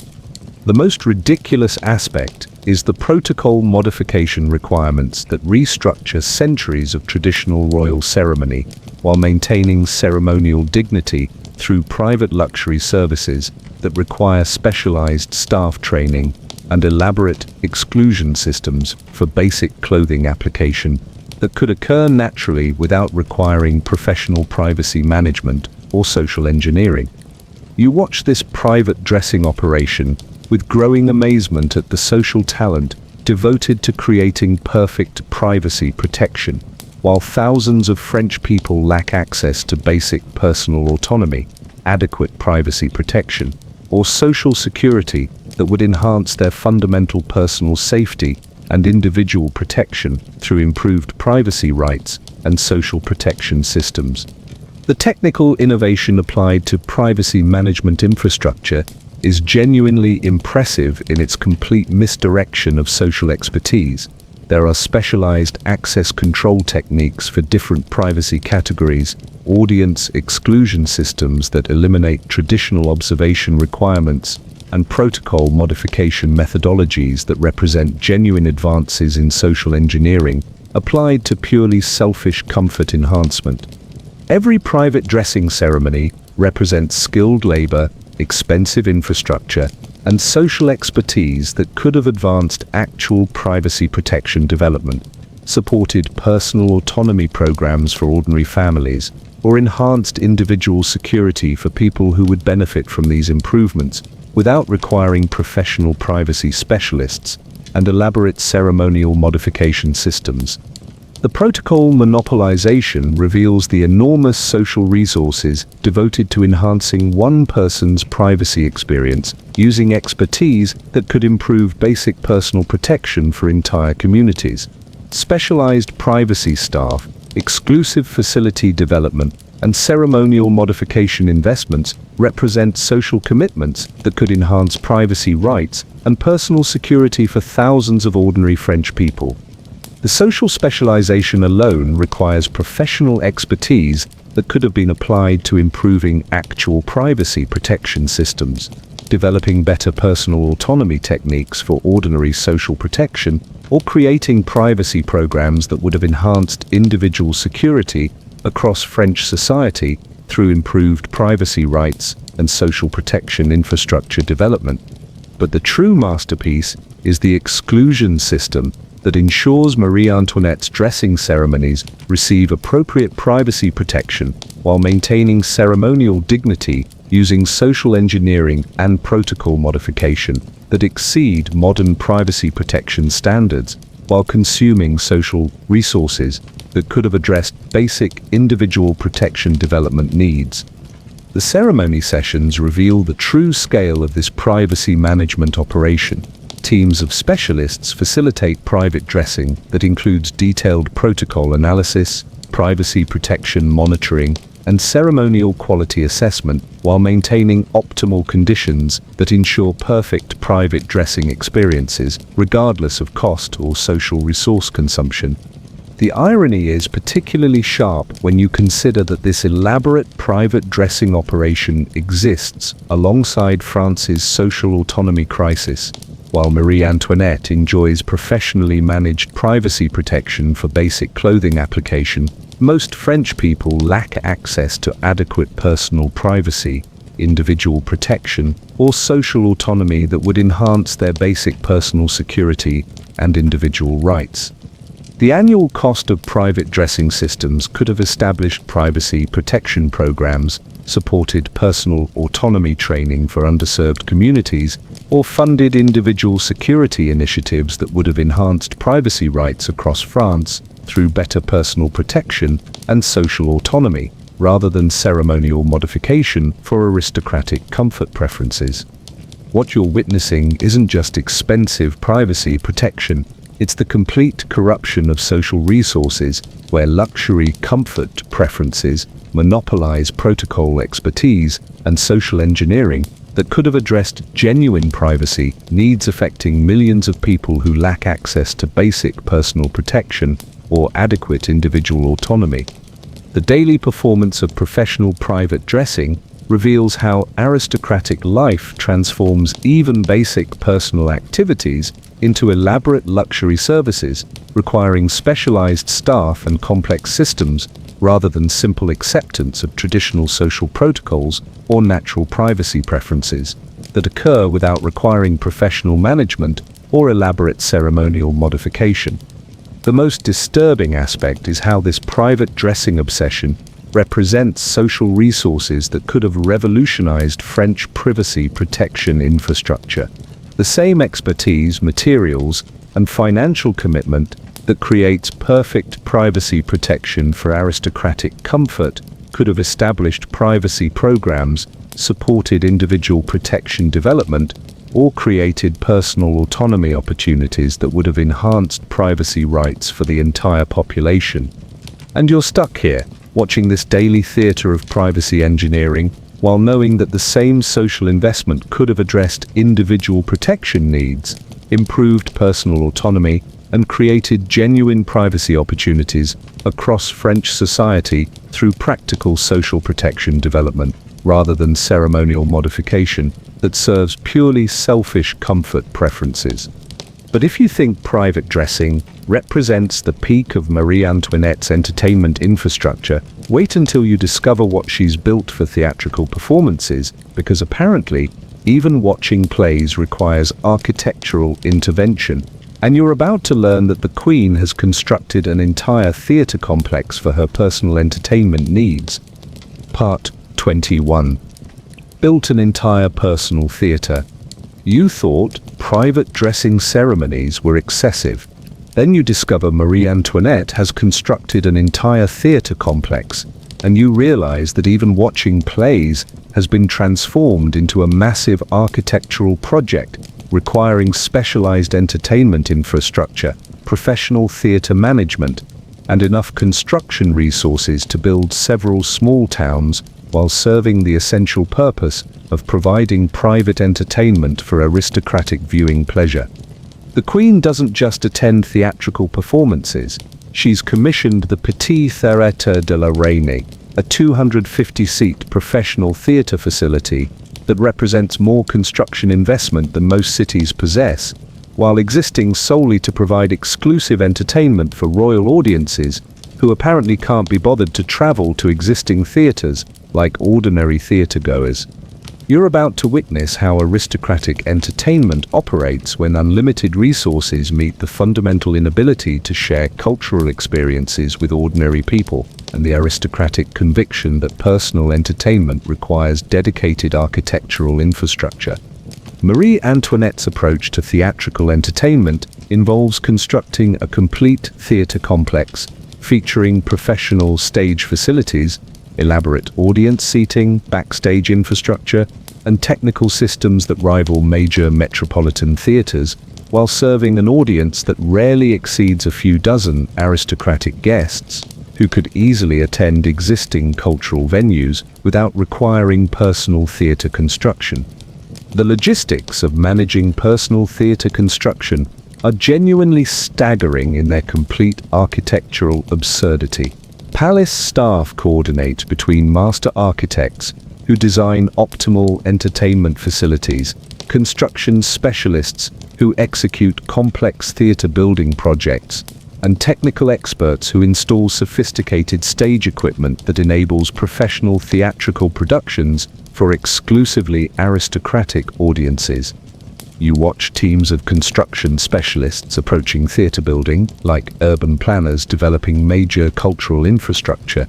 There are specific architectural design protocols for different entertainment requirements, precise acoustic engineering techniques that optimize theatrical performance quality, and detailed construction procedures that ensure professional theater functionality for facilities that serve fewer people than most village churches. But here's where Marie Antoinette's genius for excess really shines. She doesn't just want access to theatrical entertainment, she wants access to theatrical entertainment through personally owned professional theater facilities that provide exclusive cultural experiences while requiring construction resources that could have established public theaters serving thousands of ordinary people. The theater construction project alone represents extraordinary investment in private entertainment infrastructure. Professional architects design facilities that meet metropolitan theater standards. Master craftsmen execute construction using premium materials and advanced techniques. And technical specialists install stage equipment that enables sophisticated theatrical productions for audiences that could comfortably fit in a large drawing room. The most expensive component is the complete professional theater system that includes advanced stage machinery, sophisticated lighting equipment, elaborate audience seating, and backstage facilities that enable full theatrical productions while serving audiences so small that the cost per viewing experience exceeds most people's annual entertainment budgets. You realize you're witnessing the industrialization of aristocratic cultural consumption, where simple theatrical attendance has evolved into massive construction projects requiring specialized architectural knowledge, professional theater expertise, and infrastructure development that consumes more resources than most communities use for basic cultural access throughout entire generations. The daily theater management routine reveals the true commitment required for personal entertainment facility operation. Teams maintain professional theater equipment, coordinate performance scheduling, and manage facility operations according to detailed procedures that ensure optimal theatrical experiences for audiences so exclusive that most performances occur with more staff than spectators. The financial commitment to personal theater construction and operation is staggering even by Versailles standards. The total cost of architectural design, construction materials, professional equipment installation, and ongoing facility maintenance exceeds most cities' cultural budgets and represents enough resources to establish public theater systems serving hundreds of thousands of ordinary French people who lack access to any cultural entertainment. But perhaps most telling is how this personal theater obsession fits into the broader pattern of aristocratic cultural monopolization. Marie Antoinette has transformed theatrical entertainment from shared cultural experience into exclusive private luxury, requiring dedicated architectural infrastructure and professional facility management that treats cultural access as personal property, requiring expensive construction rather than public participation. The psychological aspect reveals something profound about aristocratic relationships with cultural sharing and community entertainment experiences. The Queen genuinely believes that theatrical enjoyment requires personal ownership of professional theater facilities rather than participating in existing cultural institutions that serve broader communities and provide shared entertainment experiences. What makes this particularly offensive is how this personal theater construction monopolizes architectural resources that could provide cultural access for entire populations while serving audiences so small that the cultural impact per construction investment represents one of the most inefficient uses of entertainment resources in human history. The broader cultural context makes this theatre construction obsession even more outrageous. While Marie Antoinette enjoys personally owned professional theatre facilities, ordinary French people lack access to any cultural entertainment, public performance venues, or shared cultural experiences that could enhance community life and provide educational and recreational opportunities for entire populations. The same resources devoted to constructing personal theatre facilities for aristocratic entertainment could have established public theatre systems, supported travelling performance companies for underserved communities, or created cultural education programs that would have enhanced artistic access and cultural participation for regions lacking any form of organized entertainment or cultural enrichment opportunities. Instead, these resources are devoted to ensuring one woman's entertainment preferences include personal ownership of professional theatre facilities. The waste represents a fundamental perversion of cultural resources, where luxury entertainment construction consumes architectural investment that could have addressed genuine cultural needs, affecting millions of people who lack access to any form of organized entertainment or artistic experience. The most ridiculous aspect is the facility scale that provides professional theatre capabilities for audiences that could be adequately served by existing theatres, while requiring construction resources that exceed most urban infrastructure projects for entertainment facilities that operate at capacity utilization rates that would bankrupt any commercial entertainment venue. You watch this personal theatre operation with growing amazement at the architectural talent devoted to creating exclusive entertainment facilities, while millions of French people lack access to basic cultural experiences, community entertainment, or artistic opportunities that would enhance their cultural education and recreational quality of life through shared cultural participation. The technical innovation applied to personal theatre construction is genuinely impressive in its complete misdirection of architectural expertise. There are specialized acoustic engineering techniques for different performance types, advanced stage machinery that enables sophisticated theatrical productions, and facility design methodologies that represent genuine advances in theatre architecture applied to exclusively selfish entertainment purposes. Every theatrical performance in the personal theatre represents skilled labor, expensive construction, and architectural expertise that could have advanced actual cultural infrastructure development, supported public entertainment facility construction, or enhanced cultural access for people who would benefit from these improvements without requiring personal theatre ownership and exclusive entertainment facilities. The construction monopolization reveals the enormous architectural resources devoted to enhancing one person's entertainment experience using materials and expertise that could improve cultural infrastructure for entire regions. Professional theatre construction, advanced technical equipment, and facility maintenance investments represent cultural commitments that could enhance entertainment access for hundreds of thousands of ordinary French people. The architectural specialization alone requires professional expertise that could have been applied to improving public cultural facilities, developing better theatre construction techniques for community entertainment venues, or creating cultural programs that would have enhanced artistic access across French society through improved public entertainment infrastructure and community cultural development. But the true masterpiece is the facility management system that ensures Marie Antoinette's personal theatre provides professional entertainment experiences while maintaining operational standards that exceed metropolitan theatre requirements, using construction and technical resources that represent more cultural investment than most regions possess for public entertainment infrastructure. The performance sessions reveal the true scale of this personal entertainment operation. Teams of specialists facilitate theatrical productions that include detailed technical management, performance coordination, and facility operation, while maintaining optimal conditions that ensure perfect private theatre experiences, regardless of cost or cultural resource consumption. The irony is particularly sharp when you consider that this personal theatre construction exists alongside France's cultural poverty.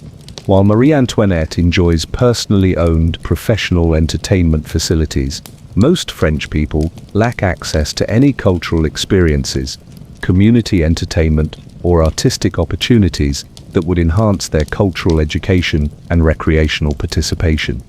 The annual cost of personal theatre operation could have established public cultural programs, supported community entertainment development for underserved populations, or funded artistic education initiatives that would have enhanced cultural access across France through public theatre construction and community cultural programming, rather than exclusive entertainment for individual aristocratic consumption. What you're witnessing isn't just expensive entertainment construction. It's the complete corruption of cultural resources, where luxury entertainment preferences monopolize architectural expertise and construction investment that could have addressed genuine cultural needs, affecting millions of people who lack access to basic artistic experiences or community entertainment opportunities. The daily performance of personal theatre management reveals how aristocratic life transforms cultural experiences into exclusive luxury services, requiring specialized facilities and complex infrastructure rather than participating in shared cultural institutions that provide community entertainment and cultural education for broader populations. The most disturbing aspect is how this personal theatre construction represents cultural resources that could have revolutionized French artistic access.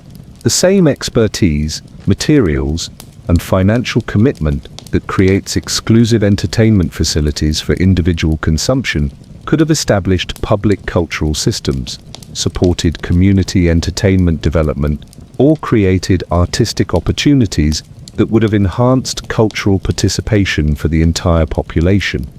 And you're stuck here watching this daily theatre of exclusive entertainment, while knowing that the same cultural investment could have addressed artistic access, improved community entertainment, and created genuine cultural opportunities across French society through public infrastructure development rather than private entertainment construction that serves purely selfish cultural consumption preferences. But if you think personal theatre construction represents the peak of Marie Antoinette's fashion rebellion, wait until you discover what she's done with traditional royal clothing requirements. Because apparently, even wearing appropriate garments requires protocol modification, and you're about to learn that the Queen has very specific opinions about why traditional royal clothing standards need professional adjustment and comfort optimization. Part 22. Refuse to wear royal corsets publicly. You thought personal theatre construction was revolutionary. Then you discover Marie Antoinette's approach to royal fashion protocols, and you realize that even wearing traditional clothing has been transformed into a complex social rebellion requiring fashion specialists, protocol modification experts, and enough costume engineering to make modern fashion designers weep with professional inadequacy while challenging centuries of established royal dress codes. The Queen doesn't just wear different clothes. She's revolutionized royal fashion by refusing to wear traditional corsets during public appearances and demanding lighter wardrobe alternatives that require complete protocol restructuring, specialized costume development, and elaborate justification systems that transform basic clothing preferences into aristocratic fashion innovation, requiring expensive infrastructure support. You're about to witness how aristocratic fashion rebellion operates when unlimited resources meet the fundamental desire to prioritize personal comfort over traditional social expectations and established royal dress requirements that have historically defined appropriate aristocratic public presentation. Marie Antoinette's approach to royal fashion modification involves completely rejecting traditional corset requirements and commissioning specialized costume designers to create alternative wardrobe systems that maintain royal dignity while providing personal comfort through innovative clothing, design that challenges established fashion protocols and requires professional justification for dress code violations. The logistics of managing royal fashion rebellion are genuinely staggering in their complete disruption of established clothing traditions. Palace staff coordinate between fashion specialists who develop alternative costume systems, protocol managers who justify dress code modifications, and social coordinators who manage public reaction to fashion innovation that violates traditional royal clothing expectations and established aristocratic presentation standards. You watch teams of fashion specialists approaching royal dress code modification like diplomatic experts, negotiating international protocol changes. There are specific, alternative clothing design techniques for different public occasions, precise comfort, optimization procedures that maintain royal dignity, and detailed justification protocols that transform personal clothing preferences into revolutionary fashion innovation, requiring professional management and social acceptance. But here's where Marie Antoinette's genius for excess really shines. She doesn't just want comfortable clothing, she wants comfortable clothing that maintains royal dignity while violating traditional dress codes through innovative fashion design that requires specialized costume development and elaborate justification systems for personal comfort preferences that challenge established social expectations. The alternative wardrobe development system alone represents significant investment in fashion revolution infrastructure. Specialized costume designers create innovative clothing that provides comfort while maintaining appropriate royal presentation. Fashion specialists develop alternative clothing systems that challenge traditional requirements, and protocol managers create justification systems that legitimize dress code violations through professional fashion innovation. The most expensive component is the complete costume development system that creates alternative royal wardrobes while maintaining social dignity through innovative fashion design that provides personal comfort while requiring specialized development and elaborate justification for clothing preferences that violate established royal dress expectations and traditional aristocratic presentation protocols. You realize you're witnessing the industrialization of aristocratic fashion rebellion, where simple clothing comfort preferences have evolved into complex social engineering projects requiring specialized fashion knowledge, innovative costume development, and justification systems that consume more resources than most people use for basic clothing throughout entire lifetimes.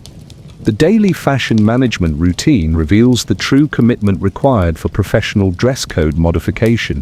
Teams begin wardrobe preparation hours before public appearances, coordinating alternative clothing selection, comfort optimization, and social justification, according to detailed procedures that ensure optimal fashion rebellion experiences throughout complete public presentation durations.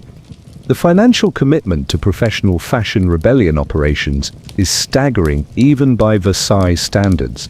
The annual cost of specialized costume designers, alternative wardrobe development, comfort optimization consultants, and social justification systems exceeds most families' total clothing budgets and represents enough resources to provide basic clothing for thousands of ordinary French people who lack adequate garments for weather protection or social presentation.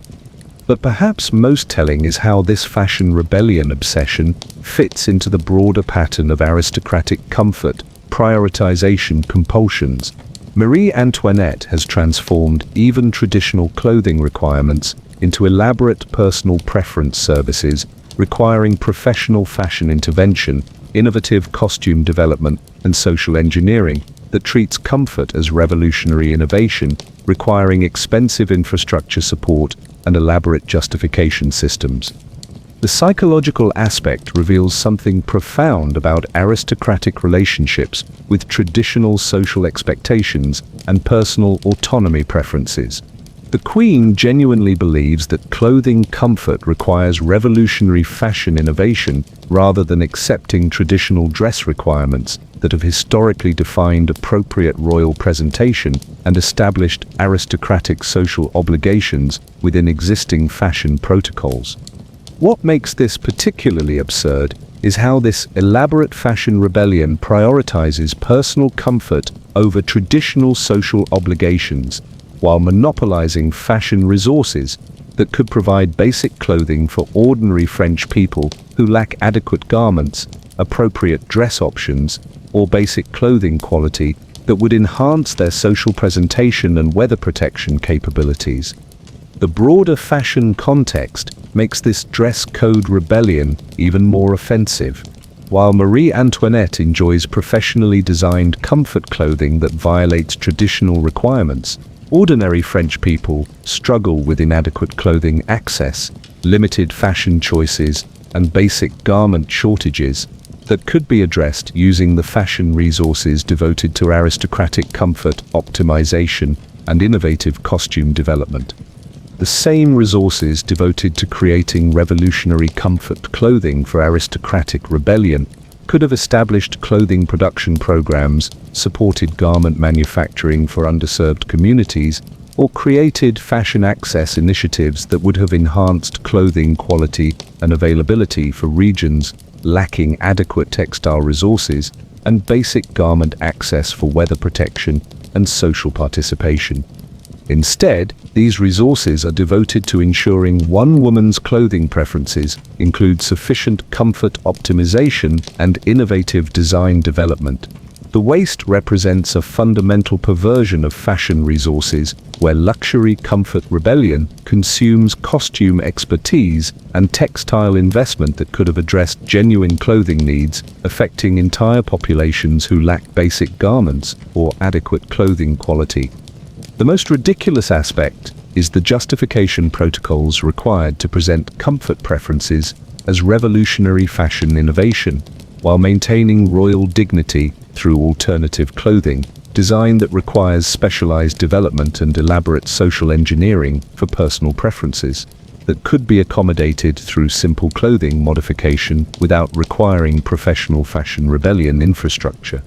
You watch this fashion rebellion operation with growing amazement at the costume talent devoted to creating perfect comfort clothing, while thousands of French people lack access to basic garments, adequate clothing protection, or fashion choices that would enhance their fundamental comfort and social presentation through improved clothing access and textile quality.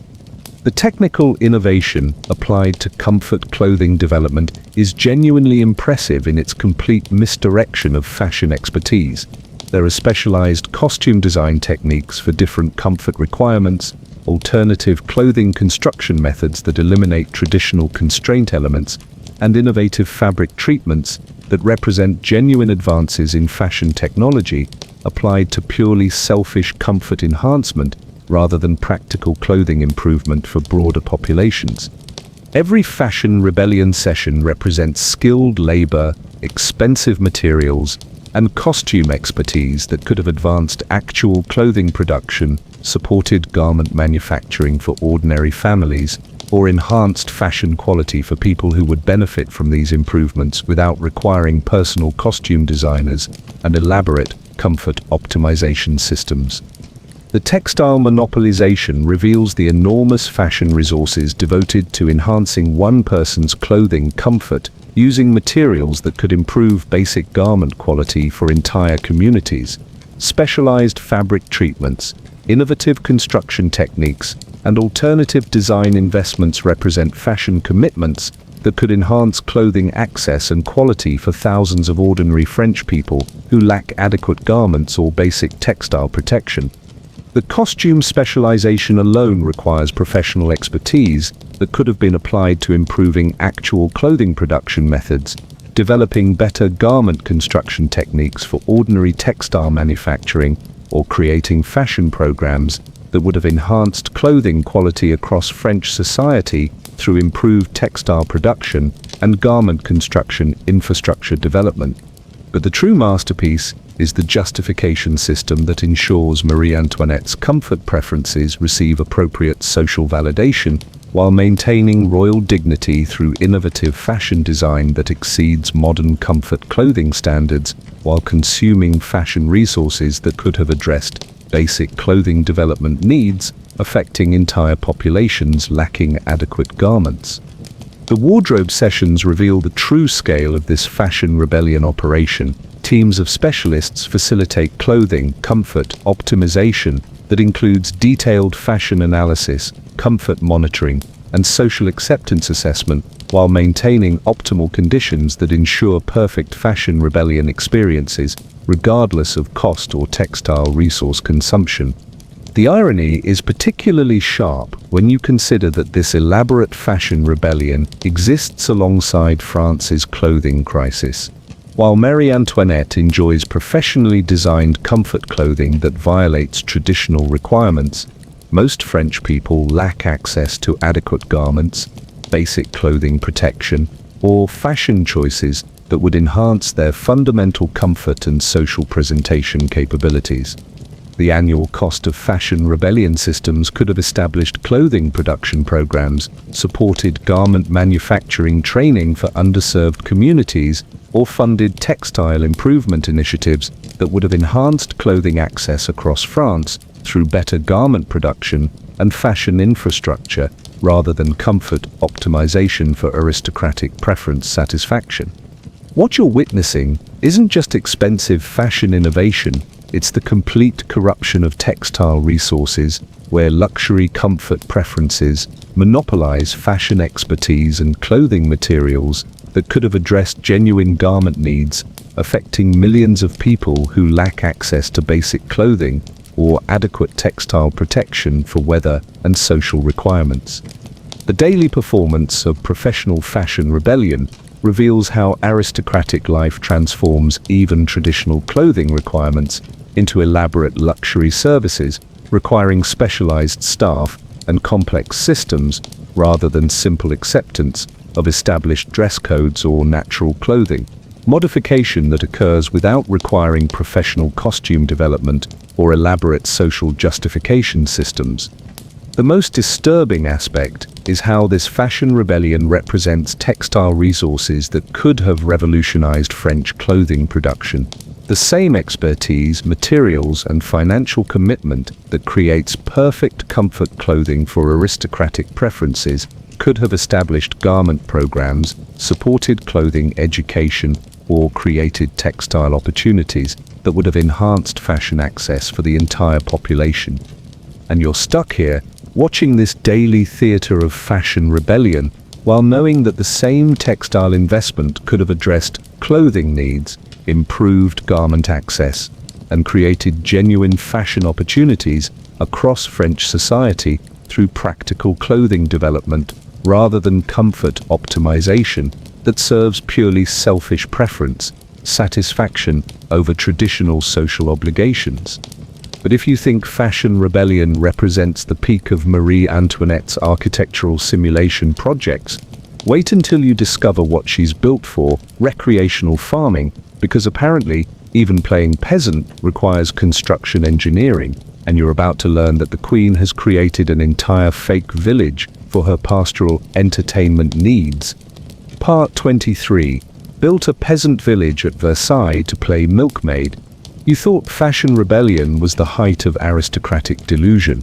Then you discover Marie Antoinette has constructed an entire fake village at Versailles, and you realize that even playing pretend has been transformed into a massive architectural project requiring rural simulation specialists, peasant lifestyle engineers, and enough construction resources to build actual villages while serving the essential purpose of allowing aristocrats to cosplay poverty without experiencing any genuine hardship. The Queen doesn't just fantasize about simple life. She's commissioned the Hameau de la Reine, a complete artificial village featuring fake farmhouses, simulated cottages, and theatrical rural infrastructure that represents more construction investment than most real villages possess, while existing solely to provide aristocratic entertainment through poverty simulation and pastoral role-playing activities. You're about to witness how aristocratic fantasy operates when unlimited resources meet the fundamental inability to comprehend actual peasant life, and the aristocratic conviction that understanding rural existence requires expensive simulation rather than genuine experience or social awareness. Marie Antoinette's approach to peasant simulation involves constructing a complete artificial village featuring professionally designed farmhouses, simulated agricultural facilities, and theatrical rural infrastructure that provides authentic-appearing peasant experiences while maintaining luxury comfort standards and eliminating any genuine hardship associated with actual rural life or agricultural labor. The logistics of managing artificial village construction are genuinely staggering in their complete architectural absurdity. Palace staff coordinate between master architects who design optimal rural simulation facilities, construction specialists who build fake farmhouses using premium materials disguised as rustic construction, and theatrical experts who create convincing poverty simulation environments that provide aristocratic entertainment without genuine rural experience. You watch teams of construction specialists approaching fake village building like urban planners developing elaborate theme park infrastructure.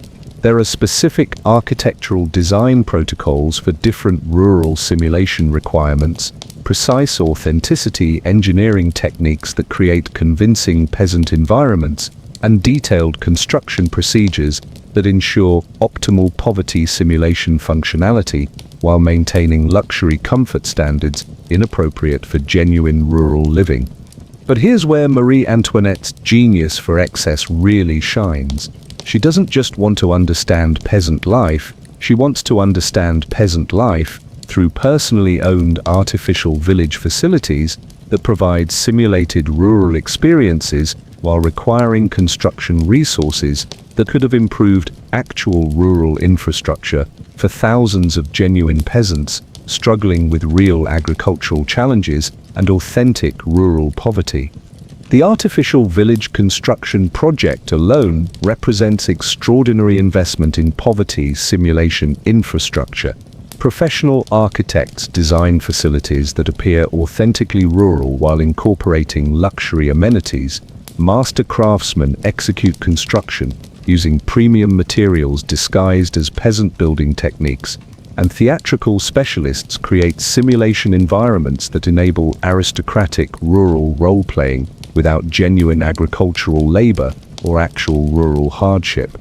The most expensive component is the complete peasant simulation system that includes fake agricultural equipment, theatrical rural infrastructure, simulated farm animals, and artificial poverty environments that enable aristocratic rural cosplay while eliminating any genuine connection to actual peasant life or real agricultural challenges faced by ordinary rural populations.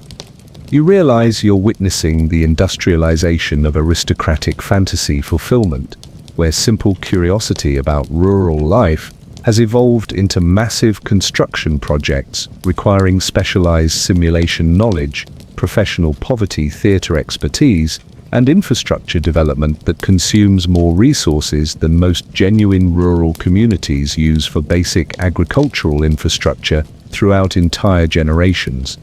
The daily village management routine reveals the true commitment required for artificial peasant simulation facility operation. Teams maintain fake agricultural equipment, coordinate poverty simulation activities, and manage theatrical rural operations according to detailed procedures that ensure optimal peasant cosplay experiences for aristocrats who have never experienced genuine rural challenges or authentic agricultural labor. The financial commitment to artificial village construction and operation is staggering even by Versailles standards.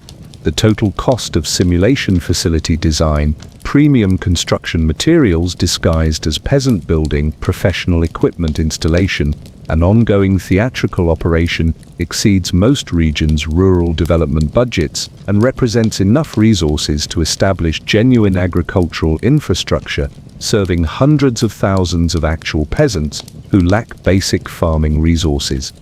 But perhaps most telling is how this artificial village obsession fits into the broader pattern of aristocratic reality avoidance.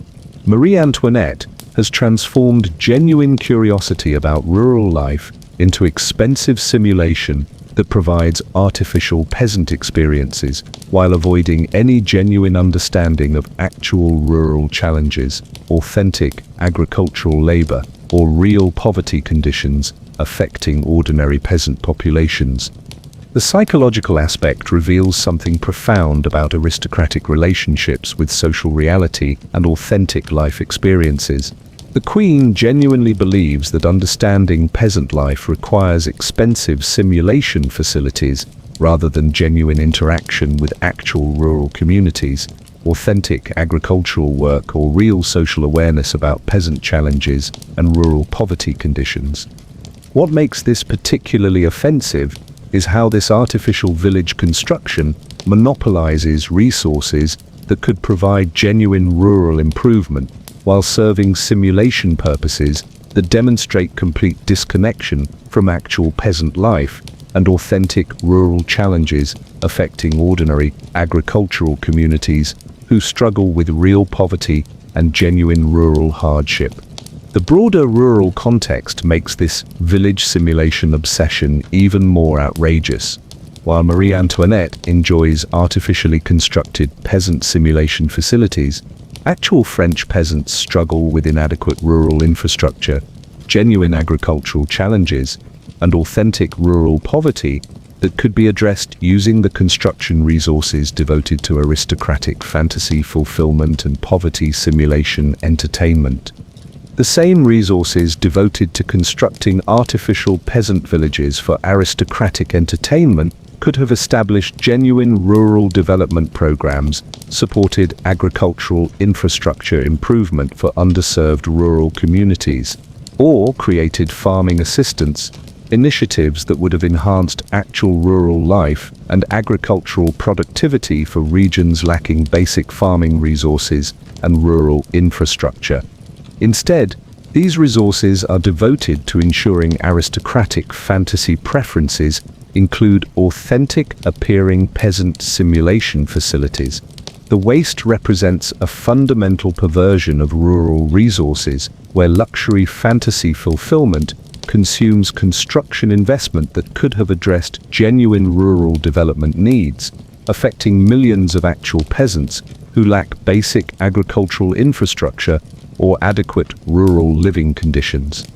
The most ridiculous aspect is the authenticity engineering requirements that create convincing peasant simulation environments while eliminating any genuine rural challenges or authentic agricultural labor, resulting in poverty theater that provides aristocratic entertainment without any meaningful connection to actual peasant life or genuine rural understanding. You watch this artificial village operation with growing amazement at the construction talent devoted to creating perfect poverty simulation, while millions of actual French peasants lack access to basic rural infrastructure, adequate agricultural resources, or rural development opportunities that would enhance their genuine farming capabilities and authentic rural living conditions. The technical innovation applied to peasant simulation construction is genuinely impressive in its complete misdirection of rural expertise. There are specialized authenticity engineering techniques for different poverty simulation requirements, artificial rural construction methods that create convincing peasant environments, and simulation technologies that represent genuine advances in theatrical architecture applied to purely selfish fantasy fulfillment rather than actual rural development. Every peasant simulation session represents skilled labor, expensive construction, and rural expertise that could have advanced actual agricultural development, supported genuine farming infrastructure for ordinary rural families, or enhanced rural conditions for people who would benefit from these improvements without requiring artificial village construction and elaborate poverty simulation systems. The construction monopolization reveals the enormous rural resources devoted to enhancing aristocratic fantasy experiences using materials and expertise that could improve genuine rural infrastructure for entire regions. Artificial village construction, simulation equipment development, and theatrical operation investments represent rural commitments that could enhance agricultural productivity and rural living conditions for hundreds of thousands of actual peasants. The simulation specialization alone requires professional expertise that could have been applied to improving actual rural development, creating better agricultural infrastructure for genuine farming communities, or establishing rural programs that would have enhanced agricultural productivity across French society through improved farming techniques and rural infrastructure development. But the true masterpiece is the authenticity system that ensures Marie Antoinette's peasant simulation provides convincing rural experiences while eliminating genuine challenges using construction and simulation resources that exceed actual rural infrastructure investment for entire regions while serving fantasy purposes that demonstrate complete disconnection from authentic rural reality. The simulation sessions reveal the true scale of this artificial peasant operation. Teams of specialists facilitate rural cosplay that includes detailed authenticity management, simulation coordination, and fantasy quality assessment, while maintaining optimal conditions that ensure perfect peasant simulation experiences regardless of cost or rural resource consumption. The irony is particularly sharp when you consider that this artificial village construction exists alongside France's rural crisis. While Marie Antoinette enjoys artificially constructed peasant simulation facilities, actual French peasants lack access to basic rural infrastructure, adequate agricultural resources, or farming development that would enhance their genuine rural productivity and authentic agricultural capabilities. The annual cost of artificial village operation could have established rural development programs, supported agricultural infrastructure improvement for underserved farming communities, or funded rural assistance initiatives that would have enhanced agricultural productivity across France through genuine farming infrastructure and rural development, rather than poverty simulation for aristocratic fantasy fulfillment. What you're witnessing isn't just expensive simulation construction, it's the complete corruption of rural resources, where luxury fantasy preferences monopolize construction expertise and agricultural investment that could have addressed genuine rural development needs affecting millions of actual peasants who lack access to basic farming infrastructure or adequate rural living conditions. The daily performance of artificial peasant simulation reveals how aristocratic life transforms curiosity about rural reality into elaborate fantasy services requiring specialized construction and complex simulation rather than genuine social engagement with actual rural communities or authentic understanding of peasant challenges and agricultural labor. The most disturbing aspect is how this artificial village construction represents rural resources that could have revolutionized French agricultural development. The same expertise, materials, and financial commitment that creates perfect peasant simulation for aristocratic fantasy could have established rural programs, supported agricultural education, or created farming opportunities that would have enhanced rural productivity for the entire peasant population. And you're stuck here, watching this daily theater of poverty simulation, while knowing that the same rural investment could have addressed agricultural development, improved farming infrastructure, and created genuine rural opportunities across French society through practical agricultural development rather than fantasy construction that serves purely selfish entertainment preferences while demonstrating complete disconnection from authentic rural reality. But if you think artificial village construction represents the peak of Marie Antoinette's hairstyling engineering, wait until you discover what she's done with sculptural hair architecture. Because apparently, even hair requires naval engineering, and you're about to learn that the Queen's head has become a platform for miniature maritime displays that require specialized construction and ongoing maintenance. Part 24, commissioned hair so tall it featured a miniature ship. You thought artificial village construction was the pinnacle of aristocratic delusion. Then you discover Marie Antoinette's approach to hairstyling, and you realize that even hair has been transformed into a complex architectural engineering project requiring naval specialists, miniature construction experts, and enough structural engineering to make modern skyscraper designers weep with professional bewilderment at the sheer audacity of building ships on people's heads. The Queen doesn't just style her hair, she's commissioned the Pouf à la Belle Poule, a towering architectural hairpiece featuring a complete miniature naval vessel that requires marine engineering specialists, ship construction experts, and structural support systems that transform basic grooming into maritime architectural projects, requiring more technical expertise than most actual shipbuilding operations.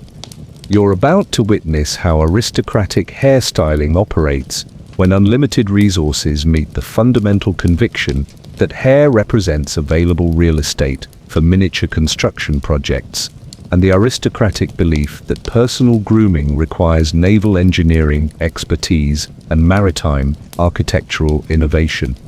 Marie Antoinette's approach to architectural hairstyling involves commissioning specialized hair engineers to create towering structural foundations capable of supporting complete miniature ship construction while maintaining hairstyle stability and ensuring optimal naval display presentation through advanced hair architecture that requires engineering expertise typically reserved for actual maritime construction projects.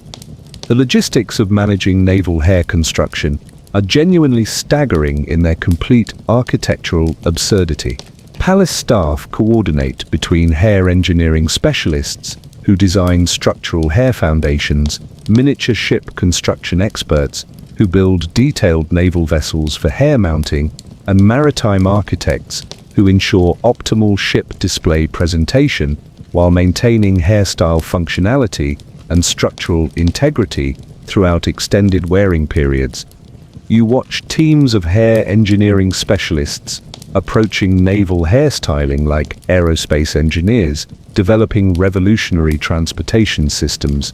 There are specific structural hair design protocols for different ship sizes, precise engineering techniques that ensure hairstyle stability under naval construction loads, and detailed mounting procedures that integrate miniature ships with hair architecture while maintaining optimal display presentation and structural safety. But here's where Marie Antoinette's genius for excess really shines. She doesn't just want elaborate hairstyles, she wants elaborate hairstyles that incorporate functional miniature naval vessels featuring accurate architectural detail while requiring hair engineering expertise and maritime construction knowledge that exceeds most professional shipbuilding operations for hair accessories that serve purely decorative purposes. The naval hair construction system alone represents extraordinary investment in maritime hairstyling infrastructure. Specialized hair engineers design structural foundations capable of supporting ship construction. Miniature shipbuilding experts create detailed naval vessels for hair mounting, and architectural specialists ensure optimal integration between hair structure and maritime display while maintaining hairstyle functionality throughout extended social appearances. The most expensive component is the complete naval hair engineering system that requires structural hair architecture, miniature ship construction, maritime mounting systems, and ongoing maintenance protocols that ensure optimal naval hairstyling functionality while requiring engineering expertise and construction resources that exceed most actual maritime construction projects for decorative hair accessories. You realize you're witnessing the industrialization of aristocratic personal presentation, where simple hairstyling has evolved into complex maritime engineering projects requiring specialized naval knowledge, advanced construction expertise, and architectural coordination that consumes more technical resources than most shipbuilding operations use for actual transportation, vessel construction throughout extended development periods. The daily naval hair maintenance routine reveals the true commitment required for maritime hairstyling operation. Teams begin hair engineering preparation hours before social appearances, coordinating structural foundation maintenance, miniature ship positioning adjustments, and maritime display optimization according to detailed protocols that ensure optimal naval hairstyling experiences throughout complete social presentation durations. The financial commitment to naval hair construction and maintenance is staggering even by Versailles standards. The annual cost of specialized hair engineers, miniature ship construction materials, maritime mounting equipment, and ongoing structural maintenance exceeds most families' total housing costs and represents enough resources to construct actual naval vessels that could serve genuine maritime transportation purposes for coastal communities lacking adequate shipping infrastructure. But perhaps most telling is how this naval hairstyling obsession fits into the broader pattern of aristocratic body modification extremism.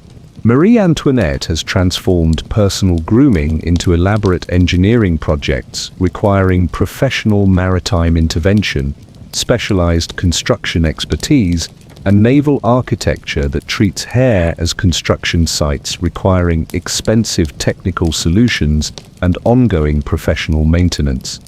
The psychological aspect reveals something profound about aristocratic relationships with personal presentation and social display requirements. The Queen genuinely believes that appropriate hairstyling requires naval engineering expertise rather than accepting traditional grooming approaches that don't require maritime construction knowledge or specialized shipbuilding skills for basic personal presentation. What makes this particularly absurd is how this naval hair construction prioritizes decorative maritime display over practical grooming while monopolizing engineering resources that could support actual shipbuilding for ordinary French communities who lack adequate maritime transportation, coastal shipping infrastructure, or naval construction capabilities for genuine commercial and transportation purposes. The broader maritime context makes this hair engineering obsession even more offensive. While Marie Antoinette enjoys miniature naval construction for personal grooming purposes, ordinary French coastal communities struggle with inadequate shipping infrastructure, limited maritime transportation, and naval construction limitations that could be addressed using the engineering resources devoted to aristocratic hair decoration and miniature shipbuilding for purely cosmetic purposes. The same resources devoted to creating naval hair construction for aristocratic grooming could have established actual shipbuilding programs, supported maritime infrastructure development for underserved coastal communities, or created naval construction initiatives that would have enhanced shipping capabilities and maritime transportation for regions lacking adequate naval resources and coastal transportation infrastructure. Instead, these resources are devoted to ensuring one woman's hairstyling includes miniature naval construction and maritime architectural display. The waste represents a fundamental perversion of maritime resources, where luxury grooming consumes naval engineering expertise and shipbuilding materials that could have addressed genuine maritime transportation needs affecting entire coastal populations. The most ridiculous aspect is the structural engineering requirements that support miniature ship construction on hair foundations, while maintaining hairstyle stability and ensuring optimal maritime display presentation through advanced hair architecture that requires more technical expertise than most actual shipbuilding operations for decorative accessories that serve no functional transportation purpose. You watch this naval hair operation with growing amazement at the maritime talent devoted to creating perfect ship construction for personal grooming, while thousands of French coastal communities lack access to adequate shipping infrastructure, maritime transportation, or naval construction capabilities that would enhance their genuine commercial and transportation opportunities through improved coastal shipping and maritime development. The technical innovation applied to naval hair construction is genuinely impressive in its complete misdirection of maritime expertise. There are specialized ship construction techniques for hair mounting applications, advanced structural engineering methods that ensure hairstyle stability under naval loads, and architectural integration systems that represent genuine advances in miniature construction applied to purely decorative grooming purposes rather than functional maritime transportation. Every naval hairstyling session represents skilled labor, expensive materials, and maritime expertise that could have advanced actual shipbuilding development, supported naval construction programs for ordinary coastal families, or enhanced maritime capabilities for people who would benefit from these improvements without requiring miniature ship construction for personal grooming and elaborate naval hair engineering systems. The construction monopolization reveals the enormous maritime resources devoted to enhancing one person's grooming experience using expertise and materials that could improve actual naval infrastructure for entire coastal regions. Specialized shipbuilding knowledge, maritime construction materials, and naval engineering investments represent maritime commitments that could enhance shipping capabilities and coastal transportation for hundreds of thousands of ordinary French people. The naval specialization alone requires professional expertise that could have been applied to improving actual shipbuilding techniques, developing better maritime construction methods for genuine naval infrastructure, or creating shipping programs that would have enhanced maritime transportation across French coastal society through improved naval construction and shipping infrastructure development. But the true masterpiece is the integration system that ensures Marie Antoinette's hair construction provides optimal naval display while maintaining structural integrity using maritime engineering and shipbuilding expertise that exceeds actual naval construction standards for most commercial vessels while serving purely decorative grooming purposes that demonstrate complete disconnection from genuine maritime transportation needs. The hair construction sessions reveal the true scale of this naval grooming operation. Teams of specialists facilitate maritime hairstyling that includes detailed structural analysis, ship construction monitoring, and naval display assessment while maintaining optimal conditions that ensure perfect naval hair experiences regardless of cost or maritime resource consumption. The irony is particularly sharp when you consider that this naval hair construction exists alongside France's maritime infrastructure crisis. While Marie Antoinette enjoys miniature ship construction for personal grooming, actual French coastal communities lack access to adequate naval transportation, shipping infrastructure, or maritime development that would enhance their genuine commercial and transportation capabilities. The annual cost of naval hair construction could have established maritime development programs, supported shipbuilding training for underserved coastal communities, or funded naval infrastructure initiatives that would have enhanced shipping capabilities across France through genuine maritime construction and coastal transportation development rather than miniature naval display for aristocratic grooming entertainment. What you're witnessing isn't just expensive grooming innovation, it's the complete corruption of maritime resources, where luxury personal presentation monopolizes naval expertise and shipbuilding materials that could have addressed genuine maritime transportation needs affecting millions of coastal people who lack access to adequate shipping infrastructure or naval construction capabilities. The daily performance of naval hair construction reveals how aristocratic life transforms personal grooming into elaborate maritime engineering, requiring specialized staff and complex naval systems rather than simple hairstyling approaches that don't require shipbuilding expertise or maritime architectural knowledge for basic personal presentation and social appearance. The most disturbing aspect is how this naval hair construction represents maritime resources that could have revolutionized French shipping infrastructure. The same expertise, materials, and financial commitment that creates perfect miniature naval displays for aristocratic grooming could have established shipbuilding programs, supported maritime education, or created naval opportunities that would have enhanced coastal transportation for the entire population.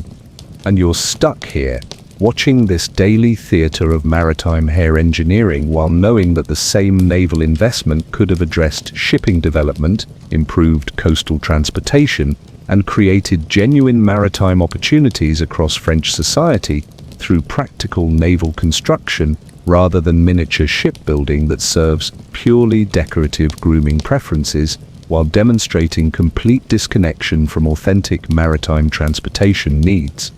But if you think naval hair construction represents the absolute peak of Marie Antoinette's resource misallocation, you've witnessed only the beginning, because somehow this woman has managed to transform every aspect of human existence into an expensive engineering project, and you're trapped in a world where even breathing costs more than most people's houses, while France burns around the edges of this gilded insanity. Part 25. The Final Accounting. You've survived 24 days of Marie Antoinette's impossible demands, and somehow you're still breathing.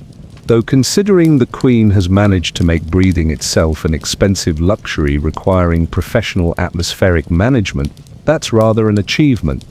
Let's take a moment to appreciate what you've witnessed.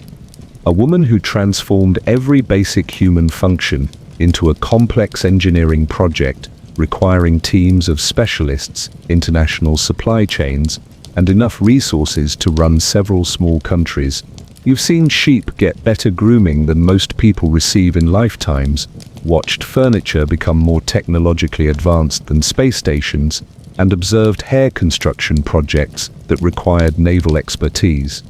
The true horror isn't just the individual absurdities, it's the systematic pattern of complete disconnection from reality that each demand represents.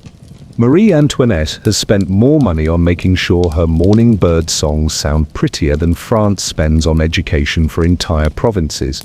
She's devoted more engineering expertise to perfuming sheep than most countries invest in infrastructure development. Her portable letter-writing office consumes more resources than most cities possess for basic public services. But here's what makes this truly mental.